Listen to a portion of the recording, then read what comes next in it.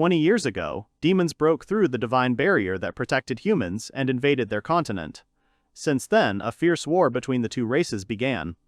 The war, full of fear and chaos, dragged on for 10 long years. The mage, fighting on the side of the people, summoned the flames, releasing a powerful attack.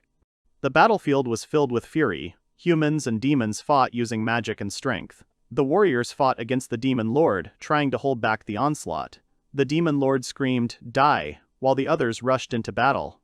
At the most decisive moment, when the hero entered into battle with the Lord of Demons, he, having gathered all his strength, defeated the enemy in a fierce battle.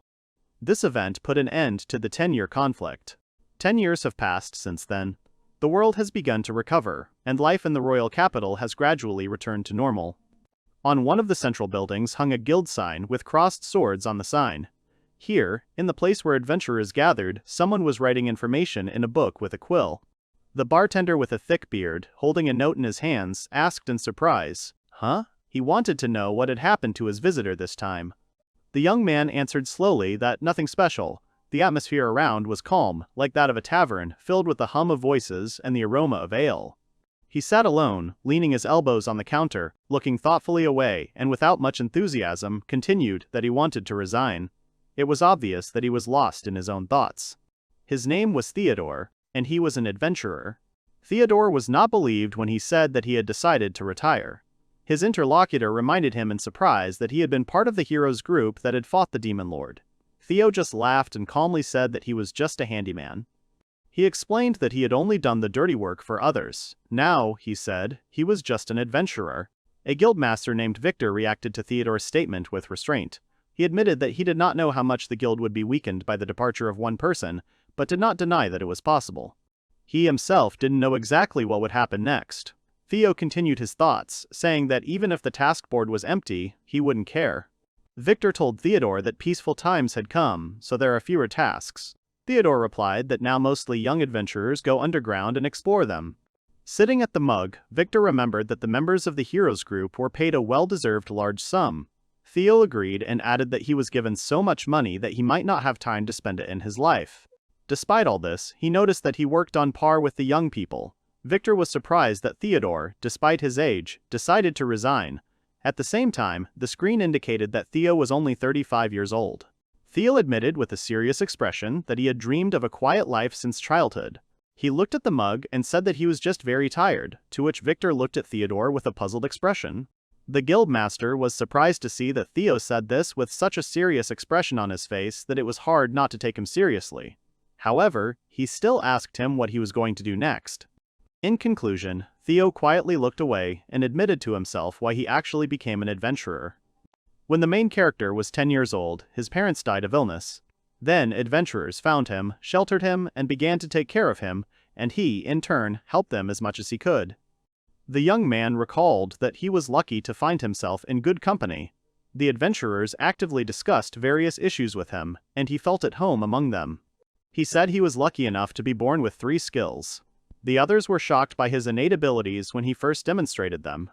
The first skill he had was the appraisal skill. This skill allowed him to easily determine the properties of objects, such as herbs, which was helpful during his travels. The second skill was the crafting skill. With it, he could craft and repair various objects, making him useful in a variety of situations. The third was the taming skill. This gift allowed him to understand monsters and, if necessary, tame them, avoiding confrontations. All 3 abilities proved to be extremely useful in the adventurer's life. Some even started quarrels, arguing over who invited him to the team first. Then Theo remembered a girl approaching him. She smiled at him. The hero was surrounded by the entire group. He remembered how at that moment he was invited to join the hero's squad, the moment from which everything changed. The man said that after the war ended, the group of heroes was disbanded. He asked what the main character was going to do after leaving. The main character thought about buying a farm in some village, in the wilderness, and living there. He noted that he grew up in a village and knows how to handle the land. The guildmaster asked him in surprise if he really wanted to trade the life of an adventurer for growing vegetables. The protagonist responded by wondering how he could be useful in peacetime. Suddenly, Victor suggested that Theo take up exploration of the New World, which greatly surprised the young man. He spoke of a mysterious new continent that appeared after the demons were defeated. No one had seen it before the war, and its origins remain unknown. Victor explained that people believed that the continent's appearance was due to the disappearance of the protective barrier against demons. He added that the first expedition to study it would soon be organized. Victor added that the main character's skills could be very useful on the new continent. He asked to think about the offer and give an answer later. Victor continued that this could be the last adventure for the main character. He added that there was a lot of undeveloped land there and asked what he thought about it. The protagonist imagined a hut in a sunny forest as a thinking about a quiet rural life. He thought that a quiet life in uncharted lands didn't sound so bad after all. The old man with a beard asked if the protagonist was interested and added that he could go with him. The protagonist, a little embarrassed, agreed. The protagonist, after some hesitation, signed the papers. The old man was happy and noted that everything had become much better. He added that experienced adventurers would be useful on the new continent because it was unknown what might happen there. The old man began the conversation hesitantly, and the main character only smiled in response, scratching the back of his head. The protagonist said that he was glad to work with an old man named Victor. He suggested that this task be considered the last. Victor happily noted that the guild will always remember Theodore's contribution. He spent the remaining time after leaving the guild preparing for the journey. Theo went into the store to buy everything he needed. After that, he met with his current groupmates. Having said goodbye to his comrades, he left the tavern where they were sitting, and finally said to himself, finally. Having reached the port where the ships were standing ready to sail, Theodore happily began loading things. The place where he ended up was called the port city of Kalaili. It took the protagonist a whole month to complete all the preparations and arrive at the port to set sail for the new world. He looked confident, ready for the upcoming journey, although in his soul he felt a little nervous. While walking around the city, a little girl caught up with him, calling out to him joyfully. She ran happily after him. The little girl handed the hero a handful of candies and offered them to him with a smile. Her kindness touched the young man and brought a warm smile to his face. The hero thanked the girl for the treat and, gently patting her head, said that a difficult path awaited him. He knew that there would be many trials ahead. Victor met him and said that the world had changed in the last 10 years. The hero thought about it, remembering how much life had changed. Victor continued that they had been waiting for him for a long time. The hero did not expect to see Victor at all and asked in surprise why he had come, since they had already said goodbye. Victor brushed aside the suggestion that he had come simply to see her off. He looked determined, as if he was about to voice an important decision. There was a momentary pause, and birds flew over the port. The hero froze in thought, not understanding what Victor was leading to. Finally, the young man reminded that he himself was going to swim with them, where Victor would be the team leader. The young man asked again if he was really serious, to which Victor confidently confirmed. The old man said that he had seen his grandchildren and was now ready to set out, even if it was his last journey. He confessed that he dreamed of living his life to the end as a true adventurer. His words sounded with sincere calm and inner determination. The hero was surprised to remind him that his interlocutor was already 70 years old, and asked what other adventures could happen at that age. But the old man only laughed, noting that dwarves live longer than people. His cheerfulness and confidence left no doubt about his intentions. The young man thought that there was no point in worrying about such a comrade. He felt relieved, because he realized that Victor had enough strength and spirit to cope with any difficulties. His face expressed calm and respect. This dwarf was known as a dragon slayer nicknamed Bloodwind. Before he led the guild, he dedicated his entire life to battle. He came from a noble family, but treated everyone equally, which is why he was respected. The hero acknowledged Victor with admiration as an outstanding warrior and leader. According to him, he considered him a hero even more than a real hero. His gaze showed sincere respect. The assembled allies, each with their own character, were a motley but strong team. Among them were serious fighters and scientists ready to explore the unknown. This filled the atmosphere with the spirit of anticipation of a great journey. The hero exclaimed in response with a slight smile, feeling the tension gradually disappear. He felt better, because he saw so many reliable people nearby. Victor introduced the scientists, a geologist, a climatologist, and a monster researcher. They were joined by 15 adventurers with different skills, forming a squad of 20. This team looked prepared and ready for a challenge. The hero introduced himself as Theodore, and greeted the others with a smile. he noted to himself that they all looked quite young. Upon seeing Theodore, the adventurers were delighted to recognize him as the same jack-of-all-trades, Theo, and did not hide their delight. They expressed that it was a great honor for them to sail with him and were sincerely happy about his presence. The young man with big eyes couldn't believe his luck, and enthusiastically reminded him that Theo had helped the heroes group in everything. His companion added that he was looking forward to seeing with his own eyes what he was capable of. Theodore turned to Victor in confusion, disturbed by his words, which had turned him into an object of general admiration. Victor calmly admitted that he had said exactly what was needed, assuring that the young man should have guessed what it would lead to. Soon the command to sail was given. Victor, clapping his hands, urged the squad on, reminding them that the sun was not waiting, and it was time to start the journey, to which Theo, sighing slightly, finally gave his consent. Arriving on deck, the protagonist inquires about the lack of a crew. Victor regretfully explains that they cannot take anyone extra, and all resources are strictly limited. Victor expresses a wish that a larger ship be allocated for the expedition. After clarifying the situation with provisions, Theodore realizes that upon arrival on the island, the first thing he will need to do is find food. He then asks if there is a way to preserve food supplies, to which he receives a confident answer that everything has already been provided. The interlocutor immediately agrees and is ready to offer a solution. Victor proudly produces the magical bag, claiming it is from the National Vault. He assures that it will be an indispensable artifact on their journey. The magic bag turned out to be much more capacious than it seemed, and was capable of storing food and water for 2 weeks. Moreover, its contents were not subject to time and did not spoil. The old man, beaming with joy, boasts that with difficulty, but still managed to get such a valuable artifact for their team. Theodore, with a stone face, looks at Victor and asks for an explanation. The young man asks permission to look inside the magic bag, assuming there must be a lot of stuff there. His companion, in a panic, shouted at him to stop. The embarrassed young man apologized when he heard that the guild had to rent a bag since they were not in the best of situations right now. The bearded man admitted with annoyance that this was exactly how things turned out. The young man inquired about his companion's health, and he wearily replied that he was fine. After that, the entire group began preparing to sail. One of the crew noted that the wind was favorable today, and another encouraged the others by saying that everything was going well. The ship's captain gave the order to sail. The old man offered the young man to pass the oar to someone else, but he refused, explaining that he liked to work, and added that here one could die of boredom without doing anything. The young man enjoyed rowing and noted how nice it was to feel the teamwork. He added with a smile that they were all working for the common good. The ship left the port, and the captain shouted loudly to the adventurers to move forward. The ship sailed out to sea, leaving behind only waves and the silhouettes of seagulls circling above the deck. The young man, looking at the map, noticed that the wind was in their favor. The bearded man agreed, saying that if things continued like this, they would quickly reach the continent. 2 girls on the ship expressed the thought that perhaps the gods had blessed their journey and began to pray. The young man watched as several of the crew prayed and thought that some adventurers were quite religious.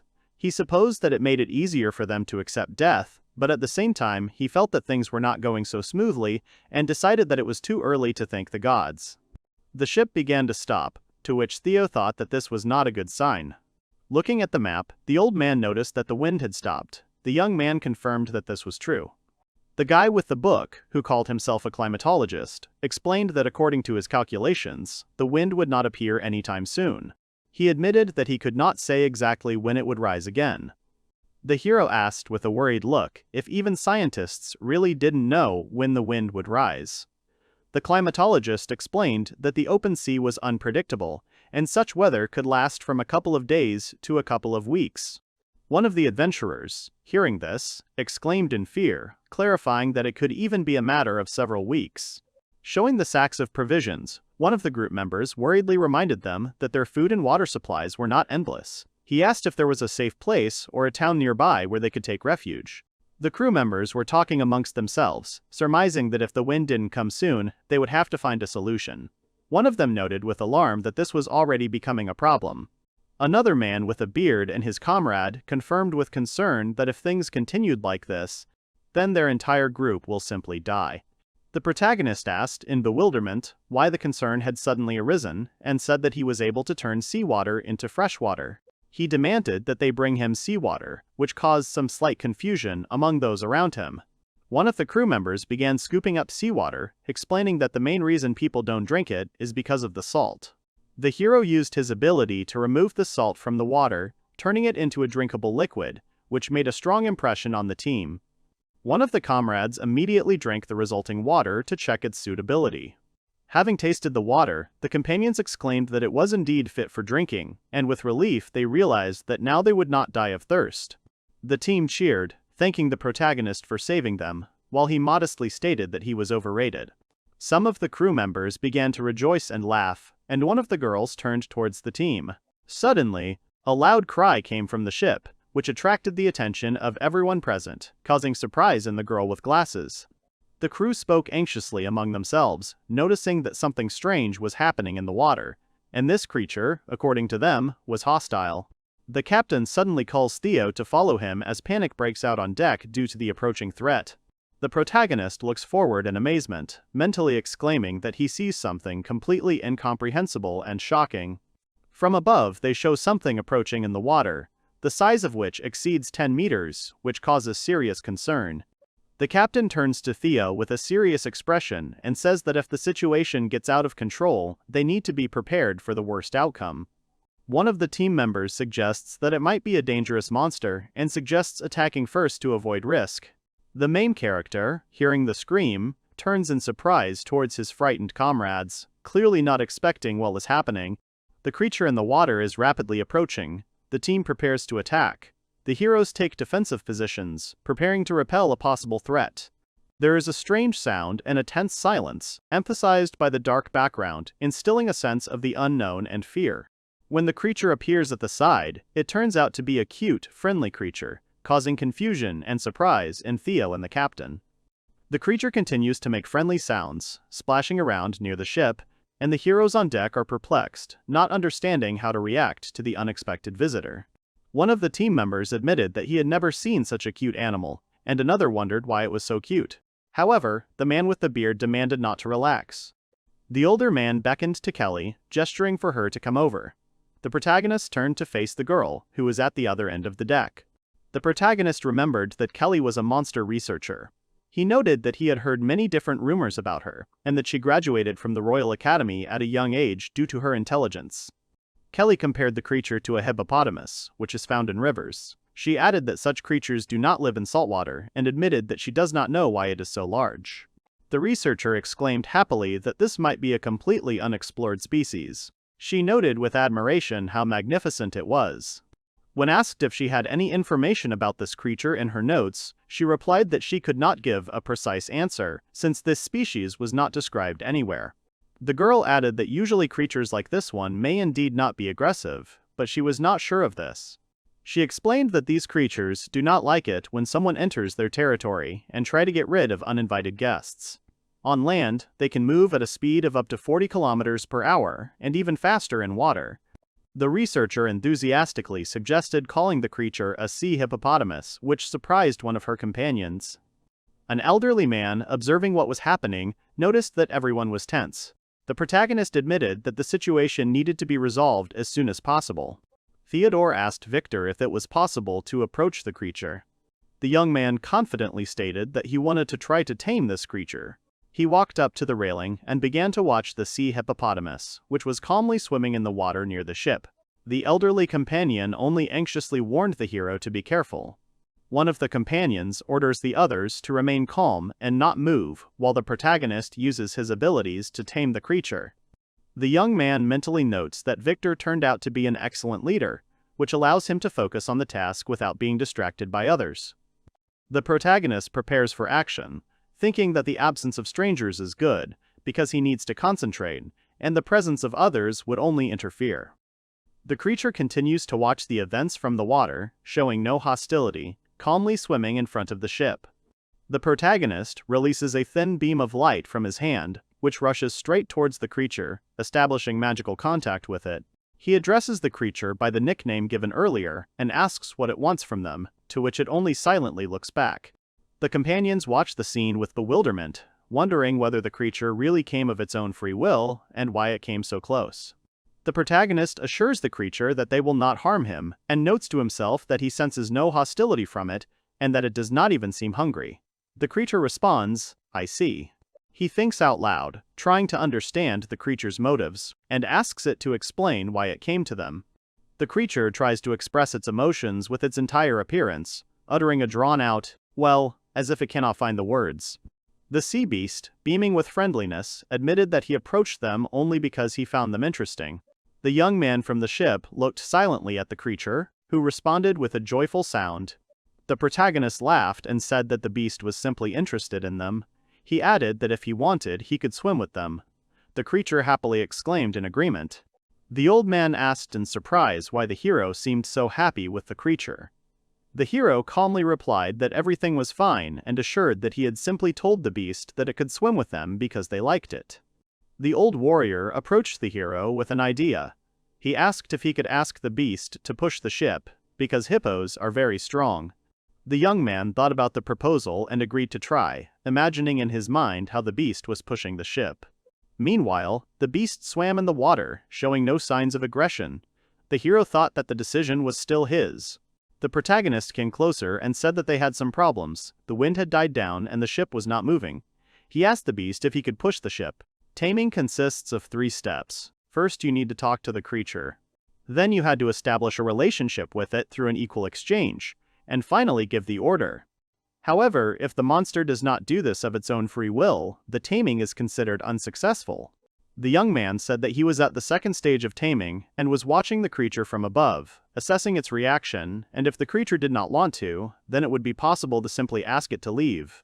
The creature expressed its willingness to help, to which the young man thanked it and offered something in return for its help. The young man began to offer various reward options, including food and a magic stone, but the creature consistently refused each of them. Even when the young man offered many things, the creature continued to refuse, leaving him confused. The young man began to get irritated, complaining that he was not succeeding and that he could not simply ask for help without reciprocity, doubting whether everything was all right with the creature. The creature finally spoke, asking the boy to share his mana, making it clear that this was the desired exchange. The young man was surprised when he realized that the creature wanted to become his pet, and asked again if this was really his wish. The creature answered affirmatively. The young man thought, noting that for some reason his mana was very attractive to some monsters, and this was not the first time. He remembered that such cases had happened before, and earlier the monsters themselves asked to become his pets. Now they live in different parts of the world. The creature, jumping joyfully in the water, demanded mana, to which the young man responded with consent and promised to give it right away. The main character thought about how best to name the sea hippopotamus, because every pet needs a name. He decided to begin the taming ritual by activating the magic circle in front of the monster. Some of the team members were shocked by what was happening and watched in amazement. The protagonist loudly pronounced his name, introducing himself as Theodore Durkheim. He shared his mana with the creature and gave it a name, Begoliath, while also becoming its master. The creature confirmed its taming by recognizing Theodore as its master and calling itself Begeliath. The completion of the magical contract occurred, and the light from the circle engulfed the sea hippopotamus. An older friend approached Theodore and asked about the result. The hero reported that the taming was successful. However, immediately after this, he felt ill, and, staggering, he leaned on his companion. The team captain exclaimed in concern, asking what had happened to him, but Theodore only replied that he felt unwell. The protagonist thought that he had always been confident in his abilities, but now he was experiencing something unusual and disturbing. He noted that even when he had made a contract with the powerful dragon, he had never felt as strange as he did now. The young man thought about the sea creature he had just established a connection with, and tried to understand what it really was. Watching this creature smile widely, the hero noted that it was also smiling, causing him misunderstanding and slight confusion. The hero asked the creature named Begeliath if he had received the mana that had been transferred to him. The creature said with a satisfied look that the mana was very tasty, which caused a slight smile and surprise in the hero. The young man, watching the scene, said he was glad the creature liked it, and noted that his speech was becoming more and more clear and confident. He reminded Begeliath that it was now his turn to fulfill the promise he had made earlier, urging him to action. A group of people reacted in panic to what was happening. Someone shouted, "What? Another tried to stop, but the creature had already jumped into the water, preparing to act. Panic broke out on board the ship, with people screaming, clinging to the railings, and trying to keep their balance as the ship was carried along at breakneck speed. Everything was thrown into motion when a huge sea creature, Begiliaf, leapt into the water and began pushing the ship. Theodore, startled by the sudden speed, tried to shout over the noise and coaxed the hippopotamus to slow down a bit. The young man was genuinely surprised by how powerful and at the same time fast this creature was. Its size seemed deceptive. He expected sluggishness, but saw amazing energy and strength. Inside himself, he admitted that this creature was much more interesting and mysterious than he had previously imagined. Victor, one of the comrades, shouted joyfully that everything had turned out wonderfully and the job had been done perfectly. Theodore, despite the raging water and the instability of the vessel, grinned back and confirmed his words. At that moment, both felt relieved and proud of what had happened. The men laughed, happy that the journey had started off well, but suddenly Theo tensed up. He noticed that something was wrong. The ship suddenly began to slow down, and the movement became much less sure. He immediately suspected that the cause was Begiliaf and called out to him, asking if he was tired. It turned out that the hippopotamus was not exhausted at all, but was simply upset. The creature was upset that Theo wasn't watching him as he worked hard to push the boat. It wanted praise, recognition of its efforts, and it took the attention as a sign of approval. The young man was perplexed. The protagonist observed the creature in the water and noted to himself that it behaved like a child. He was surprised to realize how much childishness was evident in its behavior. And then he added that the creature, on top of everything else, was also incredibly cute. Theo, realizing this, promised with a smile to watch him while he worked, and Begiliaf immediately cheered up. The creature snorted contentedly and set to work again with redoubled enthusiasm. True, the young man set a condition to swim more calmly, but it was obvious that the hippopotamus's joy drowned out this moment, and he simply did not hear it. Despite all the unexpectedness, the encounter with Begiliaf was not only unusual, but also useful. All the travelers admitted that this creature brought them only benefit. It became an important part of their journey. Theo created a windbreak. He added that everything was fine, clearly pleased with the situation. Their journey continued in more comfortable conditions. Begiliaf watched this with great interest. Humming something, he looked thoughtfully at the caught fish. The ship sailed quietly. The main character and his new companion looked into the distance together. A week passed. One of the crew members excitedly noted that he saw land. They were approaching it. The boy said that he saw a new light. Everyone looked at the view in amazement. Theodore thanked the hippopotamus, noting that thanks to his help, they were able to get here safe and sound. Begiliaf smiled and made a satisfied sound. People started to get off the ship and onto the boats. The young man noted that after everything that had happened to them and they had finally arrived, everyone was in a good mood. Theodore exclaimed confidently and proudly that they could now begin their exploration.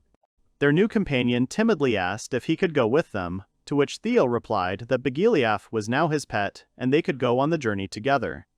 The young man cried out in admiration. The second traveler looked around the unfamiliar lands with amazement. He exclaimed that he now understood what this new continent was like. Ahead of them, there was much that was unknown. They discussed the unusual nature of the new continent with admiration. The travelers noted that the animals and vegetation here were completely different from the usual ones. The situation became more and more interesting with each passing minute. Victor, the expedition leader, gave the group strict orders to remain calm. He warned them not to touch anything for now, for their own safety. The team froze, awaiting further instructions. He was giving orders that they needed to decide on a course of action. First, they needed to make sure that they were safe here for now, and then they could use the boats and move the cargo from the ship here.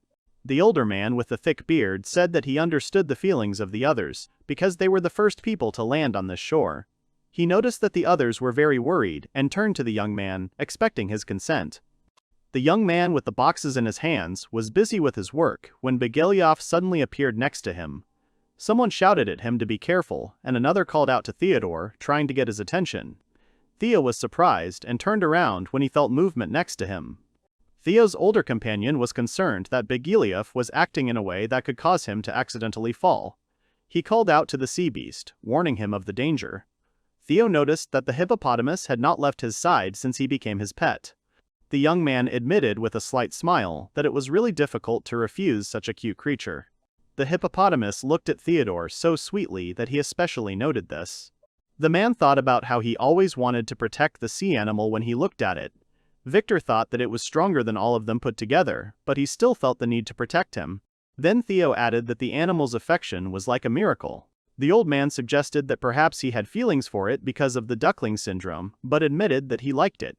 The young man said that the current situation would not stop him. He clenched his fist, full of determination, and emphasized that right now his main task must be accomplished. A clear intention appeared in Theo's mind to build a camp. One of the explorers said that their goal was to study this land and then cultivate it. He noted that they urgently needed to build a place where they would be safe. His interlocutor noted that if they did not manage to build a camp before nightfall, they would have to spend the night in the open. Theo, remembering the past, sighed and said that sleeping on the ground had once been a habit for him. However, now he admitted that he did not like it. The hero remembered how it was during the campaigns, when everyone just fell asleep on the grass. He quickly decided that he needed to speed up, and said so out loud. His companion urged him to get to work quickly. From the ship, Theodore spotted a suitable spot on one of the hills. He noted that they were lucky because part of the continent was clearly visible from the ship. Theodore plans to suggest starting to explore the area from another point. Behemoth called Theodore. Bagiliev asked if they were going to build houses in this place at all, and timidly asked if he would have his own home. Theodore was surprised.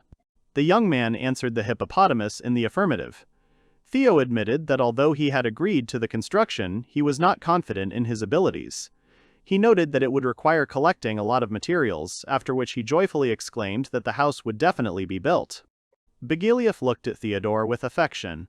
The old man said that he was just manipulating them, and the creature itself looked pleased and said the young man's name. But since the creature was now part of their group, he didn't mind. The senior participant, with a gentle smile, urged the young man to stop worrying and finally get to work. He added that everyone was relying on his abilities, while the rest of the squad were already busy cutting down trees. The young man said with a smile that he understood. Using his ability to judge, the young man conducted research and came to the conclusion that the selected wood was almost ideal for any needs. The old man noted that all the members of the group were very experienced and had unique skills, but what impressed him most was how hard they worked. Victor added that building a home for 20 people was a very difficult task. The warrior warned the others to be careful, a tree was falling.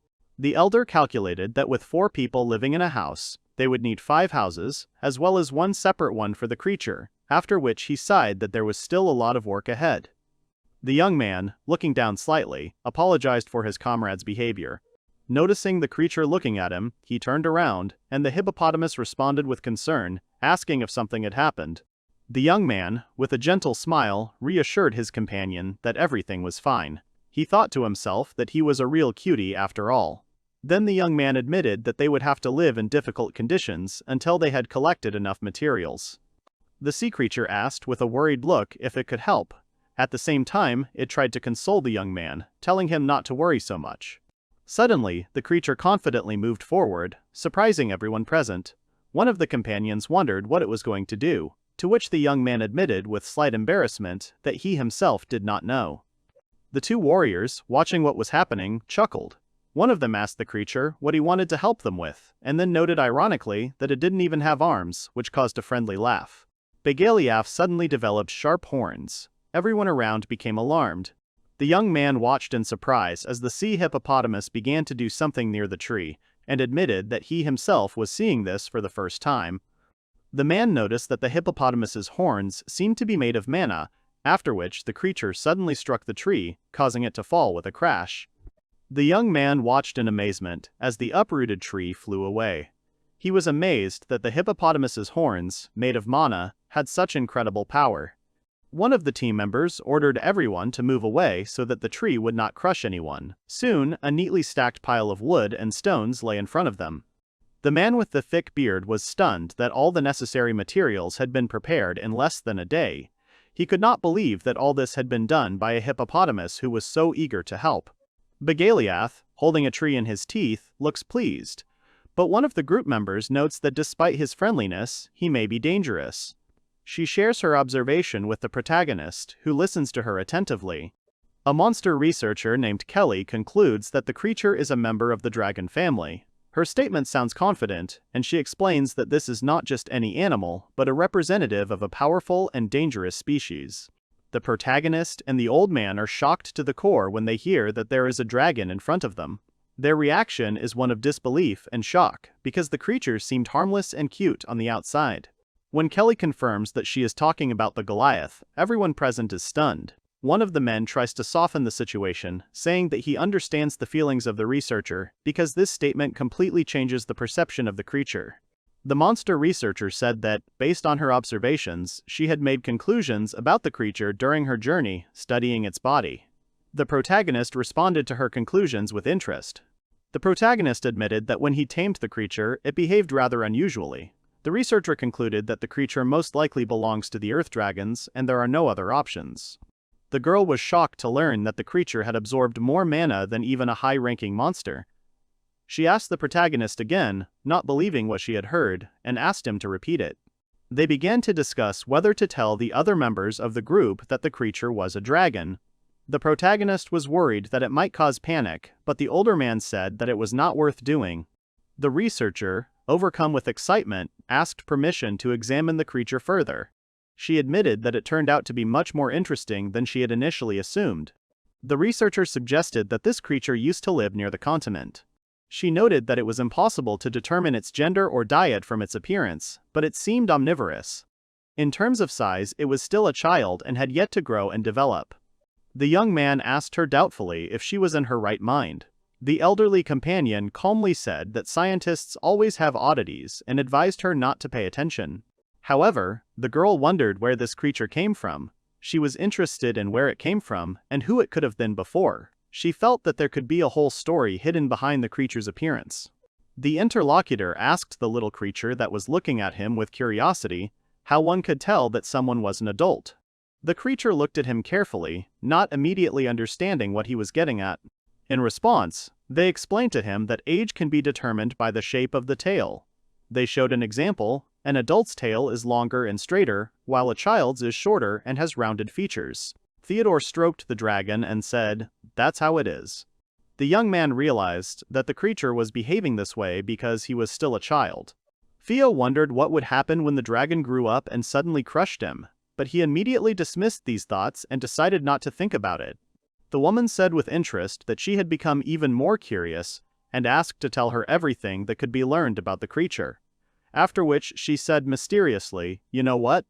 She suddenly approached the man and, with a tense look, demanded that if he learned anything new, he should tell her about it first. The man was confused and had difficulty answering. The protagonist said that he had explored the area and noted that the land here was fertile, which meant that the camp could be established in this place. The listeners approved of his decision. The bearded man added that the site was far enough from the river that they would not be flooded in case of bad weather. He was also pleased with the availability of free space suitable for building houses. The hero, standing next to the creature, noted that all the materials had already been collected thanks to his help. Another man noted that the creature had worked for 10 people. The protagonist decided that since the land had already been found, construction could begin. The young man assured that everything was fine, although he was asked with concern about possible problems. He thought about having a clear picture of everything he needed before he started. He collected his thoughts and emphasized that imagination was the key to everything. One of the observers did not immediately understand what he meant, but the young man explained that one must carefully imagine the end result. He mentioned that the more complex the thing, the more details need to be taken into account, otherwise nothing will work. He also noted that he does not want to spend a lot of time.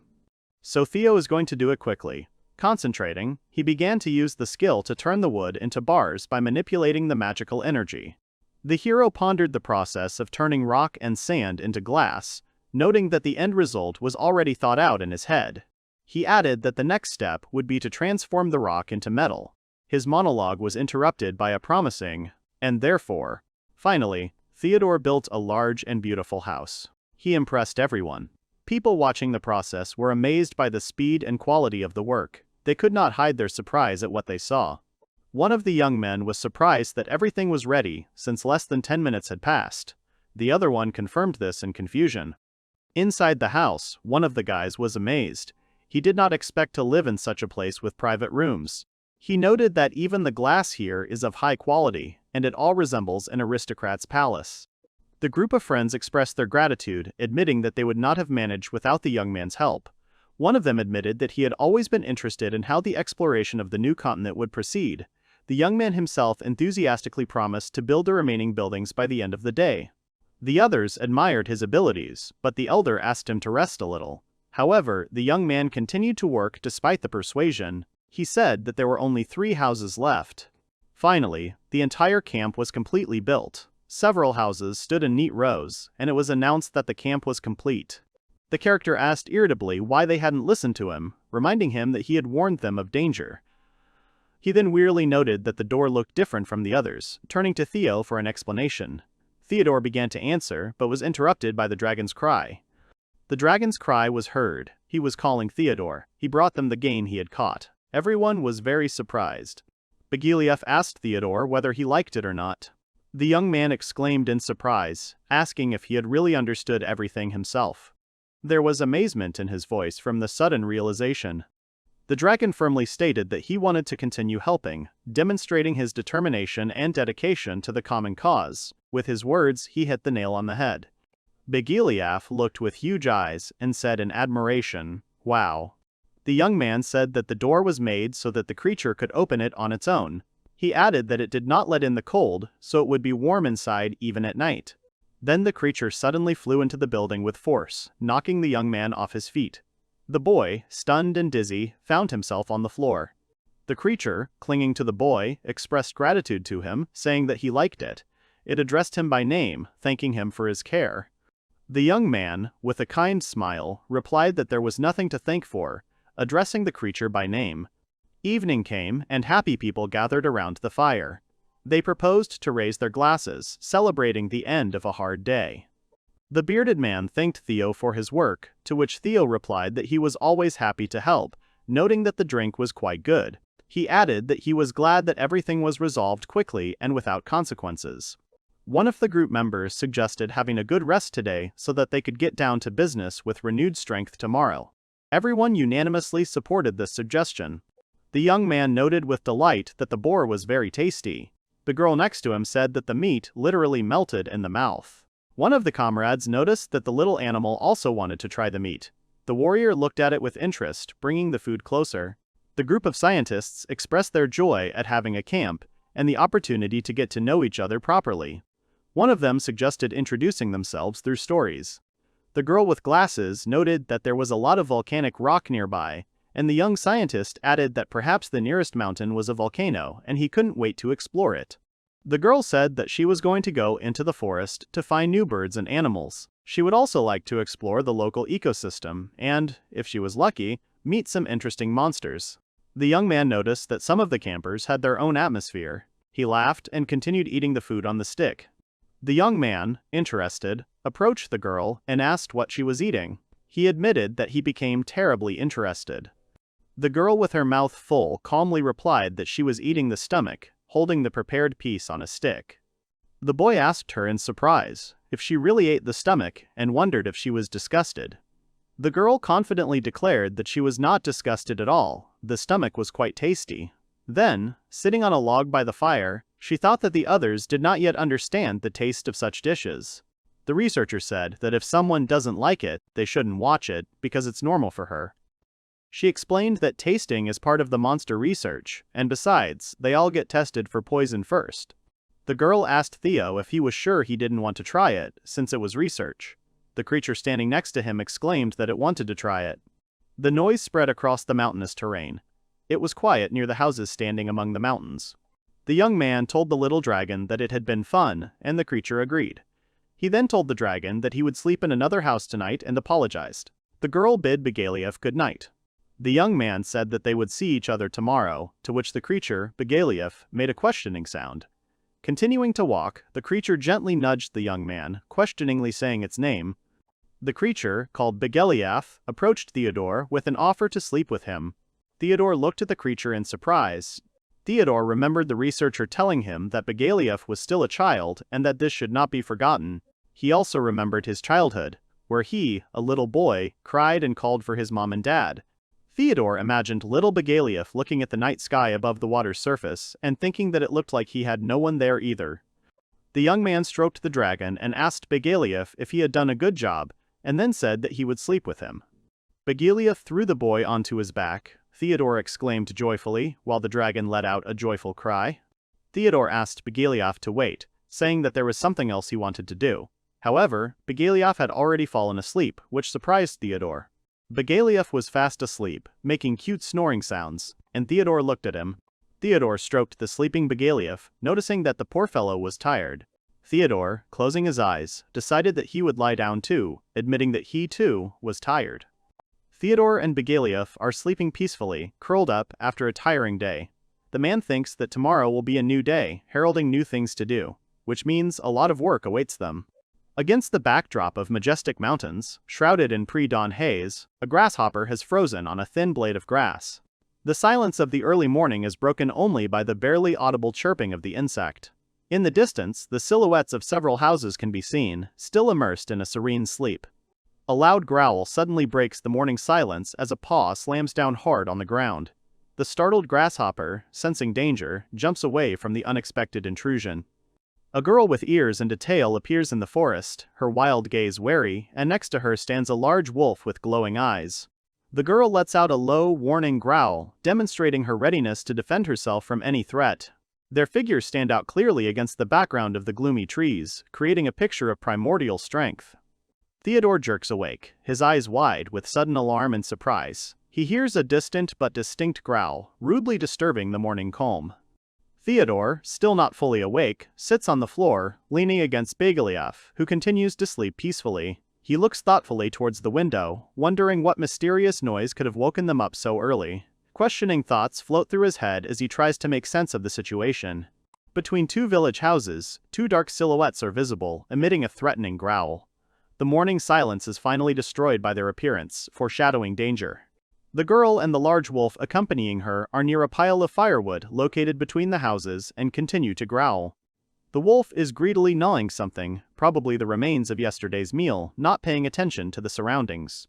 Theodore, cautiously peering out of the window, suggests that the noise could be coming from wild animals. He is genuinely surprised that they would dare to come so close to their temporary camp. Theodore is suddenly and alarmed by the thought that wild animals may have attacked the people who remained celebrating by the fire. A vivid picture of a carefree group of people gathered around the fire inevitably arises in his mind. Against the backdrop of memories of people having fun the night before, one of whom cheerfully declares that he is also good, Theodore analyzes the reason for the animals' appearance. He comes to the logical conclusion that they were most likely attracted by the remains of food that no one bothered to clean up after the feast.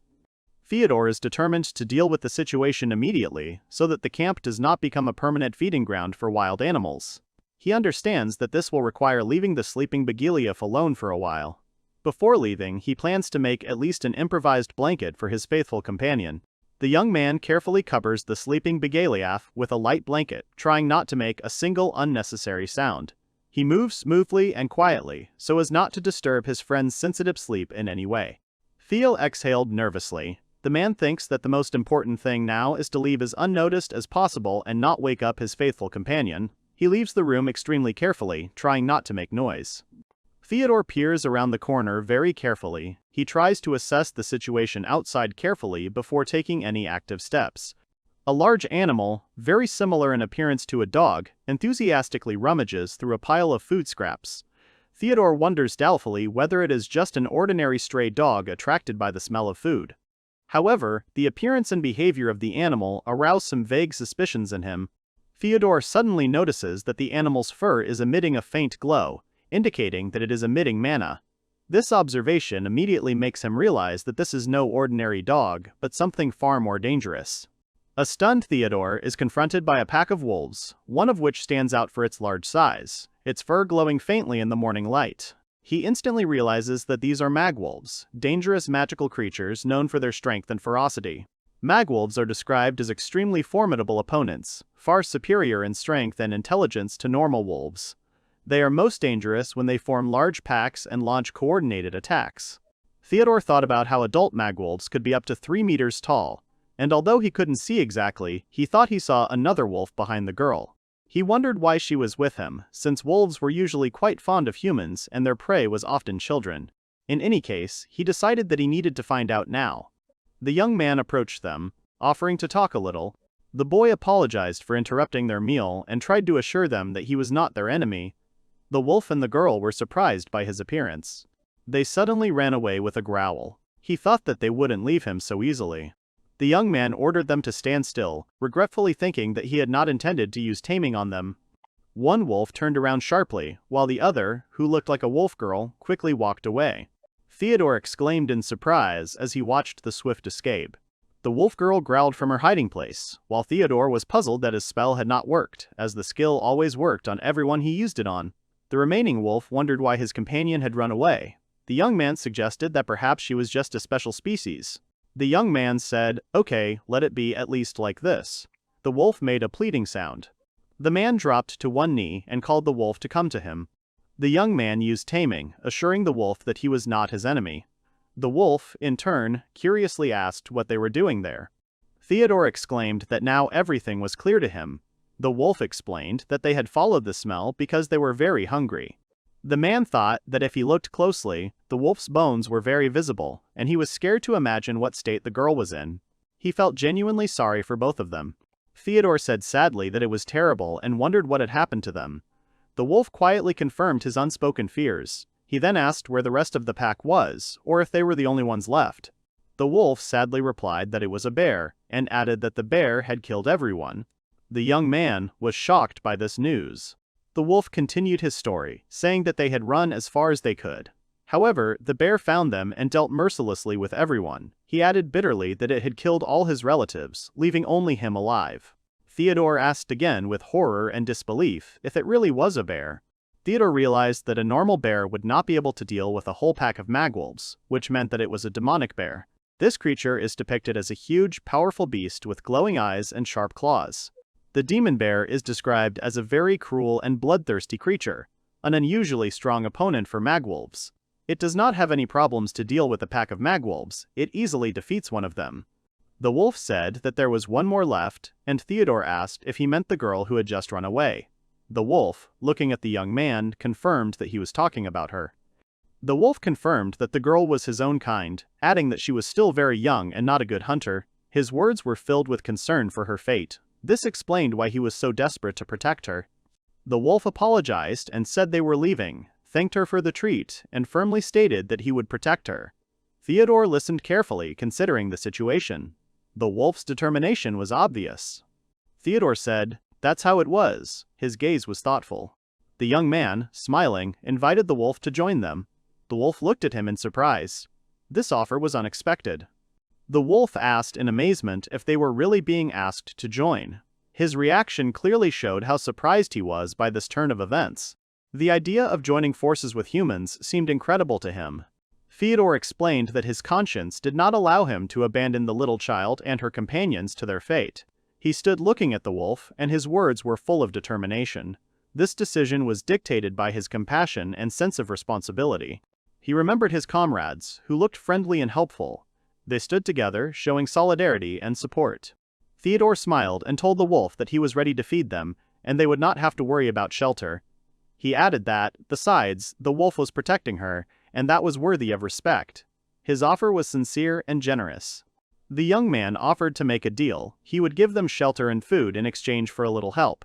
It was a mutually beneficial offer. He waited for the wolf's answer. Theodore asked the wolf if he agreed to his proposal. The wolf looked at him silently, considering what he had heard. Tension hung in the air. Theodore exclaimed happily that this was great when the wolf responded with his consent. The wolf sat in front of him, his decision made. It was an important moment for both of them. Theodore noted the wolf's white fur and said that they should first give him a name, suggesting Shiro, since he was white. The wolf thought the name seemed strange to him. However, despite his doubts, he was willing to accept it. The wolf, after thinking for a moment, agreed, saying that the name was good, and lay down at Theodore's feet. The young man looked at him approvingly. This meant the beginning of their cooperation. The wolf lay quietly. His gaze was peaceful. He said that if this was true, then he agreed. Theodore introduced himself by giving his full name, Theodore Durkheim, and said he was now ready to proceed. He extended his hand toward the wolf, preparing for the next step. The magical symbol began to glow. The young man declared that by sharing his mana with the wolf, he was giving it the name Shiro, and added that he was becoming. At that moment, the wolf girl let out a deafening roar. This sudden event interrupted the ritual. The girl suddenly struck the armored man who was casting a spell. The man, out of breath, asked in surprise what was happening. He dropped to his knees and thought about why she had hit him and what she was trying to achieve. He continued to wonder about her intentions. The wolf and the girl walked away from the man. The girl covered the wolf with her body and began to growl. The girl pulled one of the wolves away with a loud roar. She looked very dangerous. The man called out to her to stop and asked what was wrong with her. He thought of her white ears and wolf tail. He thought that this was the first time he had seen such a creature, while the girl continued to growl. The man tried to use taming on her, asking her to calm down and assuring her that he would not harm her.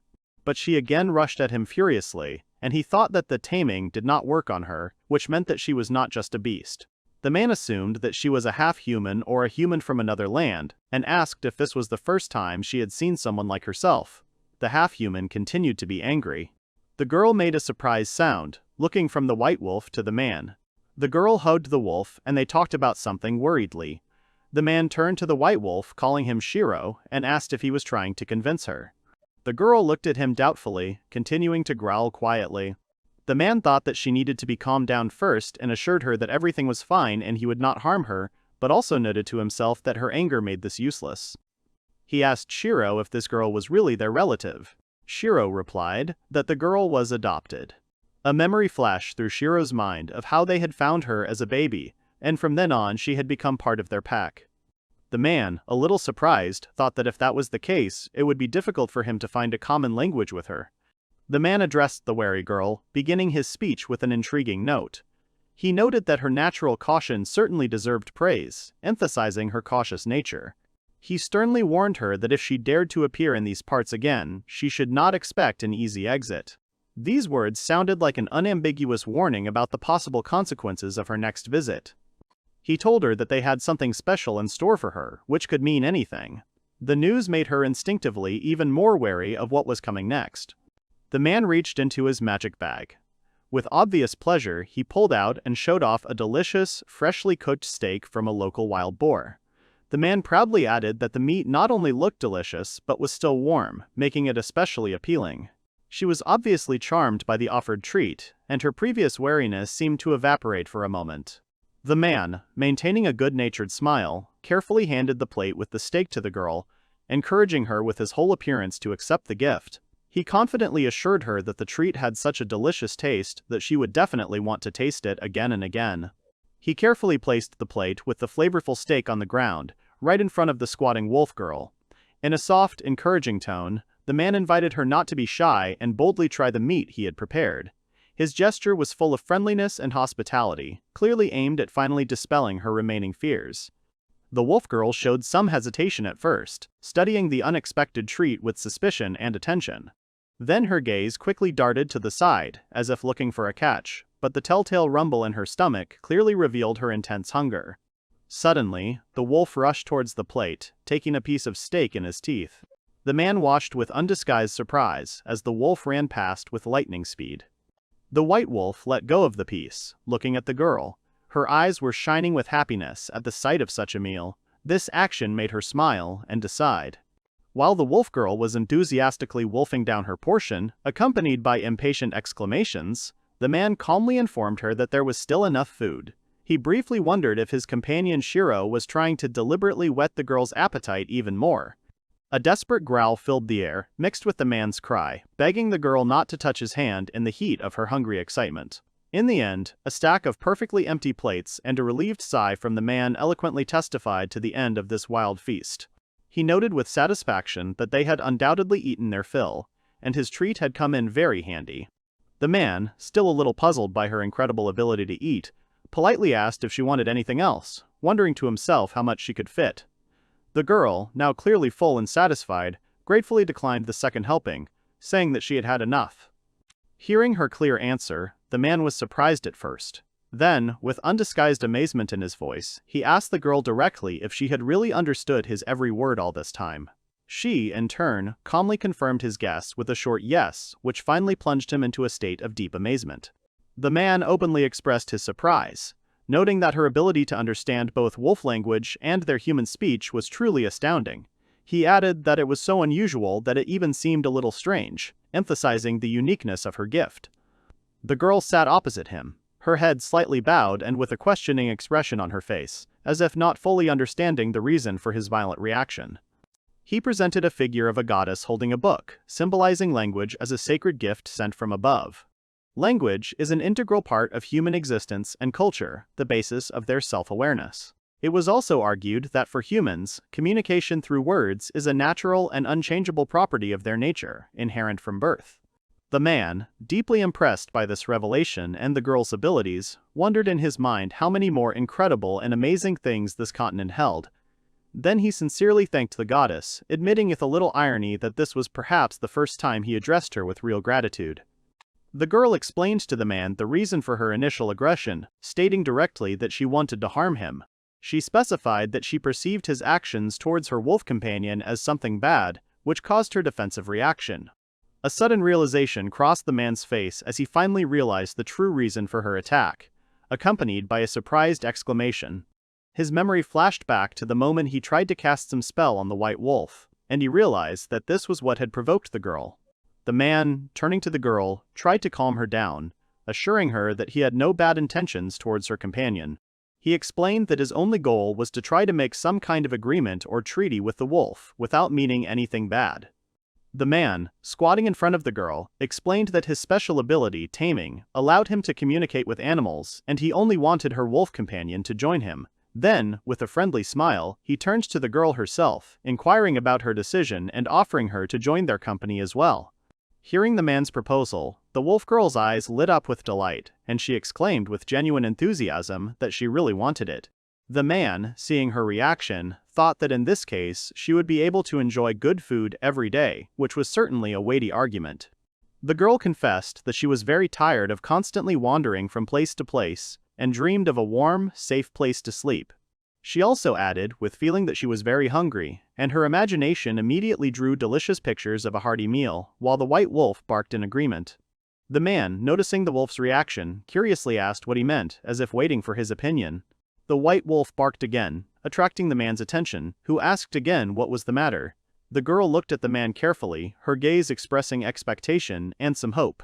The white wolf once again confirmed his consent with a short and confident bark, after which the girl, looking at the man, quietly said that she agreed. The man, seeing that his offer was accepted, began to speak with a slight hesitation, while the girl and her two faithful wolves were already heading after him. The wolf girl, joyfully embracing her white companion, with a beaming smile, declared that the bargain had been made, and the wolf confirmed that they both agreed. The man, looking at them with satisfaction, replied that it was good, and cordially welcomed them to his expedition. The main character greeted his new acquaintances with a smile, the girl and her dog companion, calling them new friends. The girl with a serious face asked if she could continue the taming process. The hero admitted in surprise that he had completely forgotten about it. The girl curiously asked what a name was, hearing that it was part of the contract ritual. The hero explained that it required naming the creature, formulating the conditions, and casting a spell. The girl reacted with delight when the hero suggested naming her companion Shiro. She enthusiastically repeated the name and turned to the dog, saying that his name was now Shiro. The girl hugged the dog tenderly, enthusiastically performing the ritual of making a connection. At that moment, a bright flash of light emanated from her.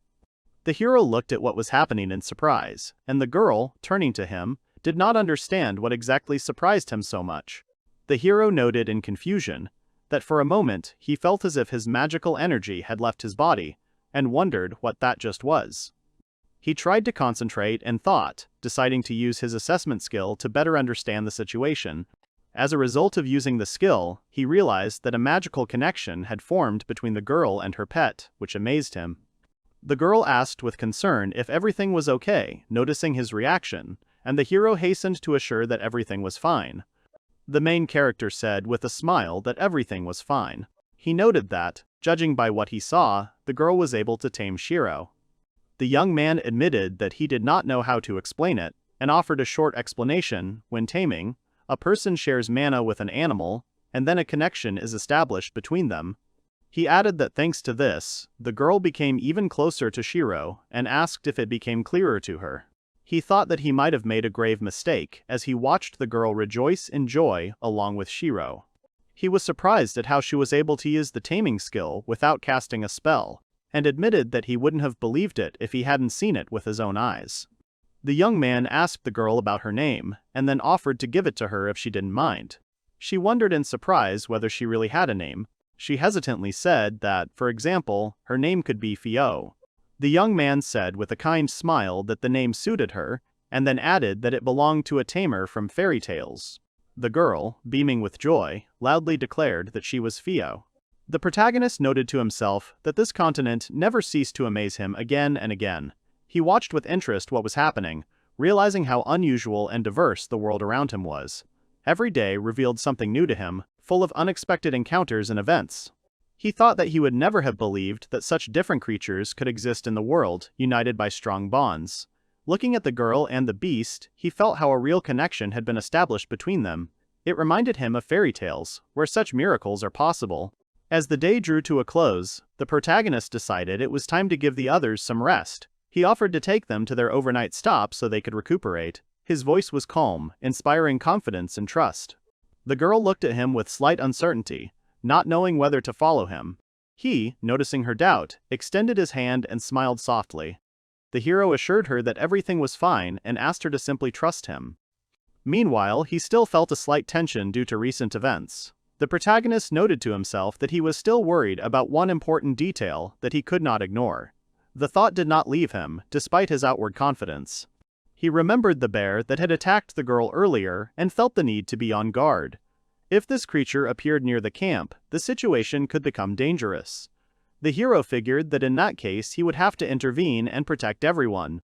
Having collected his thoughts, he clenched his fist and nodded affirmatively to himself. He firmly decided that nothing would disturb his desire for a calm and measured life. Even if difficulties arose, he would be ready to overcome them. Theo, through his sleep, with slight bewilderment and confusion, hears that someone is calling him so persistently, and, in the end, he opens his eyes and asks with misunderstanding what happened. Lying on the floor, the boy looked at Begeliev with surprise, bewilderment, and slight anxiety, who at that time was calling his master and showing his tongue. Begeliev, with excitement and some fear in his eyes, says that there is someone else in the room, and he does not know them. Theo rises up a little confused, trying to keep his balance, holding his head, and asks him again who could be there. Suddenly, the boy came to his senses, seeing the girl, and asks Begeliev if he is talking about the child and the wolf who strangely appeared in their lives. The dragon looks at the girl and his master with genuine surprise. Theo confidently says that they are now their comrades, and the boy pats the wolf on the back, saying that it is already morning and time to get up. To which Begeliev worries and tells him to be more careful. Theo, giving himself confidence, says that everything is in perfect order and tells that yesterday he himself invited them here, and his friend, the girl, wakes up from the conversation and opens her bright eyes. Begeliev looks at the girl carefully, and their eyes meet, freezing and looking at each other. Suddenly, the wolf and Theo, sensing a sudden danger, begin to snap at Begeliev, to which the guy only turns away, holding his forehead, because it becomes clear to him that the girls need more time to adapt to the new circumstances. Theo, finding a solution, sat them in a circle and told them that they were now all comrades to each other. Begeliev, rejoicing, asked again what he had heard. The guy, in turn, smiled and confirmed that they were now their comrades. He introduced the girl and the wolf, saying that their names were Fion and Shiro, to which the boys looked at their new interlocutors with excitement and curiosity. Theo, with sincerity in his voice, introduces the girl and the wolf to Begeliev, saying that he may be big, but he is actually very kind and reliable, and the guy hopes that they will find a common language and get along. Theo noticed that Begeliev had turned his head to the side, and the man admitted that he had called them here at night, and, with slight surprise, asked if he was really offended that he had left him. Theo, realizing what was happening and enjoying her new acquaintances, widens her big eyes in surprise and hesitantly asks Begeliev's name again. She slowly and carefully approaches him, sniffing like a wolf. She approaches Begeliev and, closing her eyes, gently touches him with her nose. To which Theo notes that the wolf also greets Begeliev. The guy says that he is glad to meet them, while the girl continues to study this creature, which is large for her. The man approaches the window, looking out with interest, and the guy reflects that they are still afraid of him, but he hopes that they will be able to get along soon. Suddenly, the boy hears strange sounds coming from Goliath. Theo turns around sharply and asks what happened. He sees Shiro sniffing Goliath from all sides with concentrated curiosity. The guy, remembering something important, begins to tell that the wolf always does this when meeting new people, to which Goliath, closing his eyes, patiently moans in response, demonstrating his calmness and understanding. The guys went outside and were met by Victor, who said that breakfast of food from this continent was ready and sent them to eat quickly.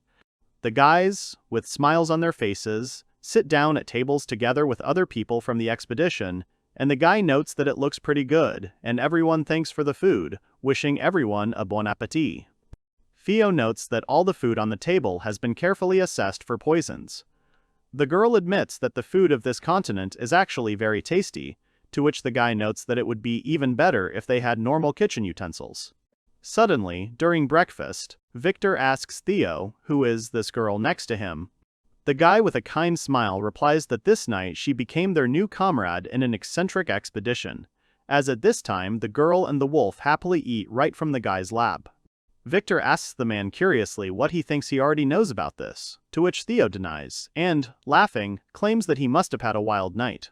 Victor, thinking, shows curiosity and asks his permission to find out a few details. He wonders and asks if Theo is a human, to which the guy, without hesitation, firmly confirms. The guy says with a smile and slight bewilderment that the girl has ears and a tail, but she is still a human being, because she has the blessing of the goddess of language. Because she can speak, and this is certainly delightful. Theo, enthusiastically continuing his thought, says that the girl is also a tamer, which adds an interesting touch to her personality.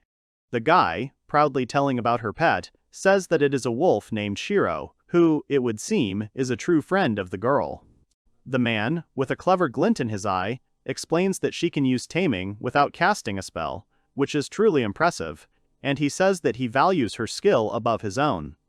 The guy, after thinking for a bit, says that even though he invited them here, he is not sure if everything will go well, and this makes his voice a little more serious. To which Victor, in a confident tone, tells him not to worry, and all the people from the expedition confirm his words.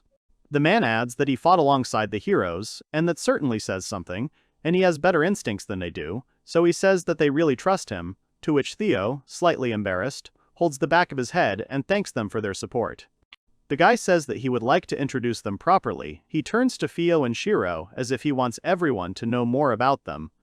But suddenly, his gaze stops on Kelly, who is holding a pen with a worried and attentive expression on her face and carefully writing something down in her notebook, clearly studying the guys, and the girl looks at her nervously, feeling a little uncomfortable. The girl finally introduces herself, frankly saying that her name is Kelly, and adds that if she needs any help, they should definitely call her, to which Theo and Shiro begin to shake from the girl's terrifying gaze, which seems unbearable to them. The girl's friend, involuntarily feeling the seriousness of the situation, begins to cry, saying that she is scaring her, and at this time, the wolf begins to protect her, demonstrating his devotion. To which Kelly, perplexed, does not understand what happened. Theo, seeing this complicated situation, approaches the girl and, trying to be as calm as possible, tells her to calm down, to which Kelly replies with slight displeasure that she is just trying to make friends with them, and the girl confirms that she is scaring them. Suddenly, Kelly, as if realizing something important, turns and addresses Theo, saying that even though he tells her to calm down, he needs to look at Shiro. She, with interest, claims that she has never seen wolves like that before. The guy is surprised by what he heard, and, with a slight hint of bewilderment, asks the girl if this isn't an ordinary magwolf. Kelly confirms with certainty, but quickly adds that this is not entirely true. She approaches the wolf, tenderly beginning to stroke him behind the ears, examining his fur like an explorer. The girl is surprised to see that Shiro's fur is completely white, and therefore assumes that he is most likely a white magwolf. Kelly cautiously says that he is larger than other individuals, so he confidently states that Shiro is simply a variety of magwolf from this continent, and this already sounds really intriguing. The guy, shocked, is surprised, asking in a questioning tone, asking if their pack was really completely destroyed by a demonic bear, to which the guy replies that they told him so, and it's simply shocking. Kelly asks again if their pack was completely destroyed by the demonic bear, to which the guy replies that they told him so. The girl, thinking, gloomily notes that if one bear was able to destroy the entire pack, then this means that his power is very great, and she understands that these are questions concerning their safety. Suddenly, Victor appears, saying that they told him about it just in time. The girl, frightened, asks how long he has been there, as if suddenly feeling uncomfortable. The man confidently says that they will discuss this later because right now the most important thing for them is to build the camp, which sounds quite reasonable. Victor, looking at Theo working and other workers arranging their daily routine, says that bad weather is not scary for them, because it is also good to sleep, and this adds confidence in their actions. He goes on to say that they need more food and water, but most importantly, they need protection, and so they have set these 3 important points for themselves to think about as seriously as possible. The men, having gathered together, discuss that they should first start with the fields, and then, as a correct strategy, they should build a well. Suddenly, Victor, closing his eyes with a serious expression on his face, says that they need the 3rd point even more than the others, and that is protection, which sounds very sensible, but with a slight hint of alarm. The man is thinking that if a bear attacks them, they will be in trouble, when suddenly Theo, with a subdued mood, raises his hand, about to say something. He stops Victor and, with a slightly awkward apology, states that there is one more point that is more important than his 3 points, and this attracts the attention of everyone around. The man, surprised by the guy's words and indignantly says that what could be more important than protecting the camp, he insistently asks the guy to tell him what he means. The guy shouts out with confidence and determination that it is a bath, and this causes shock in everyone who listens. Kelly and Victor look at the guy with surprise and slight misunderstanding, not believing their ears. The man, still perplexed, asks again that this is really a bathtub, to which Theo, with ease, confidently agrees, looking at Theo and Shiro, who do not know how to react.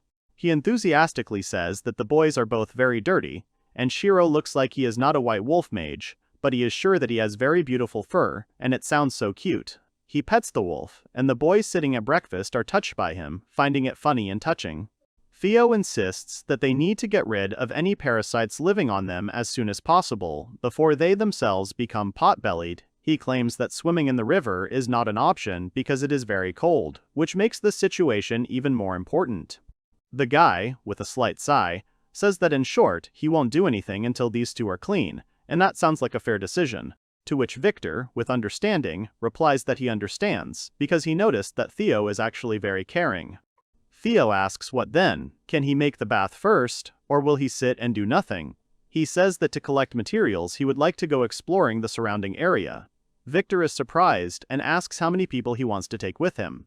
To which Theo replies that it will be enough for him to take this little one, because she knows the area better than them. Theo is surprised by what she heard. Theo turns to Victor, telling him that there is no need to worry about his safety. He turns his head, looking at Begaliaf.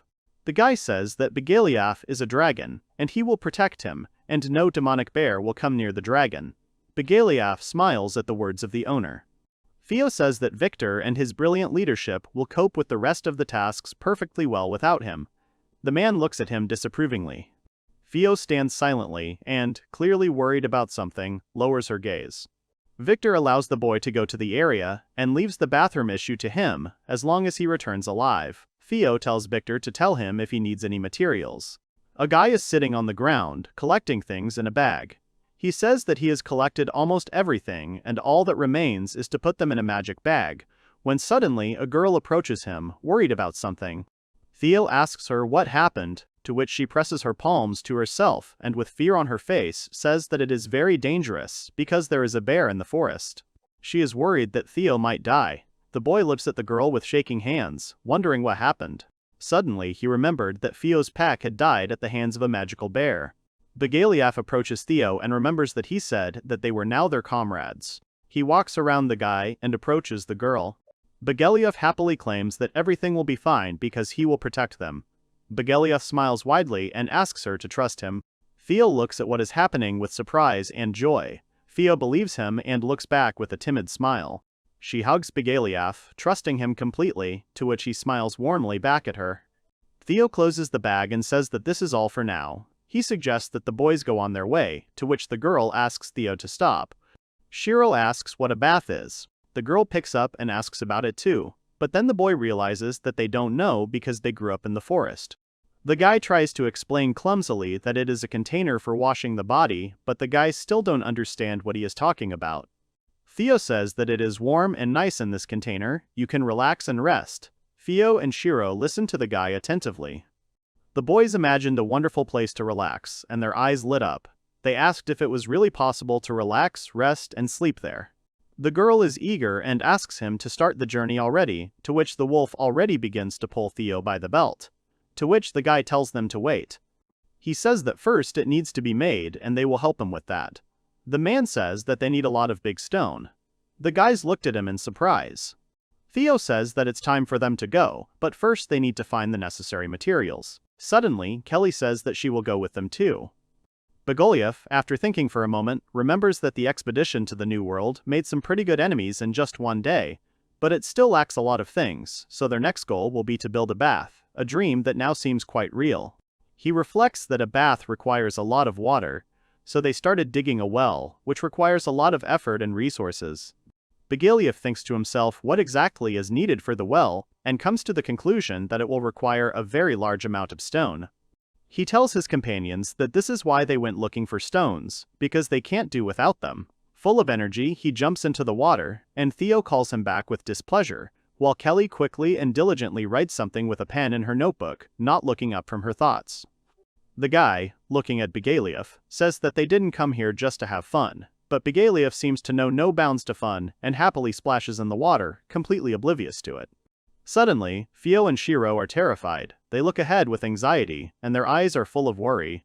Theo, noticing this, is perplexed, not understanding what happened and what could have scared them. The girl turns to the boy with concern and, pointing her finger at Bogoliev, asks excitedly if everything will be okay with him. Theo's reaction makes Theo ask if they are afraid of water. To which the girl, hugging the wolf tightly, says that they are just a little afraid, and this fear seems quite natural. Theo starts to tell that when it rained, they got very wet, and at that moment they were cold, lonely, and also very hungry.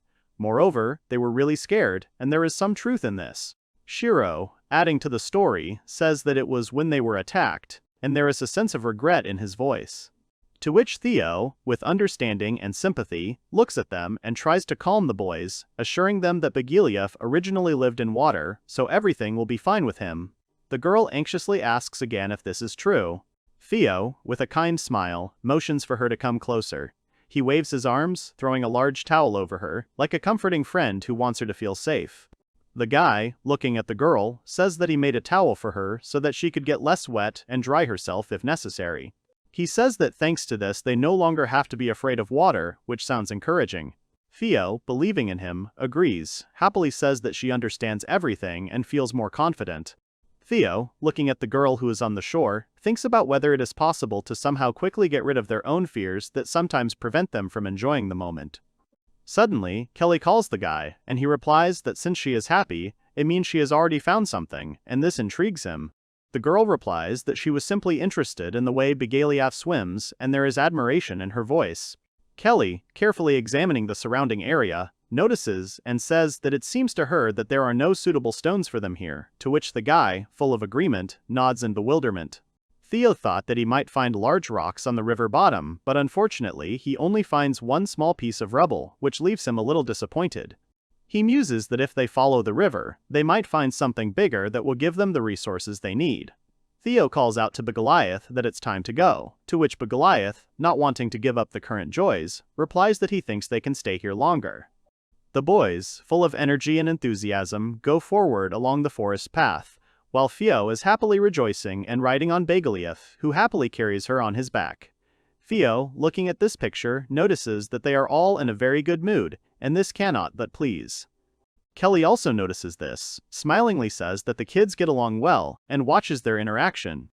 She asks if this is because of the wolf's nature, to which the guy, with a serious look, replies that wolves are a pack animal and they have a leader, so within their pack they all get along very well. Kelly, her eyes bright, asks if that's why he gives orders, and wonders if he wants to be the leader. The guy, remembering what she said, is stunned and thoughtfully asks what she's hinting at. It flashes through his mind that Theo's pack was wiped out by a bear about half a month ago, and all this time they had to survive together, which creates a certain heaviness in his soul. He reflects on the fact that, knowing this, he involuntarily wants to make the girl happy and give her the confidence that she dreams of. However, at the same time, he understands that he cannot become a leader because he is only a laborer. His task is to support people and take care of them. The names of 3 heroes come to mind, and he realizes that he is not even on par with them. Theo clenches his fist, determined, and confidently states that he can do it. He can do it because he will try his best not to let his friends down. Suddenly, at that moment, he hears someone calling his name from behind him. It interrupts his thoughts and brings him back to reality. Bigiliev, with a slightly guilty but confident expression on his face, tells the guy that he can do his bodily business here, which makes Theo dumbfounded by what he heard, not expecting such a revelation. Theo, with a kind smile, says that while no one is around, he should do it, and they will all watch carefully. To which the guy asked in bewilderment why they wanted him to do it here, and there was a slight panic in his voice. Kelly, writing something down in her notebook, looks up and asks if he still hasn't figured it out. She explains that they all love him and consider him a leader, and they are new to everyone here, thus creating their own special group. At this, the guy starts cursing and confidently says that he will not mark his territory, so to speak. Suddenly, Theo screams loudly. He falls to the ground and complains that he is tired, pointing out that it has become unbearably long and difficult for everyone to walk. Kelly, with slight displeasure, replies that there was no need to scream like that, and the guy, disagreeing, replies whose fault it was, in her opinion. Theo looks up at the waterfall and says with relief that it looks like they found the right rocks they need after all. Theo enthusiastically asks the boy if they need big rocks, and he turns to her and replies that he would be glad if they helped. The girl points to a stone that is the same height as her and asks if it will fit, to which the man agrees, but adds that, unfortunately, they will not be able to carry it to the place. He goes on to say that although they have a magical bag in which they store all their various things, they can't fit a large object in there, and the guy confidently claims that they can only fit into the bag what will fit in their mouths, which sounds pretty comical. The boys, looking at each other in surprise and not understanding, look at him, and he shows the size with his palm, clarifying that this is the size of the stones they need. The girl replies that they understand, but the guy says that it is not as easy as he thought. At this time, Kelly, with renewed strength, brings a stone and tells him to try it, maybe it will fit. Theo, with a slight laugh, replies that he can't make the kids work, so now they think they're just playing, to which Kelly points out that he's overly caring and considerate. The guy, a little embarrassed, says that it is difficult for him to explain, when suddenly they hear something behind them, and everyone turns towards the sound. They hear Bigiliev humorously asking if such a stone would suit them, to which the guy, not understanding, asks in bewilderment what it is. Bigiliev tells him to look at it with a smile, and at that moment, the boy notices a huge boulder right in front of him. He apologizes to Bigiliev, believing that they won't be able to take him because he's so huge. But before he can finish speaking, his attention is drawn to something ahead. He sees Bigiliev holding a huge boulder on his head with his horns, and Theo is amazed by what he sees, his mouth hanging open in surprise. Meanwhile, the guys standing in the camp are discussing something. Victor, with a serious face, says that he is worried about the surrounding area and wonders why they have not given anyone the task to explore it. He claims that they really need to deal with this issue. But before they could finish speaking, everyone turned away from something strange, looking ahead. They realize that something is approaching them, and a huge shadow falls over them as they look ahead, silent with curiosity and fear. Suddenly, they notice a huge rock behind the trees, moving straight towards them. The boys are frightened by what they see, asking in fear if there really are such stones on this continent. Theo looks out from behind the rock and says that he did not want to scare anyone, but his appearance causes shock in everyone gathered. The men are surprised to see the guy. Victor admits that he is very surprised and asks how they even dragged such a huge thing here, examining the rock with bewilderment. Theo, pointing proudly at Bigiliev, says that he was the one who did it and is rewarded with admiring glances. Kelly says that Bigiliev is so strong that he was able to lift him and bring him here, while musing that his horns probably contain a huge amount of mana because she has no other explanation. Kelly admits that Bigiliev dragged him here the whole way, and begins to claim that his strength surpasses that of ordinary earth dragons. The girl adds that she would not like to see him as our enemy, to which the guy agrees, because it is better to have him as an ally. At this time, the girls from the camp praise Begaliath, admiring his strength and kindness, when suddenly, Theo, full of joy and energy, runs up to Theo. The girl, with curiosity in her eyes, asks what they will be able to build now, because she wants to know what it is as soon as possible. The guy, with a smile, agrees and says that it is all thanks to them, their efforts and work. Theo gently strokes her head. Victor, turning to the guy, says that now he will have to work hard, because they need a huge amount of water, and his words suddenly surprise the guy. Suddenly, Theo, hearing Victor's words, became frightened by the large amount of water. The girl got scared and quickly got ready, rushed away, clinging to her faithful wolf. The guy, without wasting time, grabbed them, calmly telling them to calm down. The girl, hugging the wolf, says that water is very scary, and this sincere confession sounds a little touching. Theo, trying to calm them down, says that they got it all wrong and he has a plan. The man turns to the girl, taking a step closer, and says that gradually she will learn many different things from them, for example, that she has learned to use a fork and knife, which causes her a little delight. He explains that the more she knows, the less she will be afraid of the new and unknown. The girl, with genuine surprise, asks if this is true. Theo, with a kind smile, turns away and, moving forward, leaves, telling her to just look at him and not be afraid. The boy thinks that to build a well, they need a huge hole, a lot of stones, and they will have to dig until they find water, which is so important for their lives. Theo places his palm on the ground and uses magic, causing the ground to begin to crumble and dig down, causing some element of surprise in everyone around. The boy confidently says that he will use magic and compress the earth, and then chop the stones into small pieces. The girl, with genuine surprise, looks at the man's actions, her eyes full of admiration and faith. Theo, lost in thought, reflects that he will be laying down stones as the land disappears, and may have to use the last of the metal from their components. The girl is still in a state of surprise and admiration. She closely watches her friend's actions. At this time, Victor, Theo, and Theo are looking at the well, and the girl happily asks if this is really a well.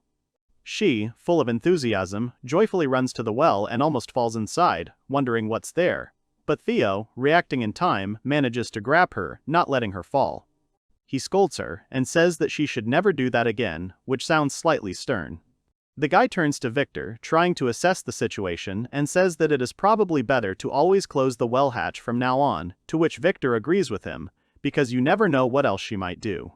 Kelly, watching all this, asks if there is anything he can't do. The guy replies that he may look like that, but he works like others like him, and it doesn't bother him. The man tells the girl to press the lever. He wants her to try it first. Theo, with full determination, presses the well screen hard.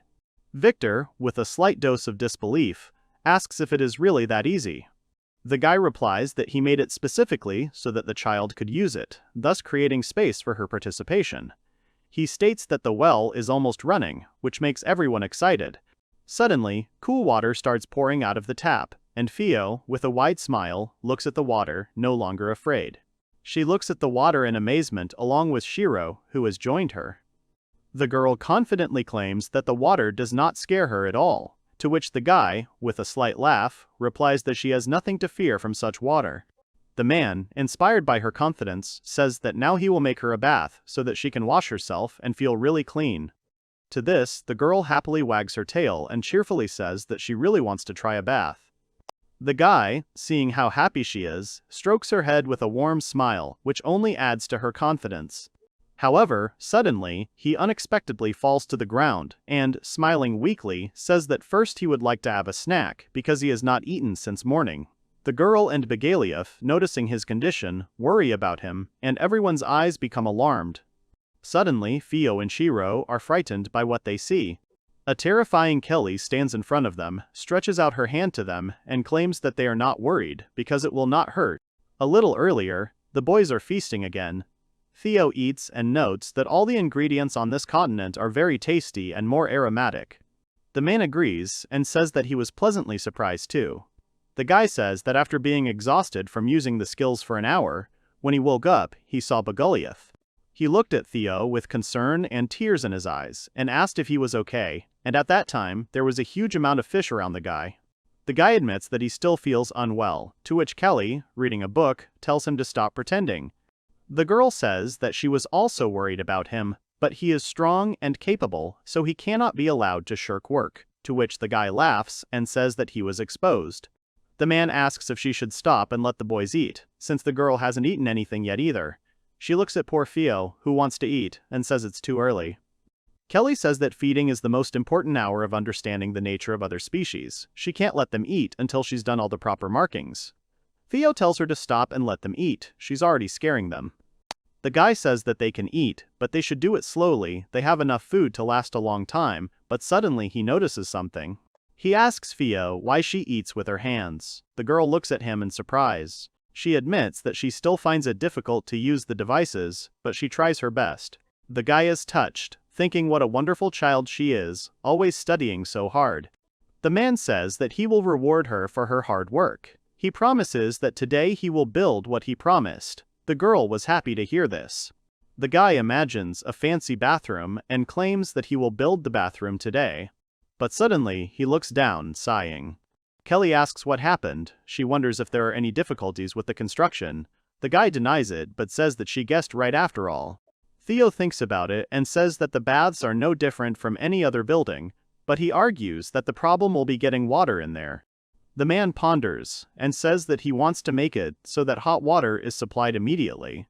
He thinks that if he builds a water tank and a heating system, it will take up a lot of space. Kelly asks, what if he replaces everything with a magical device? The guy is surprised and asks again what she is talking about. Theo realizes that Victor keeps all these devices, so he needs to ask him. He asks Victor, but before he can finish speaking, Victor doesn't notice him. The guy says that Victor has already left to look for a place for a farm, and Theo, with slight bewilderment, holds his head and says that he still has a lot of work to do. Suddenly, the guy comes up with an interesting and rather bold idea and suggests that they go, or at least look for it together. He enthusiastically says that he was already in the hero's party, so they should be able to find him quickly, to which Theo smiles nervously and thanks him for the praise, while feeling a little nervous. The man, with some caution, claims that they have no idea where he is, when suddenly, having settled himself on his thoughts, he notices a joyful Theo. They, along with Shiro, her loyal wolf, approach Theo and look at him with shining, hopeful eyes, clearly planning something. The girl sits on her wolf, and he, with a slight snort, says that they left it up to them to find Victor, which surprises the guy, and he notes that they are so cute together, like a real team. The man smiles and notes that Theo riding Shiro is a parody of him riding Begeliath. The girl, with a serious expression, asks the guy if she can borrow a rope. The guy, without thinking, agrees, but is immediately puzzled with new questions. Why do they need it? But before he could finish speaking, the girl and the wolf had already rushed off in the same direction, along with the guy. Theo is surprised and thinks to himself that it looks like he will have to explain to Theo that people are not as strong as she is, and he hopes that everything will be okay with him. The man finishes preparing the materials and states with relief that finally all the preparations are complete. He understands that the most difficult part remains. He thinks that your bathhouse is very similar to a well, and he only needs to fully imagine its appearance. Theo tried to ask each resident about their preferences, but nothing normal came out of it, because everyone had many different requests that were impossible to combine and recreate in reality. The guy realizes that they don't have much space and materials, because there is a limit to what they can and can't do. He wonders what they all have in common. Eventually, he realized it would be a big open bath for everyone. He imagines the guys who praised him reacting enthusiastically to his idea, and Theo confidently asserts that he has imagined the bath. All that remains is to imagine the rest. The guy tries to do everything necessary, a place for washing and a water drainage system, and after some time, wiping sweat from his face, he says with joy that, finally, he is almost finished. The man turns around and realizes that Theo and the others should be back soon, when suddenly he sees the girl's hand calling him. The guy with the severe tachycardia claims that they found Victor. The girl easily and with a wide smile confirms that they really did find him, and the man notes what a big difference in strength there is between them. The guy claims that Victor had a magical device, and Theo, straightening his shoulders, rejoices and asks if it is true. The guy, disheveled with emotion, says that Victor was shocked that he forgot to tell him about it, to which Theo says that it's time to finish the bath. The guy explains that they found the device but does not understand how to use it. He says it looks very expensive, but he doesn't understand what's so special about it. Theo, outlining the details, explains that this object, for example, can turn into a whole mansion, and the guy's eyes sparkle at these words. The man says that in their case they need heating, so it is full inside and heat is already being created in it. He says that a device of this type can always surprise with something, like a real magical artifact. Theo says that all they have to do is connect a cold water pipe to it, and we will get boiling water at the outlet. The guy is surprised and asks if he really had a whole mansion in his hands, to which Theo says with a smile that it would be better if he gave it to him. The guy, holding the magic mechanism in his hands, smiles broadly and says that now it's time to get to work. He activates the magical mechanism, and it flies above his hand, starting to work and emitting a warm light, as if coming to life in his hands. The guy says that the pipe was split into two parts and connected to a logic device. He explains that everything is done so that they get both hot and cold water at the output, because now all that remains is to hide the structure itself with building materials so that everything looks neat and presentable. After some time, Theo confidently introduces it to everyone and claims that the bathhouse is ready for use. He compliments the man, saying that he is a jack of all trades, and watches him smile modestly. To which Theo apologizes and says that without the materials he could not do anything. The guy replies that means that with the material he can do absolutely everything, even more than they could imagine. Suddenly, Theo unexpectedly runs up to the guy, scaring him from surprise. She excitedly says that she wants to try the new bathhouse as soon as possible, to which the guy reassuringly replies that she shouldn't worry, because she will definitely be there very soon. Suddenly, a guy ahead notices Kelly and, calling her name, attracts her attention.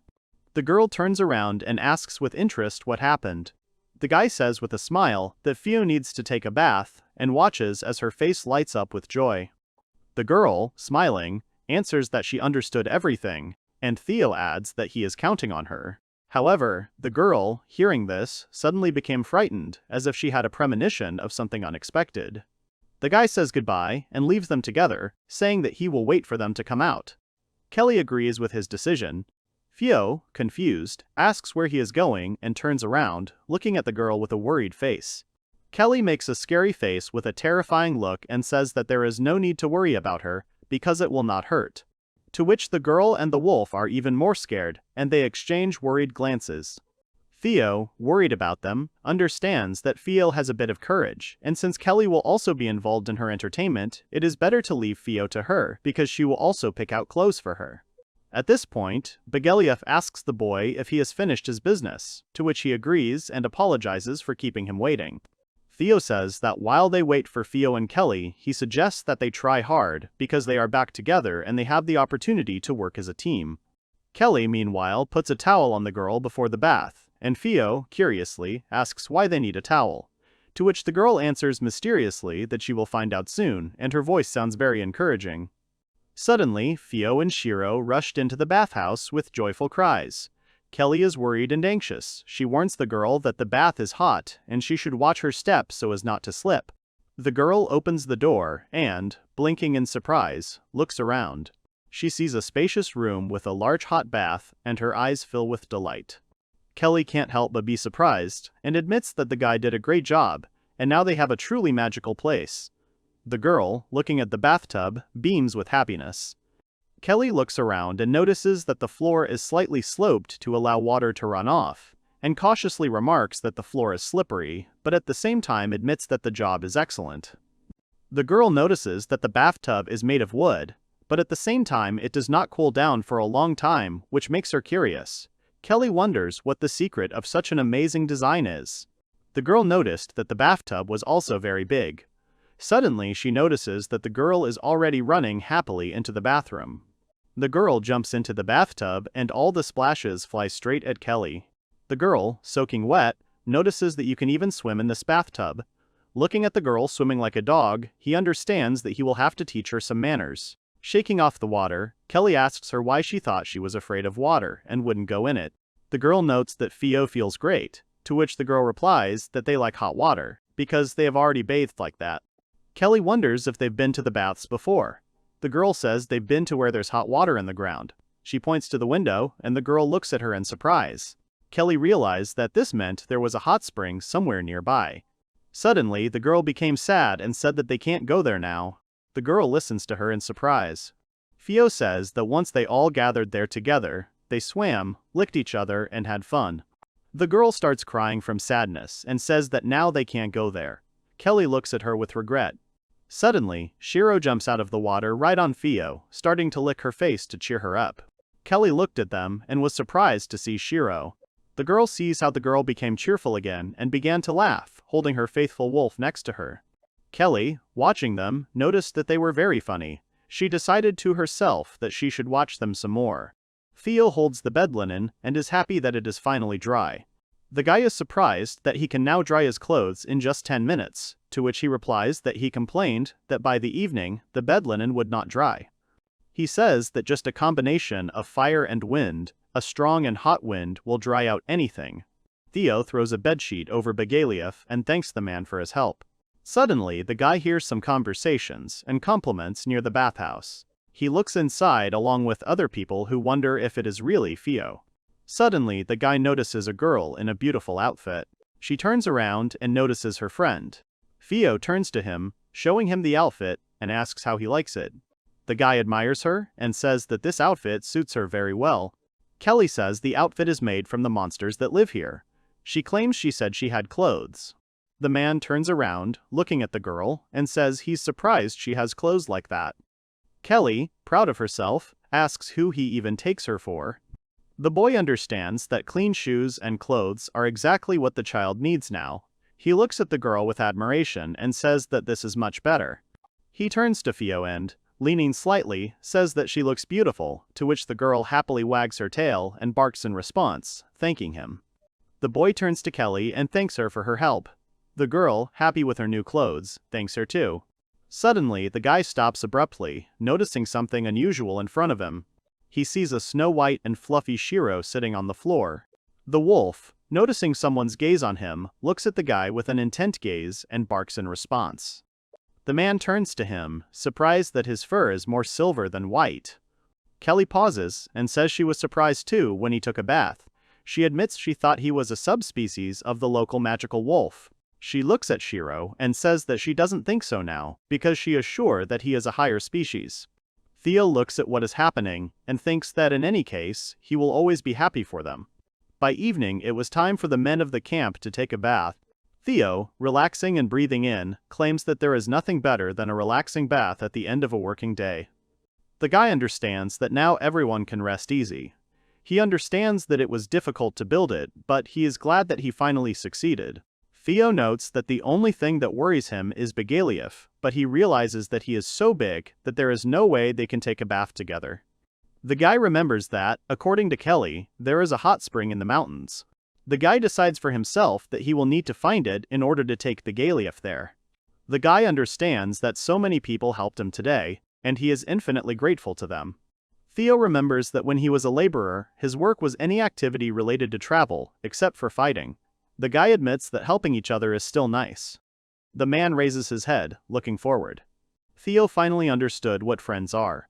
The guy admits that he likes this feeling. The man walks along the path, admitting that the bath was very nice, because he doesn't even know how long he spent there. When suddenly, Victor calls out to him.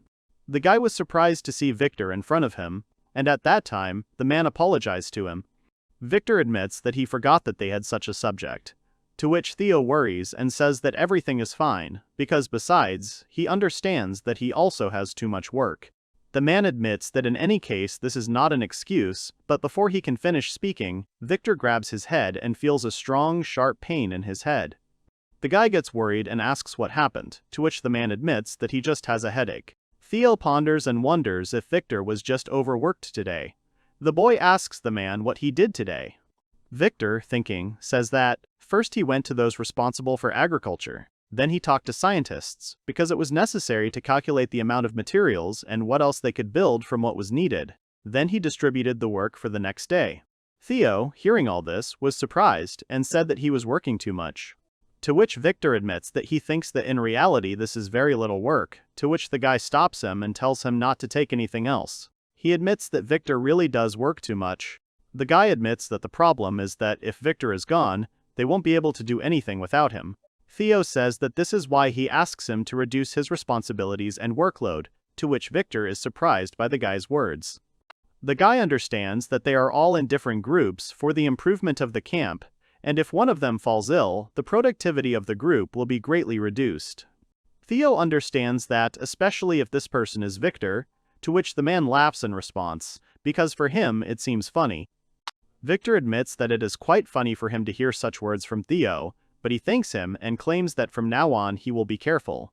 Suddenly Victor, holding his chest, squeezed it even harder, feeling pain inside. The next morning, the boy slowly wakes up, yawning and stretching, and looks around the room, noticing his friends sleeping peacefully. He sees how the boys have settled in comfortably, sleeping on top of each other, under the soft morning rays of the sun, and, looking at this, he says to himself that today is such a calm and peaceful morning.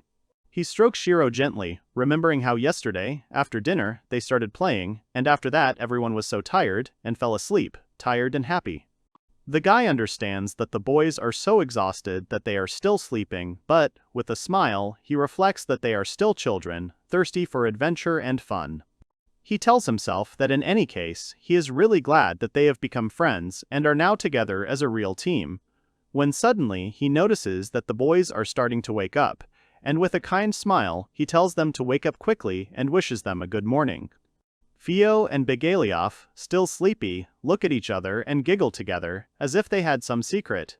Theo, seeing this cute sight, can't contain his emotions, covers his face with his hand, allowing himself to have a little fun, and realizes that they look very cute together.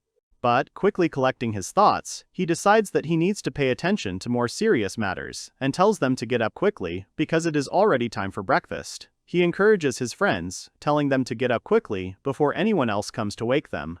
The boy notices that 3 days have passed since they landed on the shore, and realizes that another day has come and they need to work hard so that they can move on in their adventures.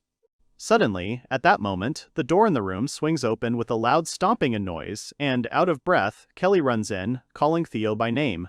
The boys, surprised, turn around and watch with interest the unexpected guest, who seems to be worried about something.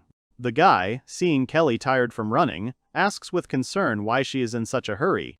Theo doesn't understand anything yet, apologizes and says that they overslept breakfast, with a slight bewilderment on his face.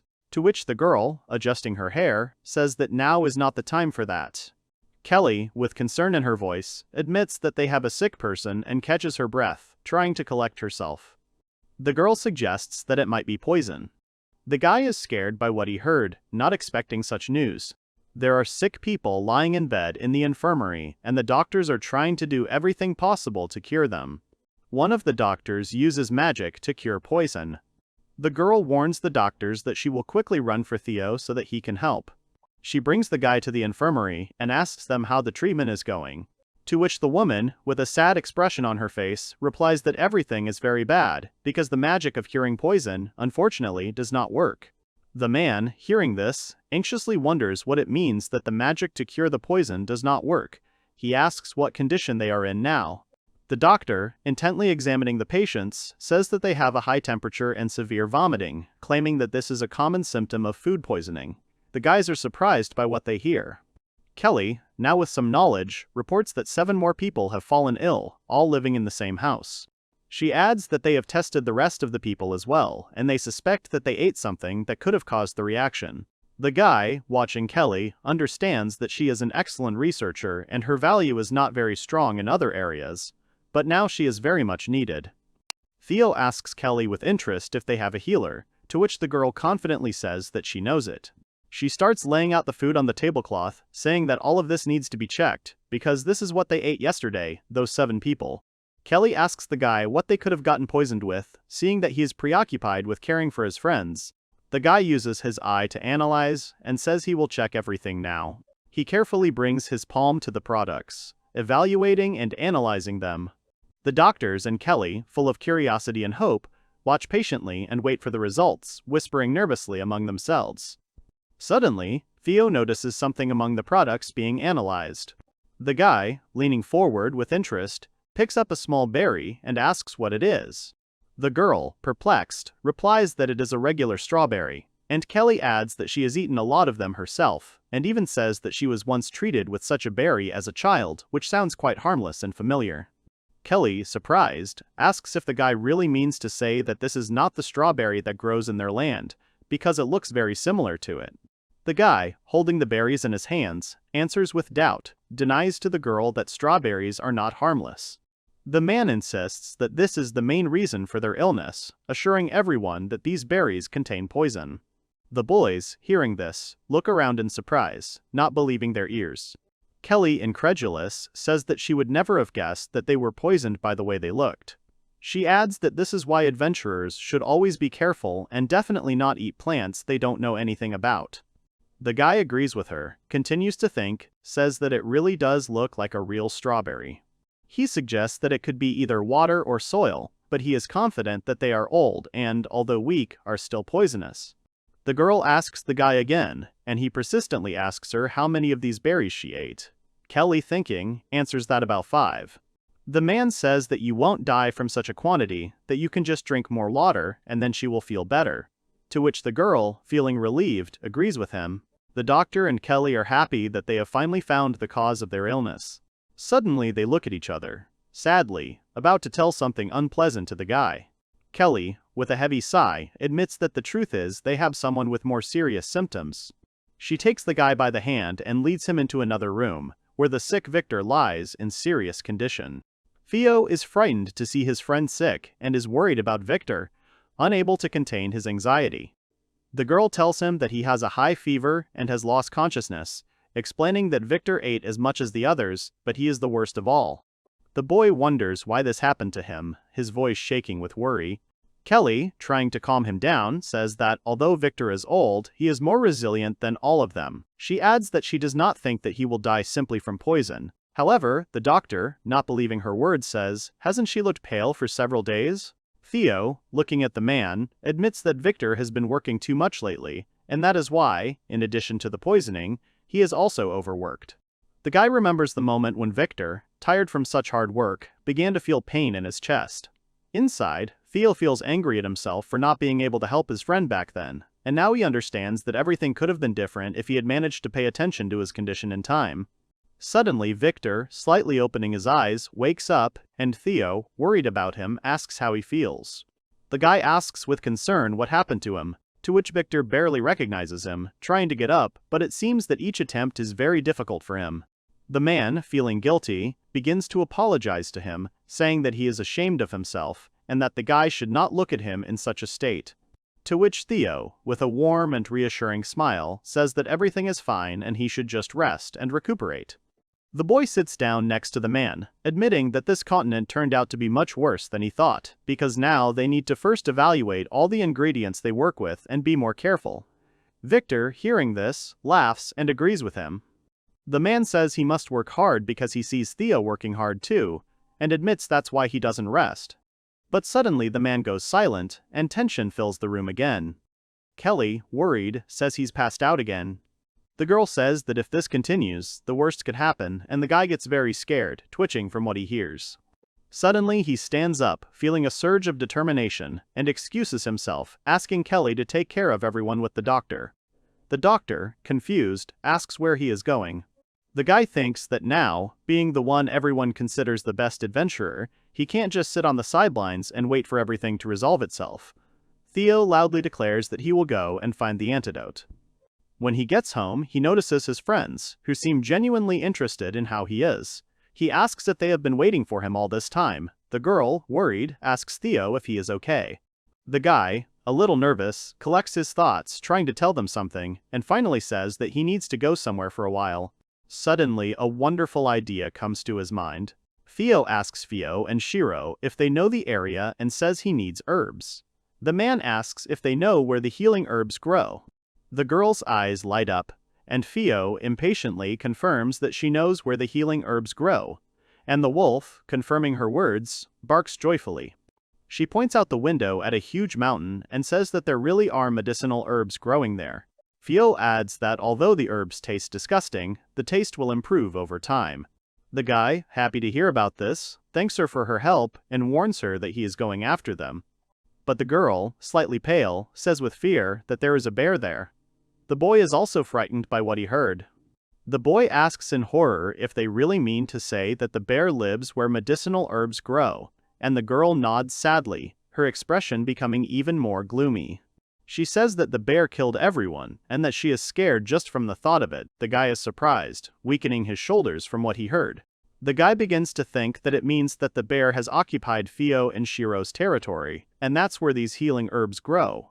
He begins to realize that since Shiro is a magical wolf, he remembers Kelly mentioning that they may be of a higher species, and he realizes that even they couldn't defeat him.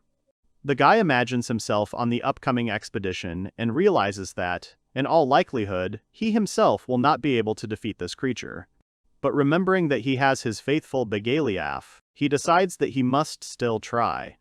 The man, sitting closer to Begaliaf, begins with a request. He addresses him, apologizing in advance, realizing that this could be dangerous, but sincerely asks Begaliaf to go with him. Theo admits that he really wants to help Victor, and that's why he really needs his help. Begaliaf, watching him, only silently looks into Theo's eyes, immersed in his own thoughts. However, with a displeased expression on his face, Begaliaf lowers his gaze and, to the boy's surprise, admits that he doesn't want to and doesn't understand why he should go. To which Theo looks at him in surprise, not understanding his refusal. Begaliaf, with some persistence, sets the conditions that if he goes with him, the boy will play with him all day. The boy listens to him attentively, trying to understand how to fulfill this request. Begaliaf confidently declares that he agrees with him and is ready to do anything, if only they could complete the task and save Victor. Theo, looking at his dragon, feels a deep joy that Begaliaf is his. He already understands that he will continue to cherish them and value their friendship. Suddenly, Theo and Shiro, with bright lights in their eyes, say that they also want to go with them, to which the guy, raising his eyebrows in surprise, looks at them. Theo, watching the girl hugging the wolf, wonders in confusion if they really will go with them too. Suddenly, as if reading his thoughts, Shiro tells the boy not to worry about the bear, speaking with a confidence that Theo didn't expect to hear. He looks at him in surprise, feeling slightly confused. Shiro says with confidence that even though they lost their family, he says that they really trust him, which surprises the guy again. The man, closing his eyes, wonders whether it is worth taking them along on this dangerous adventure. But he understands that in order to quickly find the herbs, he really needs them. Theo, having made up his mind, agrees with them and states that if they sense danger and he tells them to run away, they must do so immediately. The boys readily agree, full of determination and courage. The guy leaves the house, confidently saying that it's time for them to go. He admits that first they need to visit Victor in the infirmary to find out how he is. Kelly, seeing the guy, asks how his work on the antidote is progressing. The man replies that he has a rough idea of what the poison is made of, but he needs herbs to create it. He asks if they can take care of the patients for one more night. The guy says that if necessary, let them carry everyone to him, because if they are very sick, it is better to use the toilet in his house. Kelly, slightly surprised, asks how he was able to get it all done so quickly. The guy apologizes to her for asking too much at such a difficult time. The man clenches his fist in excitement and says that he needs to find the necessary herbs for Victor as soon as possible to save him. Theo, loudly declaring his intention, says that they are going deep into the forest. The girl raises her eyebrows in surprise. Kelly asks if he has gone crazy because there are dangerous animals there, to which the man replies that this is the only way to save Victor. So they will all go there together. To which the man replies that this is the only option to save Victor, and so they will all go there together. He reassures Kelly, adding that as soon as they sense danger, they will immediately run away. Kelly, looking at him, understands what is happening, and the guy says that they simply have no other choice, and they must act. The girl agrees that they should go and says that even though they cannot estimate how dangerous the bear the girl spoke of is, they should be careful. The man confidently tells her not to worry because they will act very carefully. The boys, full of determination and ready for adventure, gather and all together go away from the camp into the depths of the forest. The doctor, watching what is happening from the window, turns to Kelly to ask something, but the girl interrupts him, saying that they have no choice, so they will have to let him go on this dangerous journey. Kelly explains that even though they call themselves scientists, they know absolutely nothing about this continent, and this makes her uneasy. She looks at the mountain and, with hope in her mind, asks them to be very careful, because she is really worried about them. Walking through the forest, the boy reminds the boys that as soon as he says or they decide for themselves, they must run away with all their might. Theo and Shiro, nodding to him in agreement and trust, are determined to take all precautions. The boy regrets that he is not strong enough to protect them all. But even so, he vows to protect them with all his might until the end. He says that it is time for them to go, and they head deeper into the forest, straight towards the mountain that the girl mentioned earlier, full of hope and determination to save Victor and find the healing herbs that may be the key to salvation. Kelly, with a little indignation, scolds Theo, saying that he should try it. She persistently asks why he hesitates and does not dare to take a step forward. The guy, overcome with fear from what is happening, tries to find the right words to refuse this strange offer, but his thoughts are confused. Kelly's friend tells Theo to cast aside his doubts and boldly move forward, to which the boy, nervously and tiredly turning his head away, understands that this will not end well. Kelly, remembering a recent episode when Theo was looking for stones for a well, regretfully reminds that Begalief once asked to protect this territory. The girl thinks that perhaps it is worth trying, because the dragon respects him. She convinces him that maybe then other animals won't come into this territory, offering to try on that tree. Theo, covering his face with his hand, says in despair that he would never agree to such a thing. The guy starts scratching the back of his head and looking away, feeling that Kelly has always been indifferent to this kind of thing. Suddenly, he notices Theo, Shiro, and Begalief in front of him, looking at him with sparkling eyes. The guy is scared by what he sees, and does not understand what they want from him at this moment. To which Kelly, with a little insistence, says that they are counting on him too. She asks him if he really wants to destroy their hope and hurt them. The guy stops in a stupor and doesn't understand what to do now in this situation. Disappointed in himself, he understands that by human standards this is not cultural. At this time, the guys are walking in the forest, and Theo has clearly come up with something interesting for herself. The man understands that this is the social part of the animals' lives, but he still cannot understand why he should do this. Suddenly, Theo grabs Begalief by the tail. The guy, clutching his head, begins to shake it, not understanding why he took Theo and the others with him. He is lost in thoughts about what to do with this now, and the girl is already happily flying on Begalief's tail, causing a smile. The guy, looking back at his merry friends, begins to wonder if they have already forgotten about this strange proposal. Despite the situation, he notices that they don't seem to care anymore. Kelly notices that the kids are bored sometimes, and it's as if she's come up with a new idea, as if she finds a way to cheer them up. When suddenly, the girl shouts at the guy. Theo turns around and looks at her. She shows him a large worm in front of his face and, with innocent interest, asks what he will say about it. But the guy gets scared and screams throughout the forest, retreating back. Kelly asks with a smile, "Isn't this a cute little baby?" The guy, looking at this creature, is scared half to death. He asks her in awe what it is. Kelly says she doesn't know either, she just found it by the road. She admits she asked Theo and the boy is surprised, thinking Theo knows everything. Kelly says Theo told her it was completely tasteless. The guy thought about her words. Kelly asks him if he wants to try it. Theo shakes his head in denial, and replies with surprise that he is very sorry that the girl had to eat it. He, looking at Theo playing with the wolf, says that when her herd was destroyed, willy-nilly, she will have to eat at least something in order to survive. Kelly replies that knowledge of how to live is determined by life itself, and if they had to eat all sorts of worms in this area, then they themselves believe that this is real life. She admits that she is telling him this only so that he will understand how important it is for them. The guy, thinking about her words, is surprised by what he heard, discovering understanding, perhaps trying to look at things from a different perspective. The man understands that Kelly is very eccentric, but she can be trusted. He suddenly realizes that she trusts her friends too. The guy apologizes to her, saying that he didn't know how much she cares about the girl and the other children. He grabs his head again and admits that he actually thought she was only interested in people as objects to study, to which the girl, hearing this, starts laughing, asking if that's really how she looks from that side. Kelly, still laughing, asks if he himself doesn't wonder what they taste like, to which the guy, in a panic, screams that she's crazy and asks her to get this monster away from him.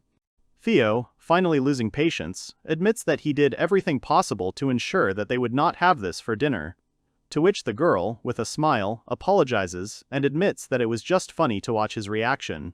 The man wonders, why does he need all this? The boys run quickly through the dense forest, the atmosphere of which is filled with freshness and a light breeze. Theo, running next to the girl, asks her how far they still have to run.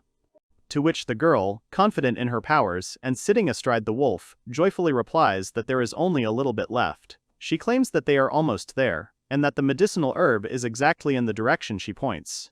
The guy begins to analyze the surrounding circle with his eyes and thinks that he must try his best for Victor. He gathers all his thoughts and runs through the forest, using his appraisal magic to determine what might be useful in their search. Soon they climb into the tall grass, and the girl, noticing that the wolf has stopped, asks him what happened. He answers that there are herbs here, but Theo, frowning, replies that she does not know any. The girl then turns to the guy, asking if there is anything valuable here. After analyzing it, the guy, with slight bewilderment, answers, "Is it really true that they went all this time just for this?" The man, having collected his thoughts, decides that he will use the skill, evaluation, on all objects around him. He decides to collect absolutely everything that might be useful. The girl asks her friend with pleasure and admiration if he can really know everything about an object just by looking at it. Theo admits that Theo is an amazing person. To this, the boy, smiling modestly, agrees and says that this is just his skill. The girl, with admiration, wags her tail, admiring him. Theo admits that he hasn't been praised for his judgment ability for a long time, and he recalls that it helps him analyze even people, which surprised everyone he traveled with. The man uses the effect of his skill appraisal, and begins to examine every blade of grass in this clearing, immersing himself in the process. He admits that herbs against the poison are quite difficult to find, to which the girl, full of hope, replies that despite this, they still have to find it. Suddenly, she remembers something. And she points her finger to the side, confidently saying that they need to go there. The man agrees with her and asks her to fill him in on the situation. Suddenly, Theo realizes that it might not be safe when he suddenly steps on something big and round. The girl, with obvious concern, asks him to be as careful as possible because he should watch his step. The guy, with slight bewilderment, replies that he did not know that mushrooms could have the ability to explode, sincerely surprised. Suddenly, on the right side, he finds a huge plant devouring some kind of reptile. The boys, having overcome their fears, walk along the landslides, descending lower and further into the mysterious depths of the forest. Walking along the road, they notice a huge snake, and the boys instinctively hide from it behind a tree, holding their breath. The girl joyfully shouts that they have finally arrived at the place. To which the guy, covering his face with his hands from confusion and fatigue, admits that the way here is clearly not short, and, perhaps, was full of difficulties. The girl, without wasting any time, tears up a couple of leaves and, enthusiastically showing them, declares that this is exactly what they came here for, reverently holding in her hands the precious finds that could become a real salvation for Victor. She, with a slight smile on her face, says that when she ate it, she felt much better. The guy, having listened carefully, agrees with her and invites her to check it out, as if it were something unusual and exciting. He uses his keen eye, which seemed to reflect the whole breadth of knowledge, and understands that this is just a medicinal herb that grows well in the forests, improves bowel function, and eliminates stomach pain. The girl, hearing this, suddenly becomes angry at what she heard, not believing this simple explanation, as if her hopes for something more had been dashed against the rocks of reality. The boy, with unperturbed calm, says that this herb is best suited for treating the stomach, and the poison that she fears so much, it is unlikely to remove. To which Fia, feeling growing anxiety, begins to panic because she thinks that she brought them here in vain, forcing them to go such a huge path, which, perhaps, does not make sense. To which Theo, surprisingly, at that moment grabs her by the head, gently stroking her, and, confidently denying her words, tries to calm her down and convince her not to worry because together they can cope with any difficulties. The guy smiles and strokes the girl's head, and tells her that they will be useful to them when they find an antidote, and says that Theo is a good girl and did a good job. Theo beamed, waggled her tail, and happily agreed with the guy with a smile. They all collect the grass together, and the main character thinks that even if it is not an antidote, Victor will feel better. Suddenly, the beast calls him by name. Theo looks and asks what happened to Begaliath. Begaliath reports that something interesting smells, but he doesn't know what it is. The beast shows itself. The guy asks it to stand. The guy runs after him and asks him to wait for him. The guy sees that between the trees there is a pond surrounded by stones. He thinks about whether this is a hot spring. The main character is amazed by the size, and says that it looks more like a swimming pool. He looks into the distance, and says that even the other side of the shore is barely visible, it is very big. Begaliaf touches the water with his tongue and tells Theo that the water is hot. Then the guy realized that it was a hot spring after all. The guy looks at its effects, restoring fatigue and skin problems. It's not suitable. You can come here later. The girl notices something and asks Theo to look into the distance. She tells that there are herbs there too. Theo asks if they are on the other bank. She answers positively. She sees them. The protagonist looks closely and thinks that even from here he cannot see them and cannot appreciate them. The main character says that they need to get closer, but due to the size of the source, they will get there until the evening. Begaliaf stomps, and the guy notices this. The beast climbs into the water with a smile and, sighing, asks the surprised protagonist to rely on him. Then they float right on it. The protagonist asks him to be slower and he agrees. The girl says that it is fun, but Theo says that you can die and asks him to be slower. The main character looks ahead at the shore and realizes that the shore is already visible. They have almost arrived. Begaliaf swims to the end. They finally swim and get off the beast. The main character thanks him. The main character is surprised by the flowers. The main character stands right in front of a meadow strewn with beautiful flowers. They are amazed at how beautiful it is here. It is a flower meadow. The guy takes one of the flowers in his hand and offers to look at its properties. He concentrates and carefully studies the effects of the flower. The girl looks at the flower in surprise and asks Theo if this is what they need. The guy is silent, and Begaliaf asks what is there. The main character stretches his arms forward and hugs all three partners, which surprises them. The guy happily tells them that they have finally found them, healing herbs that cure poisons. The main character joyfully holds a flower in front of him. Everyone looks at him, then they start screaming with joy. The girl repeats several times that they finally found it. They all pick flowers, and the guy says that this is enough. The guy thanks them all with a smile, because they tried very hard. Now Victor will be saved. They all look at the guy in surprise. The beast thinks that this is all for his new pack.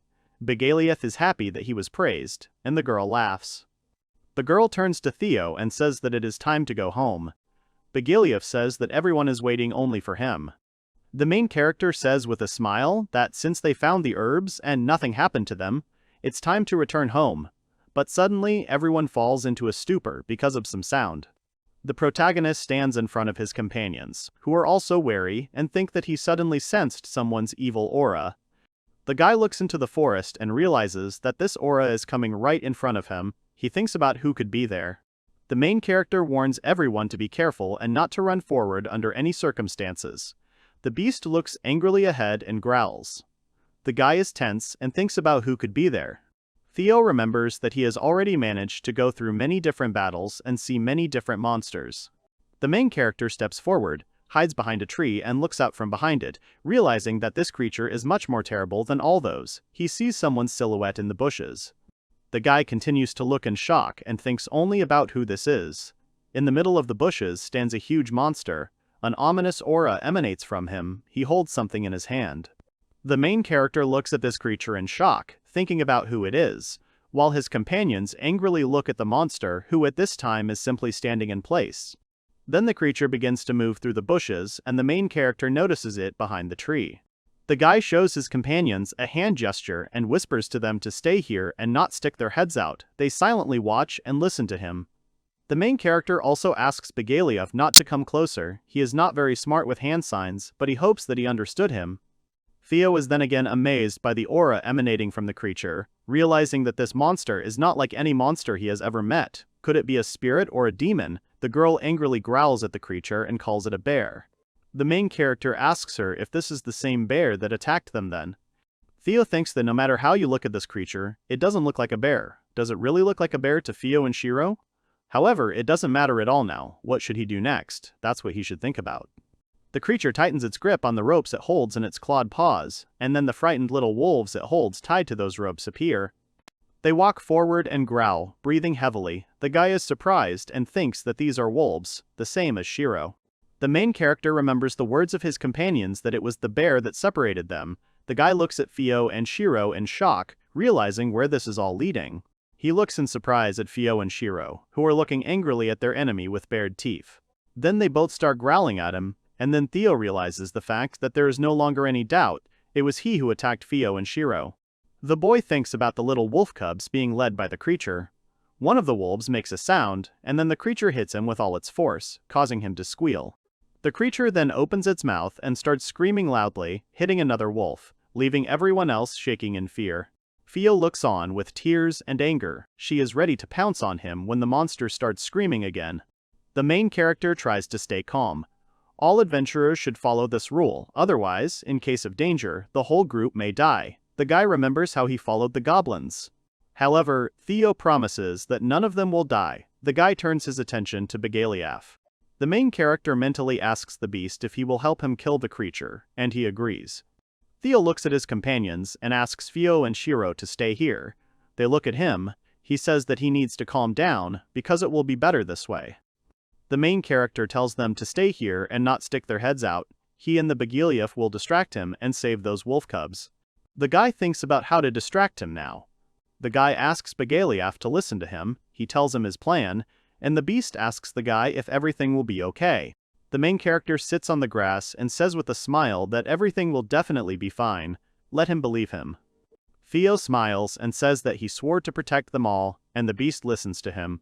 Begaliaf agrees with him and the protagonist says that everything is fine. He turns to Theo and Shiro. The guy asks them to listen and tells them not to blame themselves, because even if they blame themselves for what happened, it will not fix the situation. He admits that they are not to blame for what happened. Theo listens to him, and the main character strokes her head. The girl thinks in surprise that this is the first time he stroked her. She thinks about it. She reflects on how she felt so calm at that moment. The guy finally offers to start, and looks at the silhouette of the enemy. The main character thinks that first he needs to come closer, then he does it. Luckily for him, he doesn't even look back, which means he's very confident in his abilities, in which case he'll have to show him that he's not that strong. The guy goes forward and uses the creation skill along the way. A club appears in his hand. The guy understands that now he has a weapon. He squeezes it tightly. However, he still needs to be careful. There are 15 meters left to the target. The guy is getting closer and closer. The main character flies out screaming and runs straight at his enemy, shouting at him to get what he deserves. The monster turns to the protagonist, and he thinks that this is great, because now all his attention is focused on me. The guy thinks that Theo and Shiro are sitting as they should, which means he shouldn't feel sorry for himself at the moment. The main character looks at his enemy with a smile and thinks about how strong he is. The guy rushes at the enemy. The guy angrily punches and yells at his enemy that he thanks him for making him angry. Something suddenly starts to crack. The monster blocks the guy's blow with his weapon, and the guy's weapon breaks into pieces. The protagonist looks at the broken weapon in shock, and thinks that his enemy is quite fast. His weapon is stronger than his. The guy also notices that he fights well after the monster hits the main character, and he flies to the side. The protagonist thinks that everything is going exactly as he planned. The monster notices something. In fact, Theo deliberately made his weapon fragile so that he would break it, because in reality the fragments, then the guy uses the creation again, these fragments can actually be used as weapons too. The fragments hit the monster right in the face, and he doesn't start screaming. The guy made a direct hit. After this, the monster releases the ropes and the wolves are free. Theo thinks that he has freed them and needs to act now. When the monster opens his eyes, he sees only some flash from the forest, and is surprised by this. The protagonist shouts at Begaliaf, who hears this and uses an attack directly from his mouth on the monster. When they were preparing for this, the main character told Begaliaf that as soon as the guy said so, he should shoot straight at him. After this, the main character will tie him up and hold him until the very end, using the rope that was used to create the well. The protagonist managed to put shackles on the monster. At the same time, Begaliaf's attack approaches them. The guy tells the monster that his end has come, and suddenly a flash of light appears in place of the monster. The boy asked Theo and Shiro to listen to him when he told them that he and Begaliaf would distract him, and they would have to save the wolf cubs.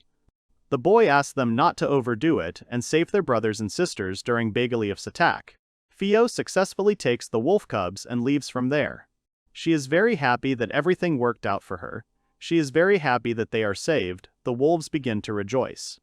However, what about that monster? She looks at the guy who is standing right in front of the monster and thinks that this is very amazing.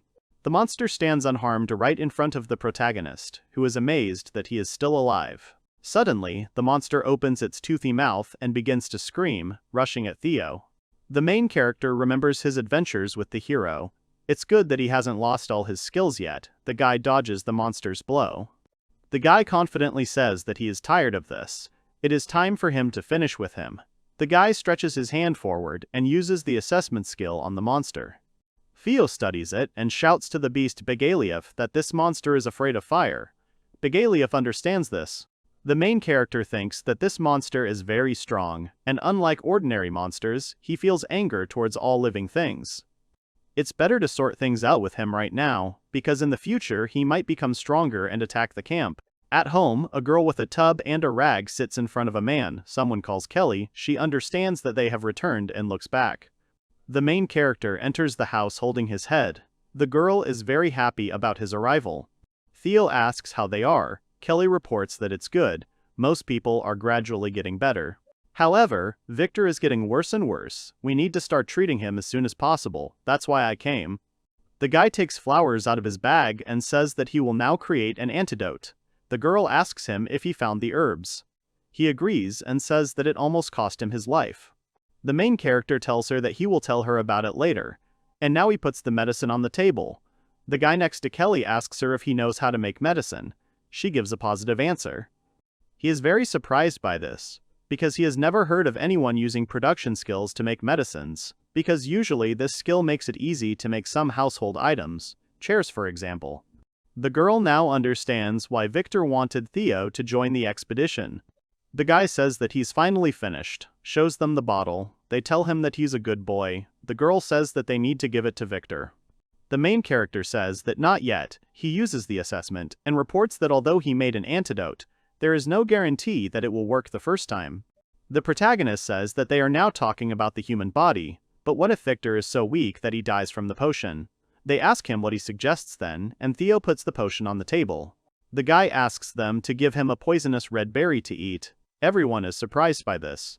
Theo says that as soon as he eats it, he will immediately take the antidote. They have little time for observation, because this is the only way he can make sure that everything is fine with the medicine.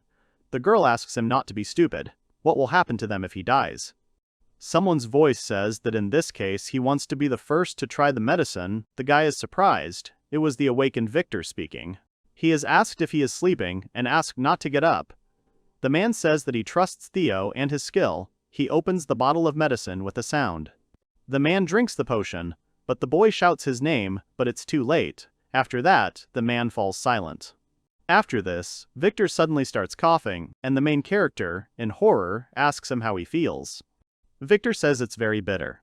Theo apologizes because he didn't have time to work on the taste at all. Victor says that good medicine always tastes bitter. He coughs even more, and Theo thinks, is it really that bitter? Victor is suddenly surprised by something and asks what it is. Some bubbles appear in the air. The guy is surprised to hear that the poison is leaving the body this way. The girl takes Victor's hand and realizes that his pulse has also returned. The protagonist understands that before taking the medicine, Victor was on the verge of death. The man turns to Theo with a smile. He already said that he completely trusts him. The main character with a smile asks him to stop fooling the old man. The protagonist lays out the medicines on the floor on the cloth. He says that he has already finished the medicines for everyone. The girl thanks him. Theo says that she knows how to use it. He would like to ask Kelly for something. Kelly asks again in surprise about the pseudo-bear. And the guy says that Theo was talking about a bear, but for them, a bear is not what they imagine. He remembers that very monster and thinks about how to say it. The protagonist says it was a demon, but let it be a pseudo-bear. Kelly asks why such complications are needed. If she understands him, they manage to defeat him only with the help of Begaliev's magic. He found something in his ashes. It was inside him, some kind of prickly object. The girl is surprised and asks if it is a magic stone. She understands the fact that all magical monsters must have one, and it drops from them after death. She honestly doesn't know much about them, but this stone looks quite ominous. The main character says that it is not quite so, because he has already used the assessment on him. It is not a monster. The girl is surprised by this. The guy explains that, in fact, it's not just that. He's like a non-existent creature. Kelly listens to Theo in surprise. Even the guy's assessment could not fully reveal information about him. He is encountering someone like him for the first time. The plants they know are poisonous. There are creatures here that are unknown to them. How many more discoveries will this new continent bring them? The guy does not know how many more dangers they will have to endure in the future. Kelly says that he will help them anyway. The guy replies that of course and turns to the girl again. The guy tells her that he forgot to mention one small detail. Once everyone gets better, let her share this information with them. She turns back in shock to the wolf cubs who are staring at her. The wolf cubs look at the girl with affection. The main character apologizes to Kelly for not telling her earlier, just let her not look at him with such a murderous look. The weather is nice outside, there is a lot of foam, and someone says that it is interesting. Kelly, Theo, and Shiro wash the wolf cubs in foam, and the girl asks why Theo moved the information about such cute ones to the background. Are they relatives of Theo and Shiro? If so, then let them show them the rules of life with them later. She says that they are very nervous now, but they should not worry, because everything will be fine with them. She will not let them go anywhere dirty. Kelly says that this concerns them too, looking at Theo and Shiro in surprise. One of the wolf cubs screams, and the girl looks at them in surprise. Kelly apologizes to the wolf cub for touching his wound. She notices bruises and contusions all over his body. There are no serious wounds or fractures. She is very sorry. She promises that in the future she will be more careful. The wolf cub starts to whine and tremble. The girl says that Theo told her everything. They went through so much pain, but now everything will definitely be fine. The girl hugs the wolf cub and asks them not to be afraid, because now they are safe and no one will touch them here. The wolf cub begins to wag his tail. Theo approaches Kelly and tells her that even though she is a little weird, they like her. She wonders why she's weird. However, Theo asks what she's talking about. The protagonist goes inside with Begalief and apologizes to Kelly for causing her problems again. The girl shows 3 wolf cubs with a smile, clean and wrapped in towels. The guy is surprised by this. The guy asks her why. The girl says that it is difficult to dry them, and at least they will not freeze or get sick. Let them not worry. They will dry, he will take it off. Theo understands that they have already got along. The girl agrees with him and says that they very quickly realized that there was no danger for them here, especially when she bathed them so thoroughly. By the way, they were very calm, even calmer than Theo and Shiro. The main character looks at these two. They look guiltily at the floor, they just don't like the smell of soap. The girl turns to Theo and asks him to wipe them. The guy agrees, and says that they will need to be fed later. Suddenly, all 3 wolf cubs start moving and untangle themselves from the towels. Kelly and Theo don't understand what's happening. Then Theo realizes that they haven't eaten in a long time. Theo tells the wolf cubs that there is a lot of delicious food here. They are given a large piece of meat and can eat as much as they want. The wolf cubs begin to shine with thoughts of meat. The girl first asks Theo to bring the food quickly, and then asks him to stop when he was already taking out a piece of meat. Kelly reports that they have been living in poor conditions and have not eaten for a long time. Their condition is even worse than Theo and Shiro were. Initially, if they feed them enough now, it will harm their health. The protagonist asks if this is true, but this cannot be allowed. At first, they will need to be fed in small portions. The wolf cubs look at the small portion of food in a stupor. Theo looks at the amount of food and calls Kelly cruel, although before she thought she was nice. There is some kind of flash. The main character looks at the overturned bottles of medicine in shock and bewilderment and thinks about what happened here. Yesterday he prepared medicine for everyone and brought the little wolf cubs. By the end of the day he was very tired. The wolf cubs were playing with Kelly, and Theo and Shiro were watching this. The main character had a lot of dirty bottles left and as a result he fell asleep in this state. However, why does he now see his own reflection in these bottles? He thinks about the Begalief, but it doesn't look like him. The guy thinks that maybe it was Kelly who did it, but she was also very tired yesterday. And Begalief and the others are still sleeping. He notices some creature behind the basket and asks who it is. The creature gets scared.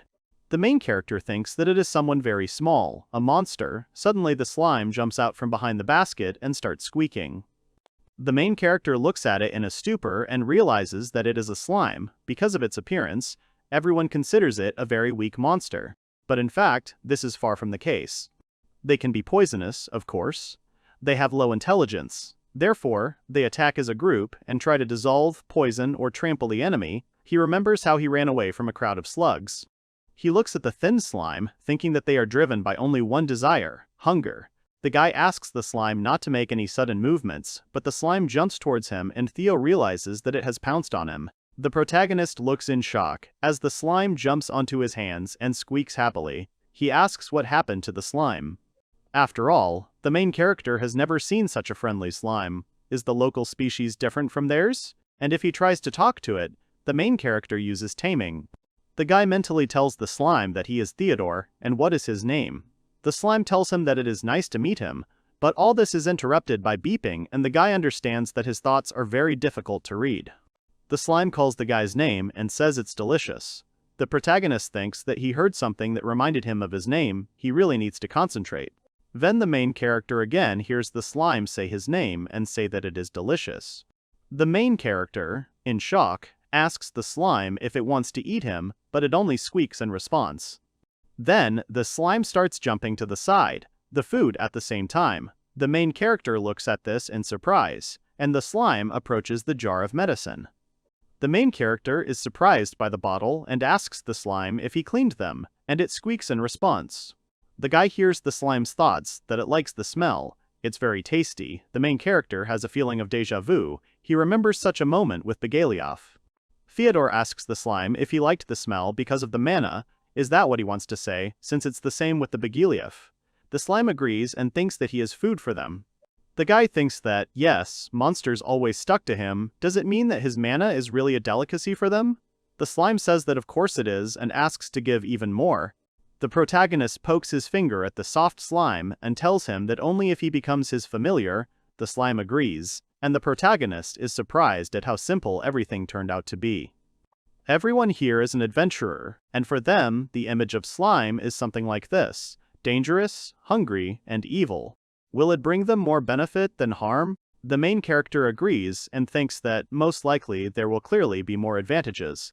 The guy tells the slime that he cleaned not only the bottles, but also the floor. Is that his job? The slime squeaks and says that the floor was dirty. He cleaned it, and now the floor is shiny. The guy discontentedly introduces two cleaning duty officers who are already tired of cleaning every day. The main character throws the slime up and tells him that from today his name is Pi. He will be cleaning. Theo has tamed the slime. Everyone looks at the slime and thinks that he is very cute. The main character realizes that Pi is already quite popular. Day breaks, birds fly in the sky. Two guys go outside and are surprised that Victor is standing calmly on his feet. They ask him if he is feeling better, since yesterday he was clearly unable to even walk.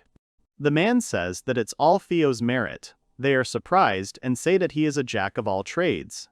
When he heard about mass poisoning, he could not help. He chose the wrong team.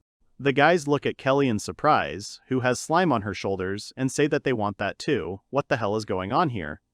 The main character says with a smile that this is Pi. He is now with them, but no matter how you look at it, it is slime. The whole company is surprised by the slime. The main character asks them not to worry. When he was in the heroes group, he suffered enough with the slime, so everything will definitely be fine. When the slime sucks out his mana, it also relaxes his body, so he does it even better than the masseurs in the capital. The only thing that is tense is his head. It's not just about the massage though. He shows a stack of clean clothes. Victor is surprised by this, and Theo says that he seems to like dirt. Victor calls the slime useful and says it's nice to meet Pi, after which the slime jumps on Victor and sucks the mana out of him.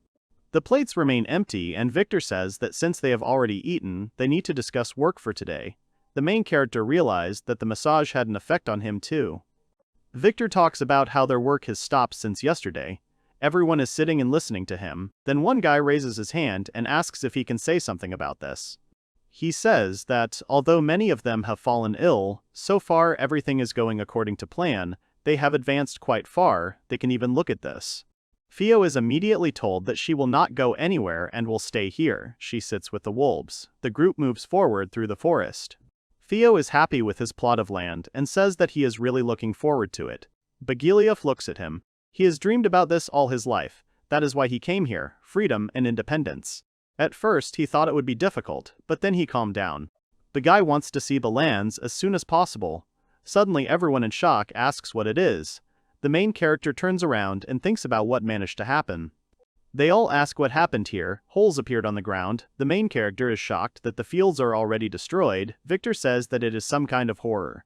They look around and think that yesterday people were working here, and today the earth is already in craters. Someone is touching the earth with their hand. Kelly touches the ground and reports that this was clearly done by some monster, not a human, and the protagonist is surprised. She holds a tuft of wool in her hands and says that at first glance it looks like a chimera. Nothing more to say. The guy notices something and asks her to wait. The girl reports that it was most likely a chimera, an animal with body parts of different animals. The guy is shocked and asks if this is serious. Everyone is shocked that a chimera did this. The guy asks Kelly what the chimera is doing in these parts. The girl says that judging by the hair, it looks like her. She doesn't know what she is doing here. Chimeras are powerful monsters that consist of many beasts combined together, and chimeras also possess magic, and their strength is not inferior to dragons. And the most important thing is that they are aggressive and dangerous. They didn't even think that there were monsters stronger than that bear here.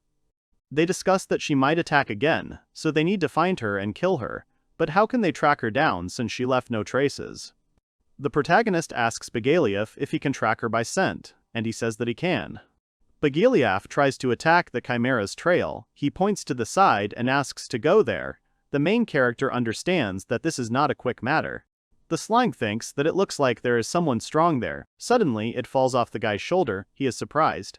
The slime starts jumping, running away. The main character runs after it and asks to stop. What suddenly came over him? Pai tells the main character that he senses mana. There is a lot of it there. The guy is surprised. Victor asks the guy what's wrong with Pai. The guy says that it looks like he found the one who destroyed the fields. The protagonist recalls the slime's words that he senses mana, and even his massage effect confirms this. It turns out that he is able to catch even the slightest glimmer of mana. Theo smiles and says that he will find a chimera. However, the man warns that it is dangerous. Let him take at least a couple more people with him. Theo says that they are dealing with a dangerous monster. The more people, the more dangerous. He doesn't actually go there specifically to die, but if he senses danger, he will immediately run away from there. And besides, Bagaliaf is with him. Victor holds his hands together and asks them to be careful. The protagonist with the Bagaliaf moves forward. They approach the cave, and the protagonist realizes that they are so far from the fields. But the mana is still the same, and it comes straight from this cave. The main character doesn't like all this. Going into the lair of an unknown enemy is tantamount to death, he thinks. Suddenly the guy feels something and looks around. Bagaliaf asks Theo what's wrong. The man says that there is someone else there. But who could be there? It looks like the creature they have already met. He thinks that it is only his imagination. He needs to go back. Bagaliaf tells Theodore that there is a smell of blood there, and that someone is asking for help. The main character goes into the cave with a lantern in his hands. The main character warns that he will go ahead and shine the light, and Bagaliaf should just follow him and watch his step. The guy is very worried, and there is someone else asking for help. They go into some room and look ahead in surprise. They stop in front of the body of a huge boar, who is ill and breathing heavily. The main character understands that it looks like a demonic boar, but it is somehow strange in any case. This boar has very terrible wounds. Suddenly he looks at them angrily and growls. The main character asks him to calm down.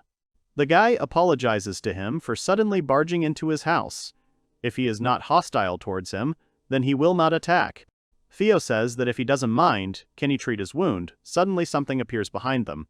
Suddenly, a man appears and hits the protagonist with a sword, shouting that he should not touch the boar. Bagaliaf manages to push Theo away from the blow. The main character is amazed by such perfect swordsmanship. If it weren't for Bagaliaf, the guy understands that this is a person.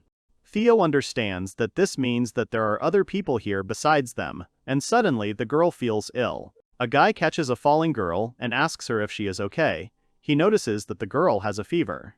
The girl suddenly asks the guy if he is Theo. The main character recognizes Giselle. She smiles. The guy remembers what they experienced together and asks the surprised girl why she is here. She simply greets him with a smile. She stands up and tells the guy that he hasn't changed. She laughs. Theo realizes that it's Giselle Lulitz. The girl is a hero who saved humanity. She tells him that they finally met. She feels sick, and the guy asks her not to overexert herself. He asks if she ate something again and got poisoned. Giselle asks who he thinks she is. Lately, she only eats red berries. The guy knew it. The girl asks him to at least smile. The guy sighs and tells the girl that he has a lot of questions for her, but first, he asks her why she tried to kill him. The girl goes into a stupor and admits that she thought Borbor was attacked. The guy asks her name again. The guy asks Giselle if she is talking about this boar. However, Giselle says that it is not a boar, but a chimera. The protagonist tells her that she looks completely different from what he imagined. Giselle says that she is a chimera, although not quite like the ones they saw before. Theo thinks that there is no logic. Well, so be it. If Giselle says so, then that's how it is. After all, heroes are chosen by the gods and led people. Their powers and understanding are far beyond those of ordinary mortals. The guy thinks that since Boar is not dangerous to others, he will need to be examined. The girl asks if she is listening to him. The guy apologizes. The girl admits that she would really like him to help Borbor first. The guy tells her that her intentions are good. She herself is in very bad shape, so let her first heal herself. The girl gets angry and asks to help Borbor first. Otherwise, the baby will be worried. Next to the big boar, there is a small one who grunts pitifully. The guy looks at the girl and thinks that this is what their hero is like. Very kind and always puts others above himself. Then the main character says that Borbor will live. He helped Giselle, but let her have a better rest anyway. The girl thanks the guy for this. She tells him that he is amazing as always. She felt much better after the first sip. The guy asks her to stop praising him because she is a hero, she could have cured herself. The girl asks the guy who it is, pointing to the evil Begaliaf. He tells Theo that she attacked them. She made him very angry. Could he attack her too?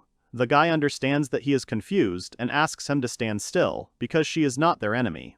The girl understands that his name is Begaliaf. In fact, she sees such a living dragon for the first time. She calls him cute, and now he's not a cute hippopotamus, he's a cute dragon. Begaliaf happily climbs up to her to hug her, and the guy understands that how quickly he changed his mind. Is he really a dragon? He has a couple of questions for Giselle. However, first they need to return to camp, because the others are worried about them. Everyone looks at the fair-haired guy who told them something before, in bewilderment and surprise. Giselle walks with a smile and greets everyone, showing a hand gesture. Everyone around is surprised by her arrival. Theo and Begaliaf are walking behind the girl. Victor asks her in surprise what she forgot here. Giselle tells him that they haven't seen each other for a long time. The man first greets her calmly, but then returns to the topic of the question. He turns to Theo and asks him if he can explain it. The guy says that he himself would like to know the answer. Theo asks her how she got here. Giselle says that like everyone else, they went on an expedition and she asked a friend to give her a lift here. He asks if they know him and understands that they were the ones who sailed in on a small boat. The main character understands that he was not in the cave, so where is her friend now? Victor loudly tells her that this is no longer funny.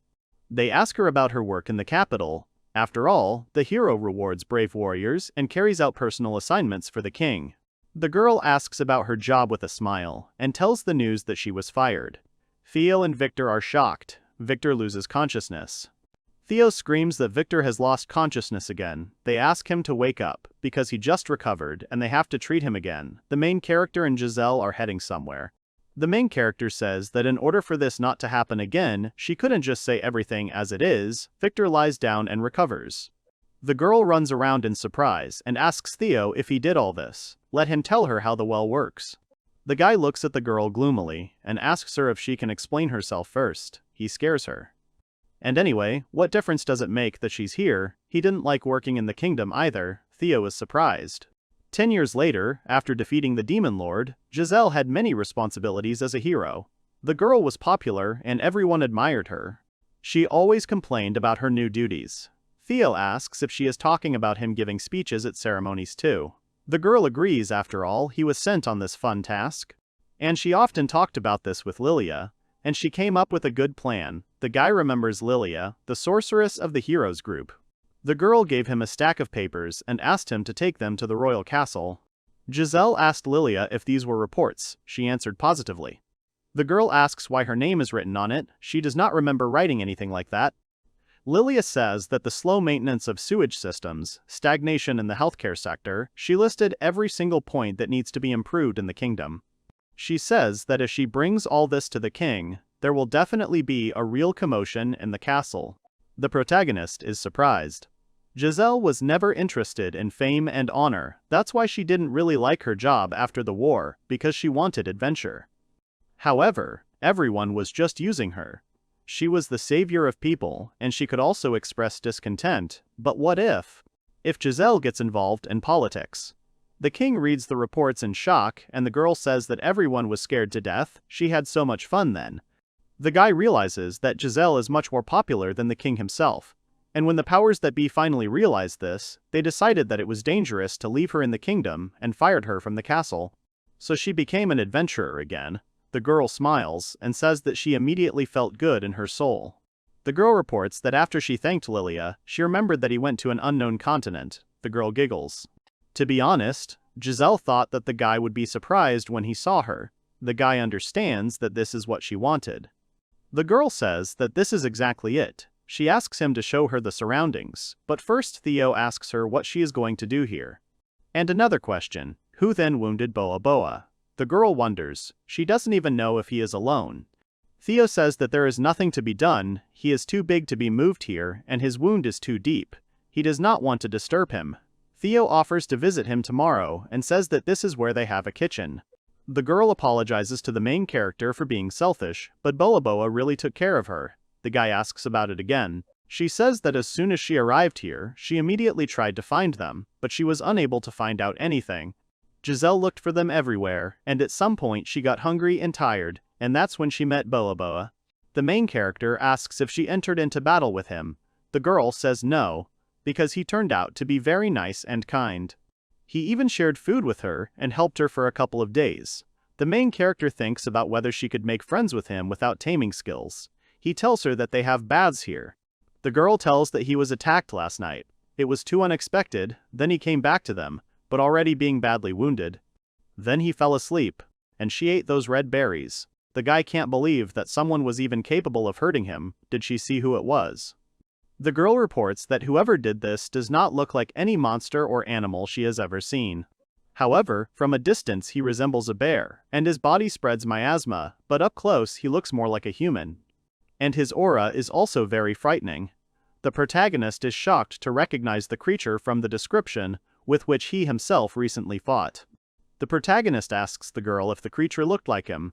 He shows what the creature looked like, and the girl says it was him. He is exactly the same. The main character knew it. He asks her about what happened after, where he ran. Giselle tells him that she killed him, or she shouldn't have. The guy is amazed that it was so easy for her. The guy tells him that he was able to defeat him only with the help of Bagiliath. Theo understands that she is a hero and has plenty of strength. The girl apologizes. Giselle states that she owed Boa Boa a favor and that she had to take revenge on the creature anyway. She was then beside herself with rage and cut the creature with a sword. According to her, it also had huge horns. In general, it was different from the one that the main character defeated. But they are of a certain species, and therefore, for them, their existence poses a huge threat. The guy understands that there are a lot of them. How can they fight them? The girl is surprised by something beautiful. She stands on a cliff and looks at the pond, where the sun is setting on the horizon, and is amazed by the beauty of it.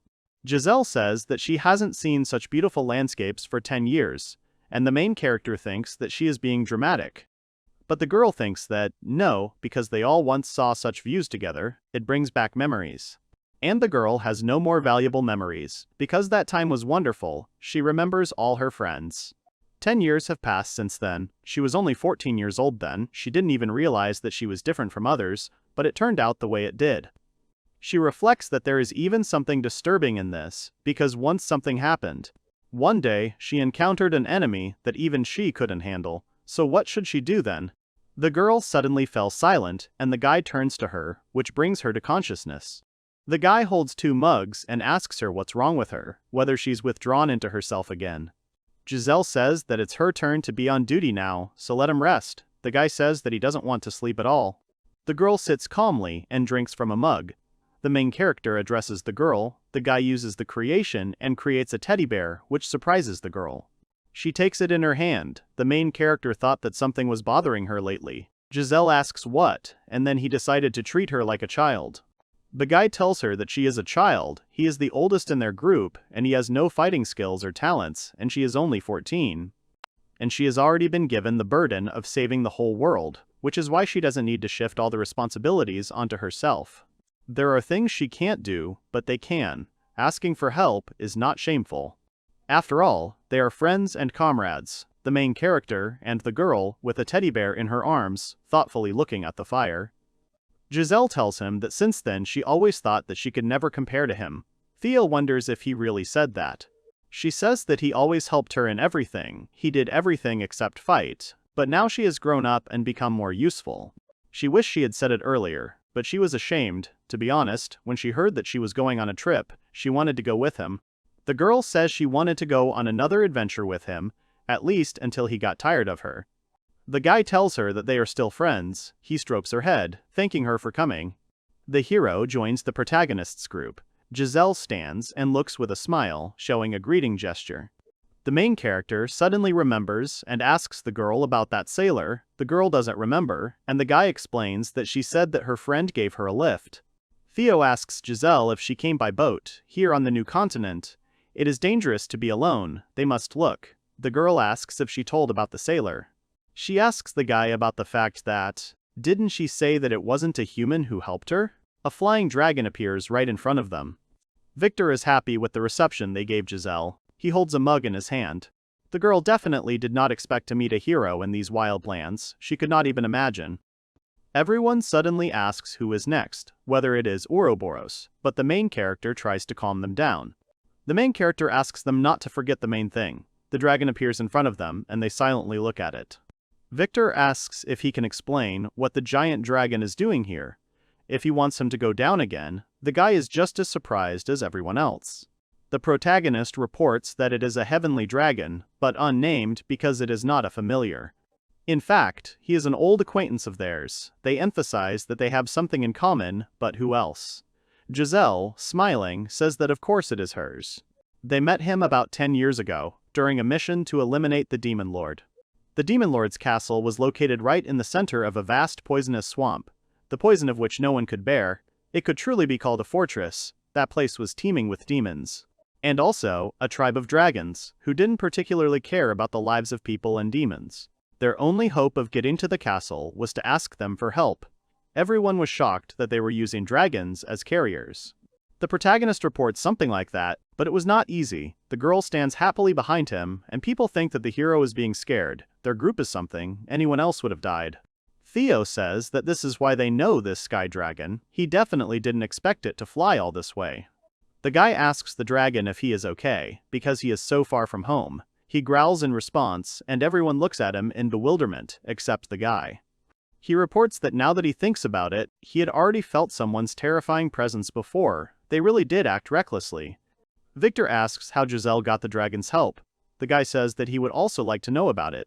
She doesn't have any taming skills, so how did the heavenly dragon bring her here? The girl wonders what to answer. She reports that she was just hanging out in his nest and asking over and over again until he agreed. She remembers what it was like. People understand that another would have died 10 times.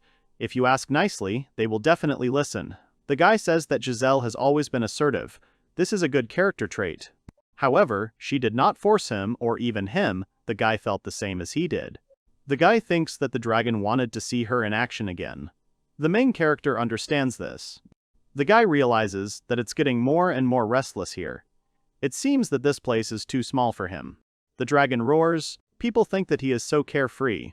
Theo tells the dragon that he doesn't have to stay here. Suddenly a wind appeared, and the dragon flew into the sky. People are thinking about how Theo is surprising them more and more every day. Theo and Shiro are looking at him.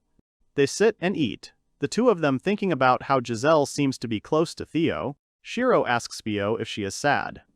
The girl chews and says that she is not sad, remembering how he stroked her head. The girl angrily pokes her fork into the plate and finally gets into the food. Theo is surprised by this and shows the protagonist that she has finally learned how to use a fork. She notices how the guy is happy with Giselle and is silent. The guy asks her what is wrong. However, Theo does not decide to tell him anything and just remains silent. Then they go home and morning comes. The protagonist wakes up and wonders what's going on. Shiro, Theo, several wolf cubs and Begaliaf are lying on him. Giselle is happy and wishes the guy a good morning. She asks the guy how he slept. He says that it was so-so, he just dreamed that he was crushed by a boulder. They notice that Theo is covered in fur. He agrees. Bagalief is completely smooth. The girl says that it's not fair. He has all the fur. What should a girl do to sleep like that? Giselle asks why he didn't want to sleep with her. He said that things are different now, so they need to respect some boundaries. Then can she at least keep an eye on them? The wolf cubs jump on the girl, and it seems to her that they can't stop playing with her. She can't breathe. She asks the guy to help. The thing is, Giselle can quickly become friends with absolutely anyone, and he will never have to worry about her not fitting in with the group.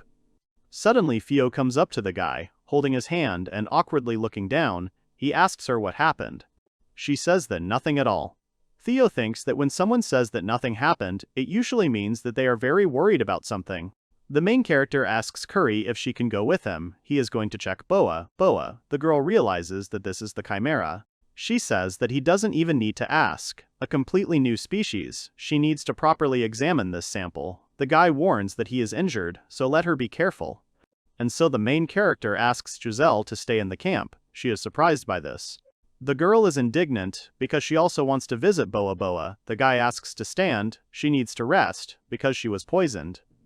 Theo tells her that Giselle is still recovering but is unable to navigate, asking her and her family to look after her. Theo explained what he wanted from her, but he didn't want her to do it against her will. Theo suddenly shouted out sharply that she agreed. Encouraged, Theo said she could care.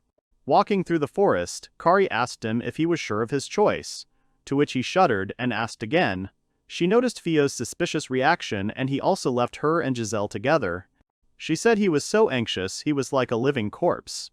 Theo denied his condition, but she said he was literally a living corpse. He explained to her that the idea was not his, but Shiro's. Theo needs to understand herself and find the answer herself. Theo stood confused and depressed with her back to Giselle. She looked at her with interest. She didn't understand what to do. She promised to take care, but what next? Theo quickly walked and said that she would show her the village. Giselle admitted that Theo had already shown her red yesterday, to which she stopped abruptly. She was confused and didn't know what to do until her brother called out to her and said that he knew why she was worried. She's afraid that Theo will leave her. She is afraid that she will lose her family again. Giselle suggested that Theo sit down and talk. She asked what she wanted to talk about. Putting on a sweet face, she offered to talk about Theo. Sitting on a tree stump, Giselle began to tell how she met Theo. Perhaps they met long before Theo was born. She recalled how difficult and dangerous it was during various missions, when the team faced unexpected difficulties and threats. She emphasized that in such moments, Theo always came to the rescue, showing patience and resourcefulness, dealing with the problems that arose and supporting everyone around him. Giselle pointed to a distant mountain, on the top of which a majestic heavenly dragon stood out brightly, spreading its huge wings and sitting on the mountain, looking at the sky. She told me about the Dragon King, who was not inferior to anyone of his kind. Theo asked excitedly, perhaps Theo had tamed the Dragon King. Giselle smiled, saying that he had made friends with the dragon. Most of the dragons wanted to see what Theo was capable of, so that he could show off his skills. The whole team was already ready to fight the dragons. But Theo just sat down and said loudly that he didn't want to fight them and didn't want any enmity. He called on the dragons to negotiate and to keep their cool. For 3 days and 3 nights he prayed to the Dragon King. He told him about the demons that tormented people, how dragons should live in the future. After long and persistent persuasion, the Dragon King agreed to help personally and thanked the adventurers. Theo sat there speechless and beaming with admiration at this story. But then she said admiringly how amazing Theo was, to which Giselle agreed with her. Theo felt sad because she didn't know such details about Theo. Tucking her legs under her, she added that it would be better for him if he came home. Giselle turned to Theo and asked her what she thought of him. She raised her head and replied that he was very kind. Giselle smiled happily and confirmed her words about Theo. Giselle continued to tell the story.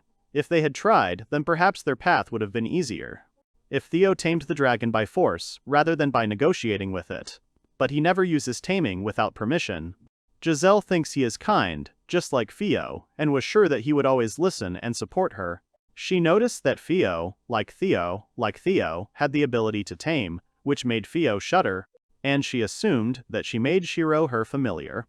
Theo praised Theo and said that he had never seen a more talented tamer in his life. He didn't know much about it, but he was willing to help Theo learn the skill of taming, how to use them properly.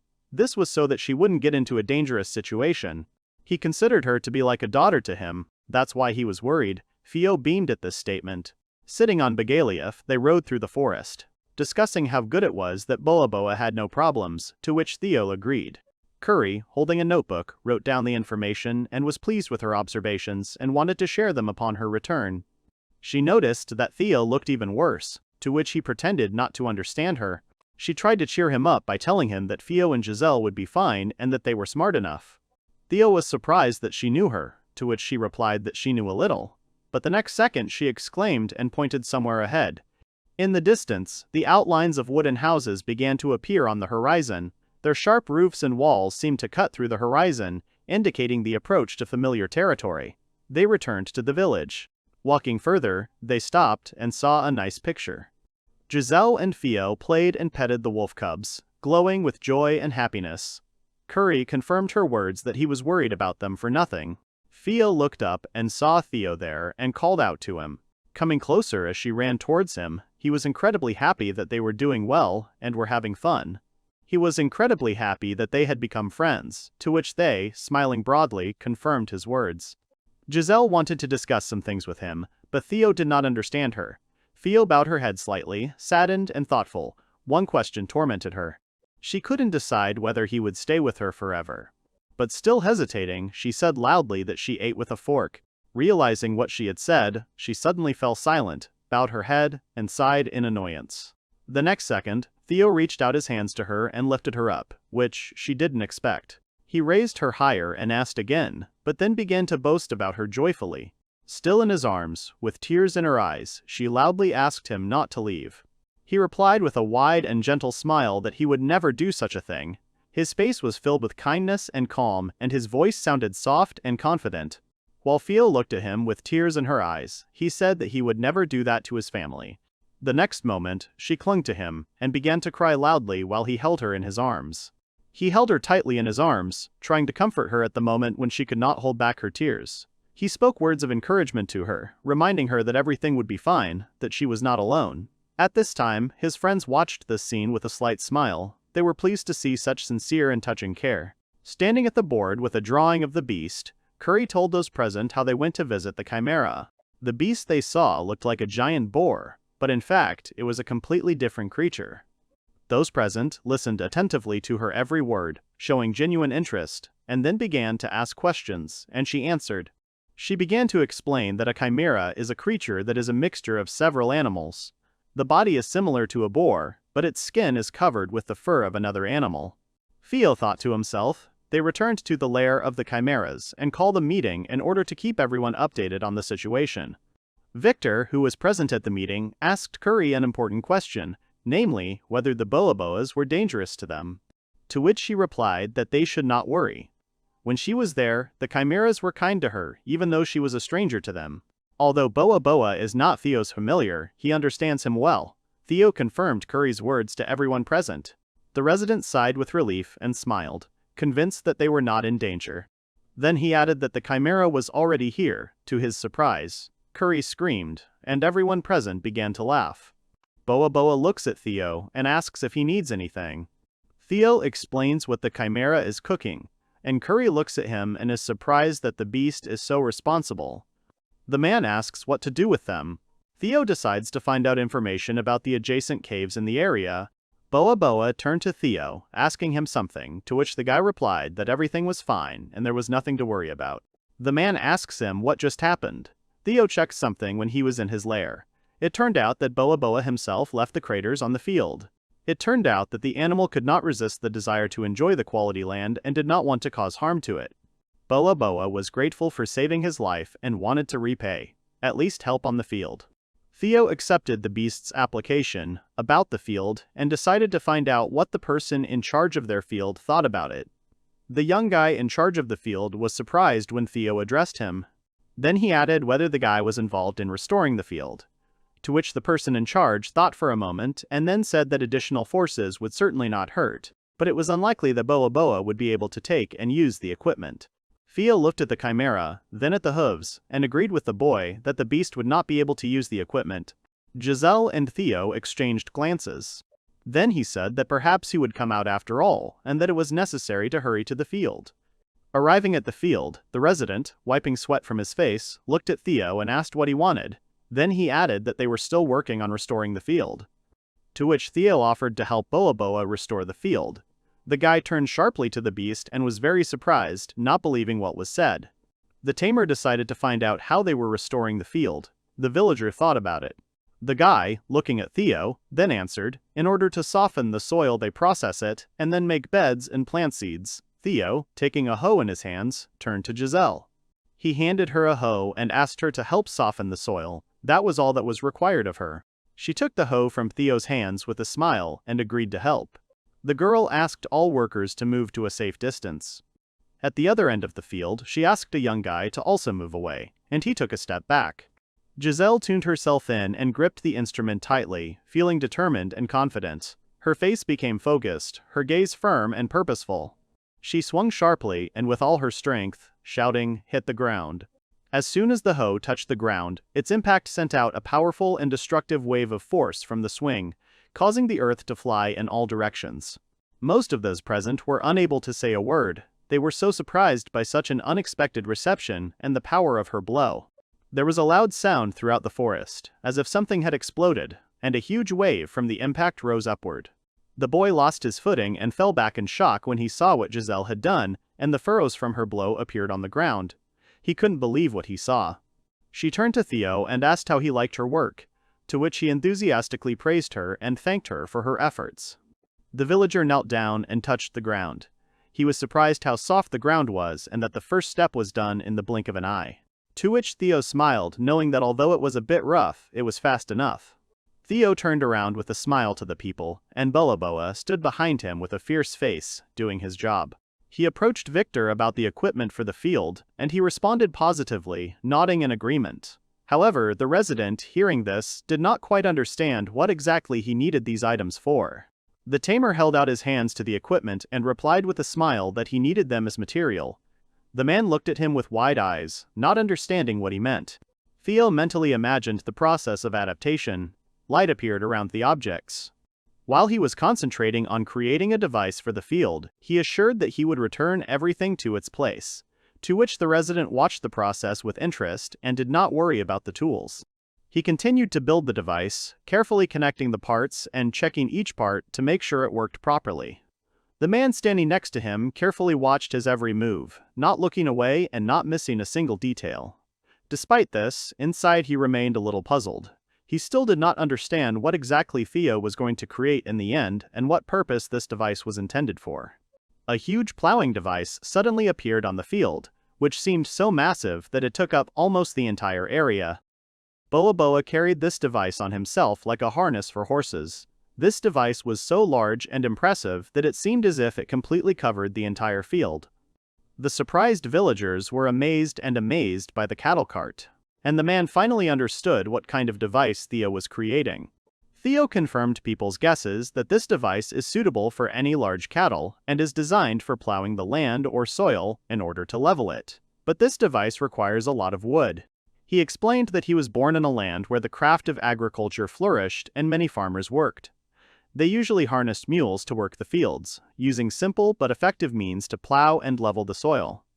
These methods were familiar to him from his childhood, and he knew well how important it was to have reliable and powerful equipment to perform such tasks. That is why he created this huge device. He approached Boa and began to explain how the device works. In order for it to work, you put it on the animal and walk a little. The next moment, all the people around looked at the work with admiration, and Theo was happy with the work done. Looking at the cultivated land, the residents were amazed at how strong and resilient the animals were. They noticed how perfectly the surface of the field was leveled thanks to the huge device. Even and smooth rows of land created the impression of professional work. People watched the result with surprise and admiration. The resident approached the hero. He found the situation comical, where the chimera and the hero were working in the field together. In his homeland, they were shocked by such a picture. Giselle called out to the man and didn't understand what he meant. She explained with a smile and with all sincerity that there could be a better and more heroic way than to provide people with food. It is a great honor for her to help people in this way. Kuri, watching the process, was surprised and puzzled by how much work had been done in such a short time, as it was impossible for an ordinary person to do such work. Suddenly, Theo appeared out of nowhere behind her dog, smiling. She shuddered in surprise, and the guy at that time did not agree with her words. While Giselle was carefully and with interest examining the seeds that were in the bags, the guy explained to Kuri that the work was not all done yet. The work was not yet completely done. This was only the first stage that Giselle and Boa Boa did, plowing and leveling the land. The next step is clearing the land and planting the seeds in the ground. While they were discussing what could happen to the soil if the soil was processed too roughly, and what could lead to interference with the planting of seeds, loud exclamations were heard from behind. Giselle, while examining the seeds, accidentally damaged several, to which she was asked not to touch them. Giselle gave a clear example of what would happen if brute force was used, to which the girl understood what Theo meant, and knew that every person was ready to contribute and help in this matter. Kuri praised him for his smart move and the work he did. Rebuilding the field in this way is not only efficient but also fast. The field was permeated with the smell of chimera. This should minimize the chances of other monsters appearing. She is amazed and is willing to bet that Theo even took this into account, to which he only grins awkwardly. After the work was done, Theo thanked Boa Boa for the work done, to which the beast sighed with relief, satisfied and proud of the work done. Victor approached Boa Boa and thanked the beast with all his heart for the extended work. He did a great job. Theo turned to the man and was surprised how he could always remain so polite. Boa Boa turned to Theo. They began a dialogue, to which Victor did not understand what they were talking about. Theo relayed the beast's words, saying that everyone was tired and suggested that they go to a hot spring that was located nearby. Boa Boa offered to show where this spring was located so that they could swim and relax there. When they reached the hot spring, everyone was extremely happy and excited. Kari was surprised that the hot spring was quite close to them. Theo didn't understand why Giselle and Kuri agreed to go to the springs. Even Victor refused to go, citing unfinished work. Kuri went for research, as hot springs are often the site of much animal activity, while Giselle simply decided to take a dip. Theodore dipped his hand into the hot spring to check the quality of the water and thought that he needed to report to the village first. Suddenly, Giselle appeared before Theo naked, ready to test the water, and the guy shouted at her to get dressed. Kuri laughed at this situation, since they had all swam together before, to which Theo turned a blind eye, justifying himself by saying that those were the times. He also believed that by doing so, they were setting a bad example for Theo. The girls just called him Mommy. While Giselle was already undressed and wearing only a towel, warming up and getting ready to bathe, Kuri thought it was necessary to find out all the information about the hot spring, including the temperature of the water. Theo used magic to erect a partition in the middle of the spring, with the girls on one side and him on the other. He pointed his finger at the small structure he had created. It was a changing room. Kuri assured that there was no need to build, as she was already standing in a towel and was ready. Theodore abruptly turned away and covered his face with both hands. He was uncomfortable with such behavior and the appearance of the girls. While they were both discussing the situation, saying that this was not the first time something like this had happened while traveling, Giselle had already managed to jump into the water, causing a large splash. Theodore smiled awkwardly, telling Kuri that she thought like a true adventurer. Leaning against the rocks and half immersed in hot water with a contented face, he held a towel on his head. On the other side of the divide, Theo agreed with the girls that there was nothing better than a hot outdoor bath. The girls were pleased that he admitted it. There were splashing sounds coming from the girls. Theo thought it was Theo swimming like that. Kuri replied with annoyance that it was Giselle having fun like that. She swam the crawl quickly with a satisfied face. Besides the girl and Theo, there were also chimeras swimming. The spring was big enough for anyone to swim in, maybe even a sky dragon could fit in. Kuri was thinking about inviting a dragon to bathe in this hot spring next time they went. Theo was mad that the spring was so big that even Begaliath could swim in it. The bath at the camp was too small for him. The tamer, with a wide and satisfied smile, decided to find out if Begaliath was doing well, to which he gave a voice indicating satisfaction. After finishing bathing, the guy didn't recognize Theo at first. She was standing with her hair down. He called her to make sure, to which she turned to him with a smile. He didn't understand why she had this problem with her hair. He took a lock of Theo's hair in his hand. It was silky and well-groomed, like an aristocrat's. Usually her hair wasn't in the best condition. The girls, standing with pleased faces and raised noses, were pleased with his reaction. He didn't recognize them either. Their hair radiated cleanliness and well-groomedness. It looked like expensive and high-quality silk. Giselle accepted the help of a slug to dry her hair. Theo was surprised that she understood him easily, even though she has no taming skill. Because Pip can help with mana circulation, he can help with damaged hair. Of course, Theo found it hard to believe her words, but he saw everything clearly. That's why their hair was so beautiful. Slime was proud of his work. Pip's powers on himself too. She held out a slug, and Theo jumped back and refused her offer, assuring her that he was perfectly fine and was fine as is. She didn't let up and kept insisting that he needed to try what his slug familiar could do. The girls supported Curry's zeal. Theo didn't have time to finish speaking before a slug was thrown in his face. He tried to get it off his head, but the slug stuck to his head with a death grip. The girls watched with interest what the end result would be. And now, the whole group had magnificent curls. If you looked at them, it would seem as if they were radiating radiance. Returning back, the residents did not recognize the boys. But they were still pleased with the source. Suddenly, there was a cute sound. Someone sneezed. It turned out to be Theo.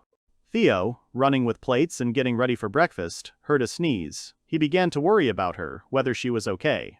The dogs quickly ran up to her and started to cuddle up to her. She started sneezing because she was cold. Theo saw this picture of her surrounded by furry friends and was already calm and understood that she was warm. There were 6 of them like a soft blanket.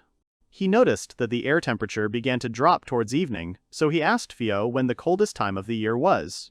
To which she raised her hands above her head, showing how high the snow and drifts could lie. Theo was surprised that there could be so much snow. He stood there, thinking. It seemed they had some time before winter came, but for now, they were stuck working outdoors. They should prepare before winter came, before the snow started falling. It would be best to do it now. While he was thinking, a group of people stood behind him, cheerfully discussing something. In this company, a girl with pointed ears and a hood turned and looked at him, while her companions continued to talk cheerfully. Theo entered the wooden house where Victor was cutting up meat. He turned to the guy who entered and asked him what these covered passages were. Theo wanted to ask about this, then decided to find out what he was doing. Victor cooked meat for the little ones, who looked at him pitifully as they begged him to give them food. Theo apologized for not keeping an eye on their food. Victor didn't mind. It was only a joy to him, and he understood that they still had a lot of growing to do. He handed them a plate with sliced meat. Theo was surprised. Victor himself, Bloody Wind, was preparing food for the wolf cubs. He was ready to bet that his old adventurer friends would be shocked by such a picture. Victor only laughed at his statement. He believes that his name cannot compare with Theo and his friends, who have achieved results during their travels. Thanks to the heroes' team, the war against the demons ended. The demons were so terrifying that the heroes' group's actions make them nothing less than saviors for people. Theo agreed that demons were certainly powerful. Even Giselle herself had been in danger more than once. It was understandable why demons were so frightening to most people. Remembering the original question, they decided to discuss it. Theo learned from Theo that when winter comes, there is a lot of snow, so he suggested making simple covered walkways in case of heavy snowfalls. He also suggested making a dining room so as not to freeze during the winter. Victor agreed with his idea. He suggested consulting a climatologist and a geologist, so they could come up with a plan. Theo was delighted and thanked him. First, they developed a plan by looking at a map and consulting with a climatologist and a geologist. Where would be the best place to build a canteen? After completion, everyone was happy with the work done. The dining room turned out to be wide, and all the necessary furniture was already in it. Now they could not worry when it rained or there was a strong wind during the meal. Victor noticed that Theo suddenly became deep in thought. His gaze became focused and a little distant. He came closer, asked with interest what had happened to him. At the moment the passage forms a large circle, and if it rains, the water will collect in the center, Theo thought. To avoid such a fate, he installed a drainage system where the water would drain. Victor confirmed his words, but did not understand what the problem could be. Theo, looking up, was afraid that the external drainage system might not work, so he wanted to do a test run and check how it works. The sky was clear, not a single cloud. Both were thinking that since the heroes group had arrived, they had no problems with the weather. Victor came up with the idea that perhaps there simply wasn't enough rain at this time of year, and, unfortunately, no one could control the weather. The thought instantly occurred to Theo. They could make it rain with magic. Lily from the team of heroes is capable of such a thing. She can call up strong winds and terrible lightning to fight off huge crowds of enemies, Theo thought. But he doubted whether it would be possible to change the weather in this way. Victor upset Theo with a negative answer. After all, Lilia is an exceptional sorcerer. Climate control requires magic of unusual power. Although Lilia is capable of it, it is only due to her exceptional talent. Any other mage couldn't do such feats. Theo mused, perhaps it was his old team that had given him some exceptional standards as a yardstick. Victor remembered that some of the settlers could do such a thing, who could quite possibly command the weather. Theo was already happy about this news, but Victor stopped him. There was a problem. The mage in question expressed a personal desire to have nothing to do with Theo. Theo was stunned by this news. He didn't understand what he could do to this magician, why he didn't want to deal with him. But Victor denied it and asked not to jump to conclusions. Victor figured that since Giselle was here, time had passed. Theo honestly didn't understand what she had to do with it. Victor was about to explain when something flew towards them, but it passed by, jumping away in time in different directions. Theo tried to understand where the attack came from. The enemy was not visible. Victor stood quietly and thought. It was more of a warning than an attack that he shouldn't tell the reason why the mage didn't want to help or contact him in any way. Theo wondered if he was being followed and received a positive answer from Victor. He had been followed from the shadows for some time now. Theo didn't like that he hadn't warned him about it. He honestly didn't understand why he was being followed.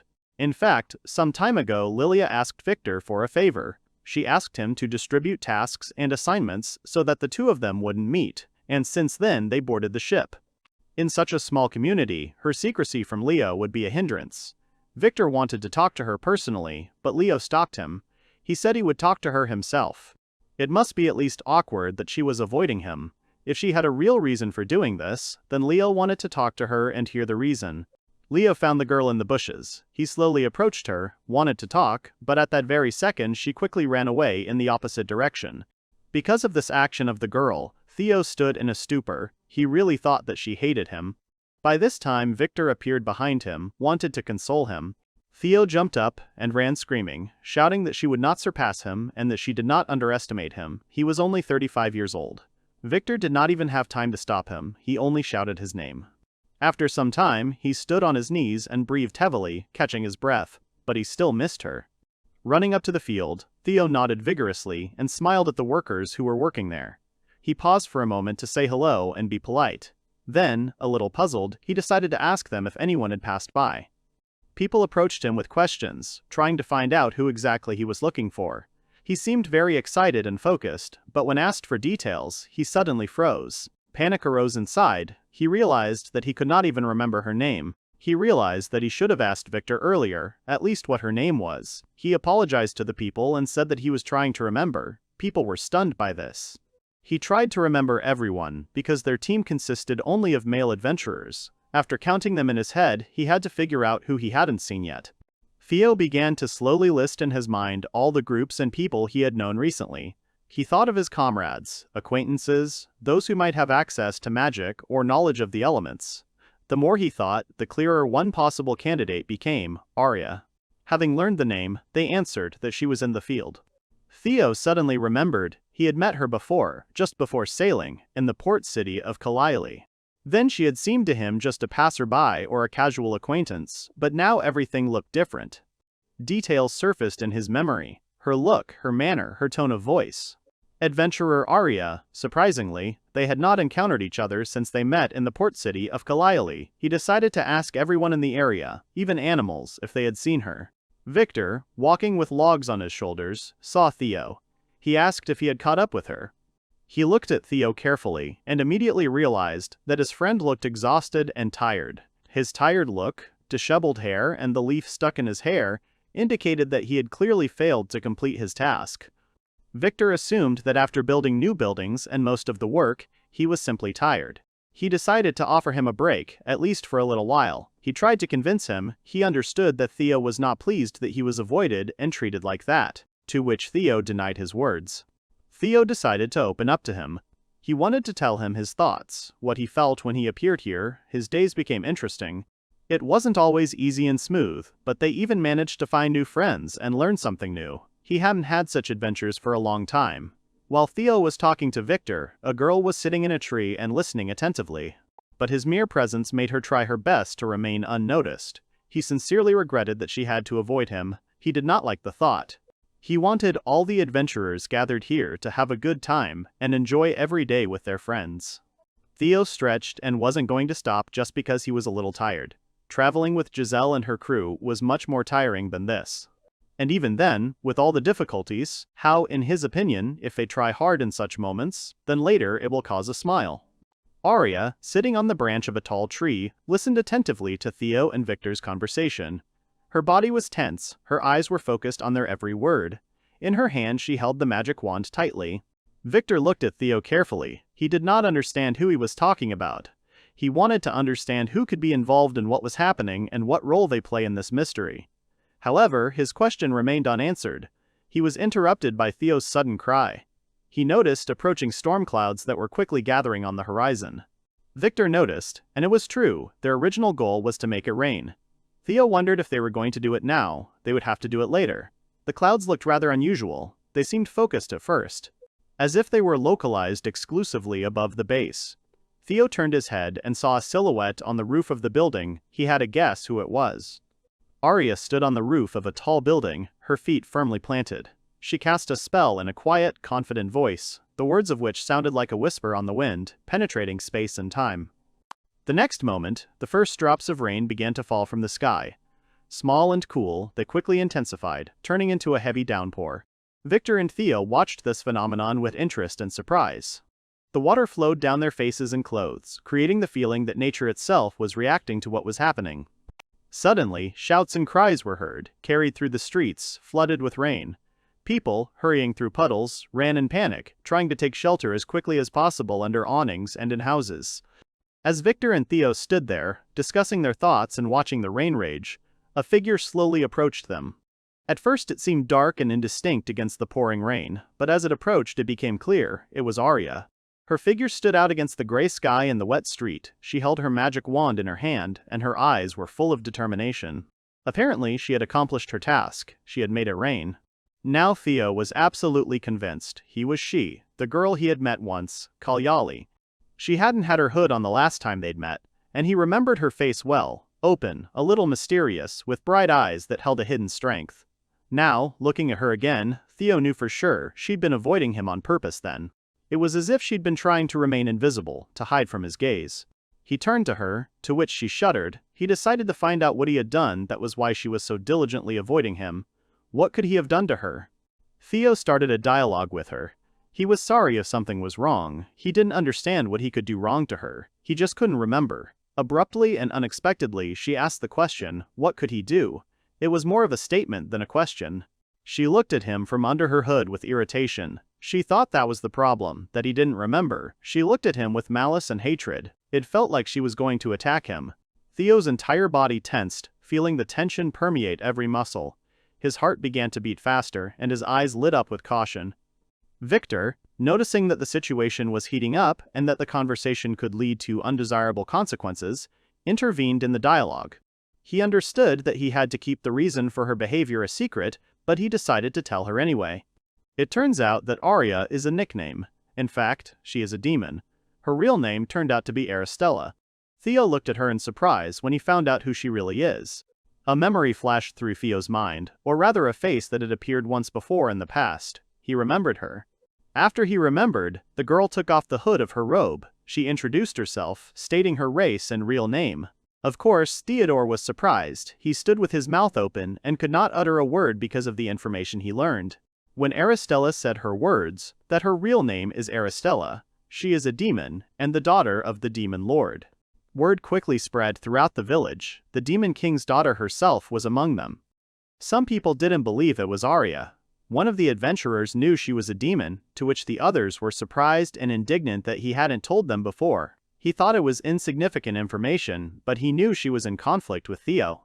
They reasoned that this sounded like a huge nuisance. She must be very upset with him. If they bumped into each other, something irreparable could happen.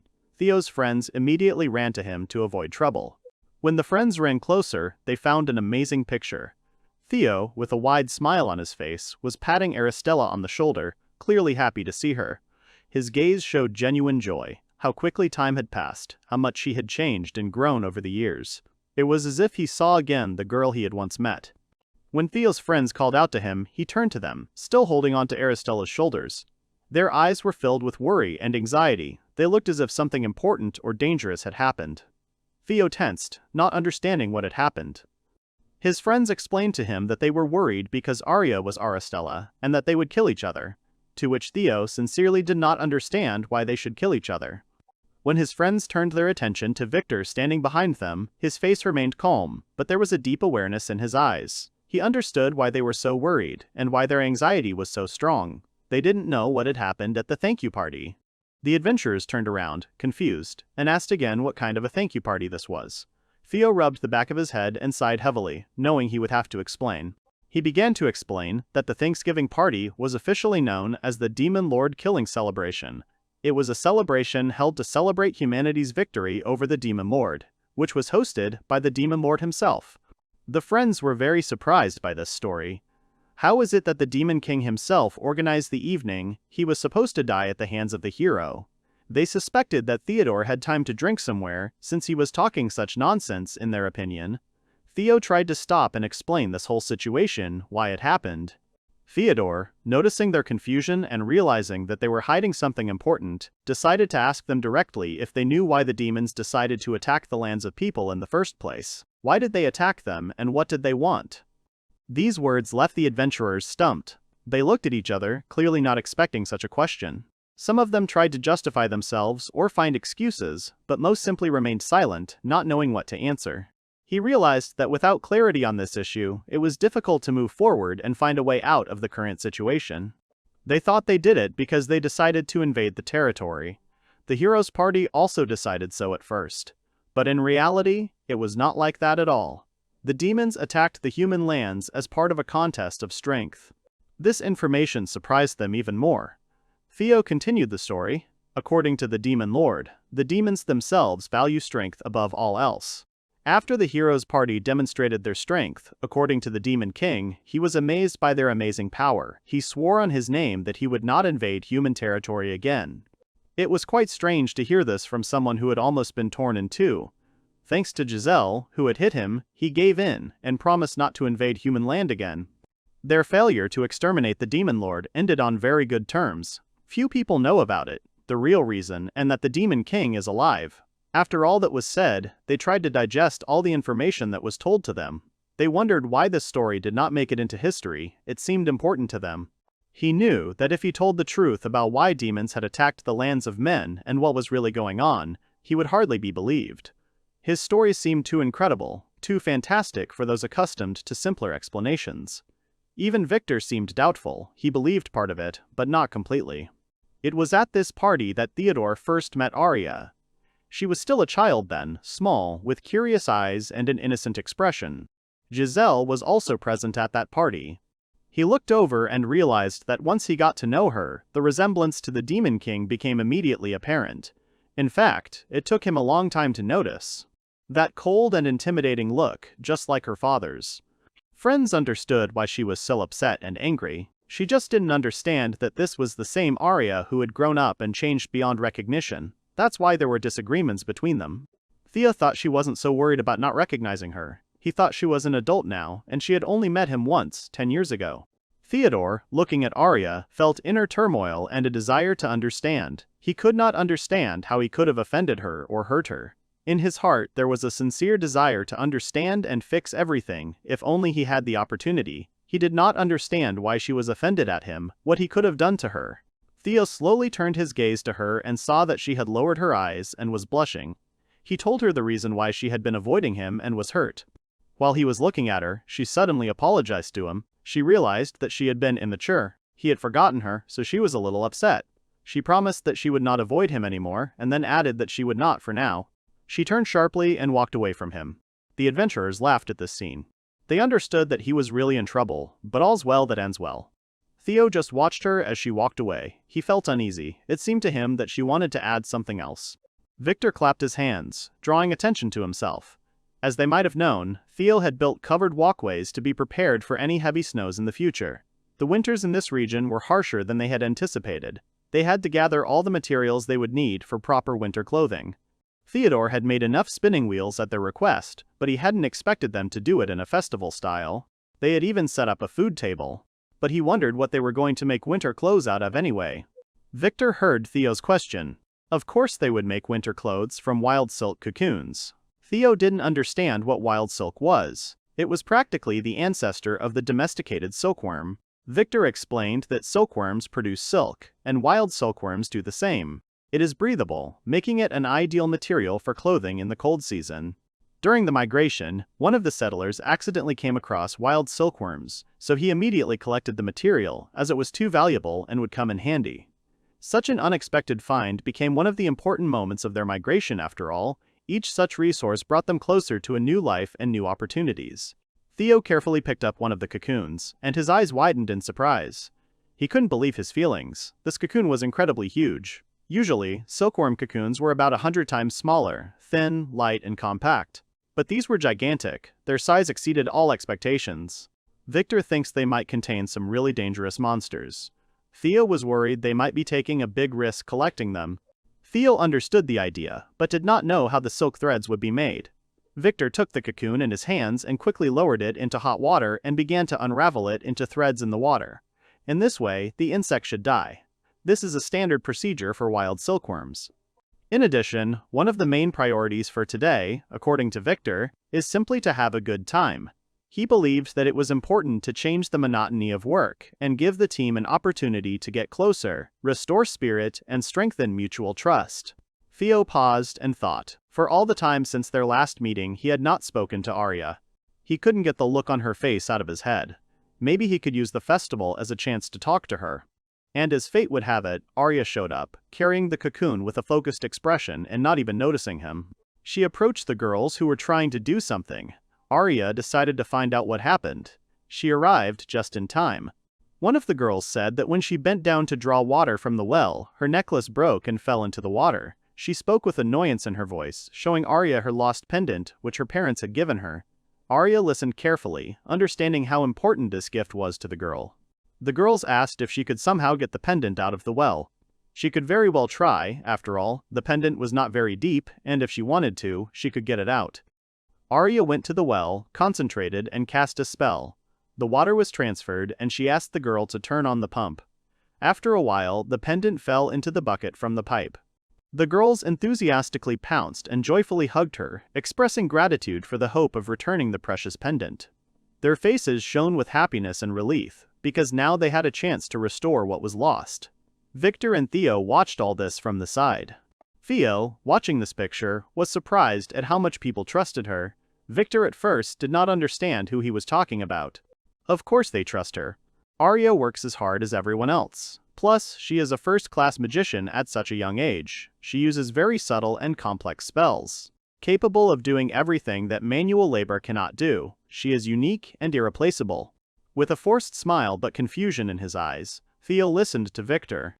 Arya said goodbye to the girls she had helped, and once again she received thanks. Turning around, she saw Theo, who had already approached her. He greeted her and smiled amiably. He admired how she used magic. Even he can't use magic. He understands that such precise control of water at the bottom of the well to move the necklace requires extremely fine skill. He was also grateful for the day she had conjured rain. She had known they needed rain and had provided it for them. He was truly grateful that she had been able to test the drainage system. It bothered him that he had not thanked her sooner. She chuckled at his words. Arya thought he was worrying too much. He hadn't recognized her after their long separation and had come to apologize for that, she supposed. Her words were like an arrow that pierced his heart. He was embarrassed that this had happened. She tried to calm his worries about the situation. He didn't need to apologize for it. Arya had gone on this journey, all the way to this new world, to see him again, and she couldn't help but feel awkward around him because of it. Theo hadn't expected that from her. Behind them sat a company and spun silk. The more silk there was, the more clothes there would be. Shiro was also happy. Even he would be made clothes similar to hers. They wanted to stop her so that she would be calmer and not come so close to the cocoon since it could be unsafe. She threw the wild silk into the water, and suddenly the water shook as if something large and powerful had been squeezed inside. At that moment, the pot suddenly turned over, spilling its contents onto the ground. Theo cried out her name, his voice filled with alarm and fear. Arya reacted instantly, without a second thought. Using her magic, she carefully moved the girl away from the danger zone to protect her from possible consequences. Theo in his arms with a worried heart. She was unconscious, and a feeling of helplessness came over him. Some noticed that something was wrong with the cocoon from the pot. It looked unusual, its surface seemed strangely deformed. Suddenly the cocoon cracked with a loud sound, and some movements began to burst out of it. The surface cracked, and thin threads appeared from inside, and then the outlines of something alive. The whole group froze in anticipation, watching what was happening with bated breath. In an instant, a multitude of small creatures with wings flew out of the cracked cocoon. They streamed into the air like flashes of light and flew rapidly towards the forest. Everyone present froze, watching this unusual spectacle. They turned out to be forest spirits. Thin, glowing creatures with wings, who instantly disappeared into the depths of the forest. People watching their flight were amazed and surprised. No one expected to see such creatures. They didn't expect that such a thing could happen. They didn't even guess. Usually insects live in cocoons, and they would die in hot water. Maybe it's normal in this area. Someone laughed that they were boiling forest spirits because of this situation. One of the adventurers exclaimed in surprise, drawing the attention of the others. At that moment, everyone noticed that after the disappearance of the forest spirits, the thread became incredibly strong. It stretched without effort. It also became much larger. It increased in volume. Theo, holding Theo in his arms, quickly ran to Arya. His face was full of gratitude and relief. He bowed his head to her, sincerely thanked her for saving his dear person. Thanks to her, Theo avoided burns and wounds. She felt awkward about this. She thought that there was nothing wrong with it. He looked at Arya with a warm smile. He knew she would make a great adventurer. She suddenly remembered their first meeting at the party. That day, when everything was just beginning, a little girl came up to him and addressed him with a sincere smile. Her eyes were shining with curiosity and trust, and her voice was soft and clear. He leaned down closer to her so that their eyes were level and looked deeply into her sincere eyes. A curiosity arose inside him. How did this little girl, the daughter of the Demon King, know his name? She learned about it from a book. She hesitated for a moment, as if gathering her strength, and a quiet dream lit up her eyes. She wanted to one day become an incredible adventurer like him, brave, wise, and ready for any challenge. Theo was surprised by her words. His face expressed genuine surprise, and he smiled a little, as if he had not expected to hear such confessions. He thought that Giselle was much braver and stronger than himself, and that she deserved such praise.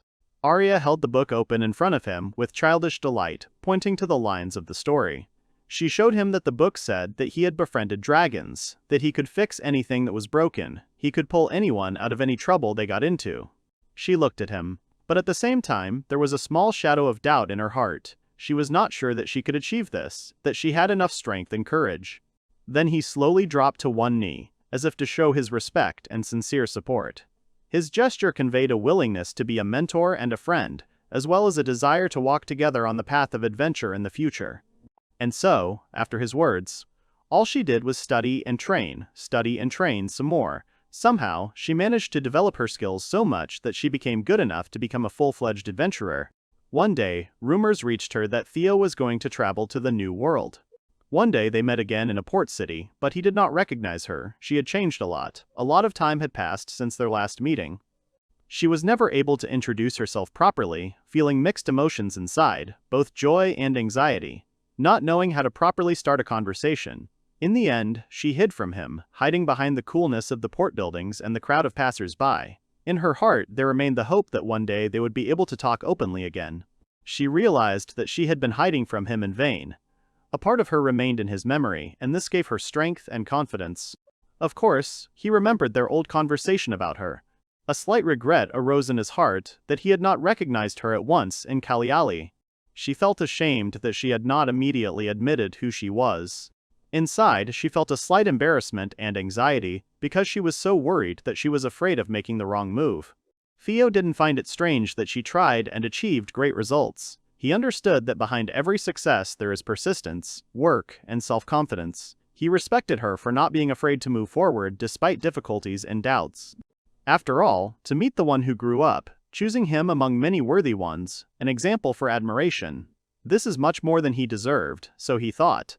He was overcome with joy and pride, and also a little embarrassed that he became an example for her. Theo moved in his arms. His heart sank with excitement, and he looked at her carefully, full of care and concern. His gaze showed genuine excitement. He wanted to know how she felt after everything she had experienced. The first thing she was concerned about after waking up was the threads. Theo pointed his finger at the fine, interwoven fibers. Theo was happy with the work she had done and what she had created. She felt a warmth in her heart with pride, knowing that all her efforts had not been in vain. She wondered if these threads would be used to make clothes for everyone, for Shiro, the little ones, and even for the others. He thought that there would not be enough silk threads for everyone, and this upset him a little. At that moment, Arya came up to Theo and quietly said something in his ear. His face immediately changed, a smile appeared in his eyes, and his movements, obvious approval and pleasure. It was clear that he liked what she said very much, and he appreciated her words. Theo, Shiro, and the wolf cubs were given scarves around their necks made of thin threads. They happily tried them on and felt the warmth and coziness that this simple but beautiful thing gave. Everyone was happy, especially because they now had the same clothes, uniting them and creating a sense of unity. The idea to make the scarves belonged to Arya, and the pattern on them repeated the pattern on Theo's clothes, creating a harmonious and beautiful ensemble. Of course, Theo made the scarves themselves. His skill and accuracy were evident in every stitch. Theo flew into Arya's arms, expressing her gratitude for the idea. She smiled, showing how much she appreciated her support and inspiration. Arya was a little embarrassed, not quite understanding why she was being thanked, since Theo had made the scarves. In response, Theo laughed and gently emphasized how amazing she was, continuing to hold her in her arms. Theo continued to list her qualities, her amazing magic, the magnificent clothes she designed. Her eyes were filled with genuine admiration and a desire to be as strong and talented. She dreamed of gaining the same confidence and skill so that she could perform miracles like Arya. She remembered saying the same thing to Theo as a child, and she was sure that she would definitely become whoever she wanted. Arya looked at Theo with a warm smile, her gaze reflecting genuine joy and gratitude. She felt that she had made the right choice, having gone through this long and difficult path. This smile expressed her confidence that new discoveries and adventures awaited them ahead. Arya walked calmly, holding onto the wicker basket that held their latest finds and creations. Her steps were confident and measured, enjoying the silence and the freshness of the air around her. Theo ran quickly behind her, trying to catch up with her, and with a smile asked her to slow down. She tried to catch up, she just wanted to enjoy the moment with Arya. Curry and Theo watched Arya and Theo, smiling deep inside. They felt joy and satisfaction that after all the difficulties and misunderstandings, their friends finally found a common language and became friends. Seeing Arya and Theo walking side by side, taking their first steps towards mutual understanding, was real happiness for them, and confirmation that all the efforts were not in vain.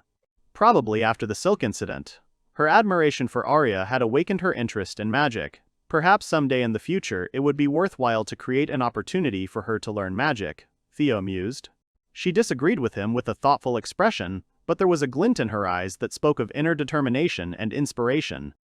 Deep down, she believed that now was the time to organize magical training for Theo.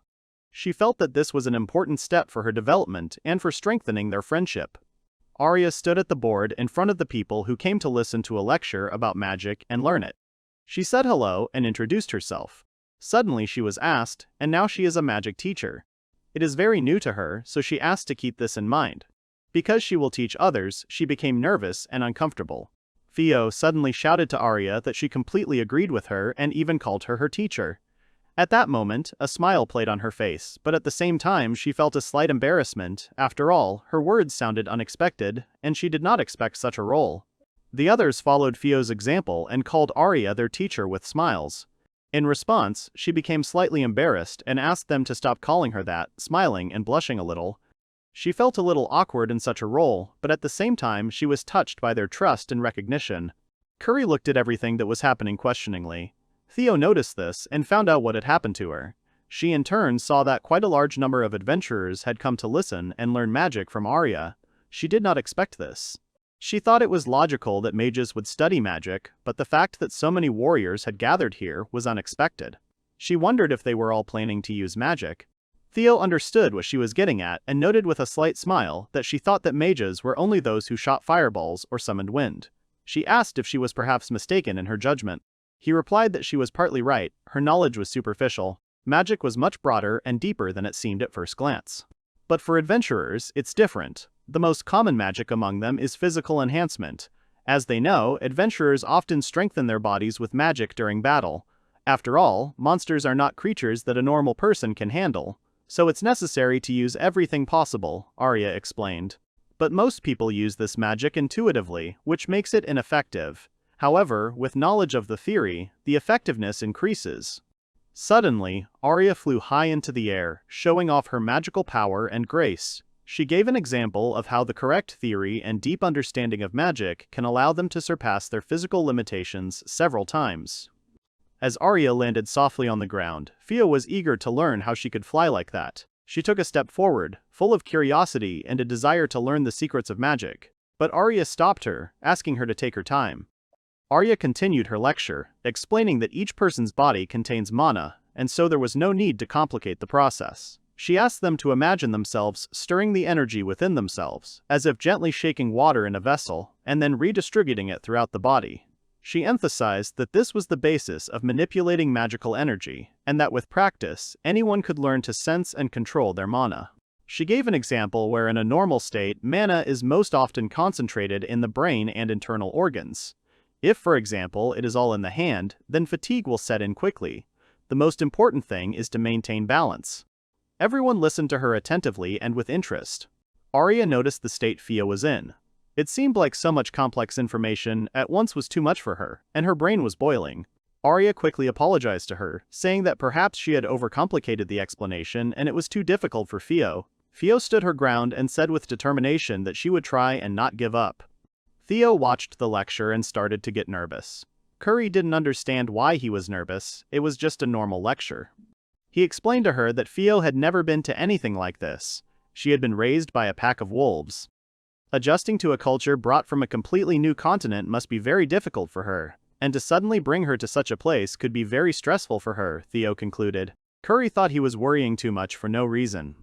Curry smiled and began to explain that all children love to enter new worlds and learn about new things. She remembered how she herself, as a child, would happily look through monster manuals, feeling the excitement of discovering new creatures and mysteries. Then she turned to Theo and said that this girl was very adaptable and would quickly get used to new conditions.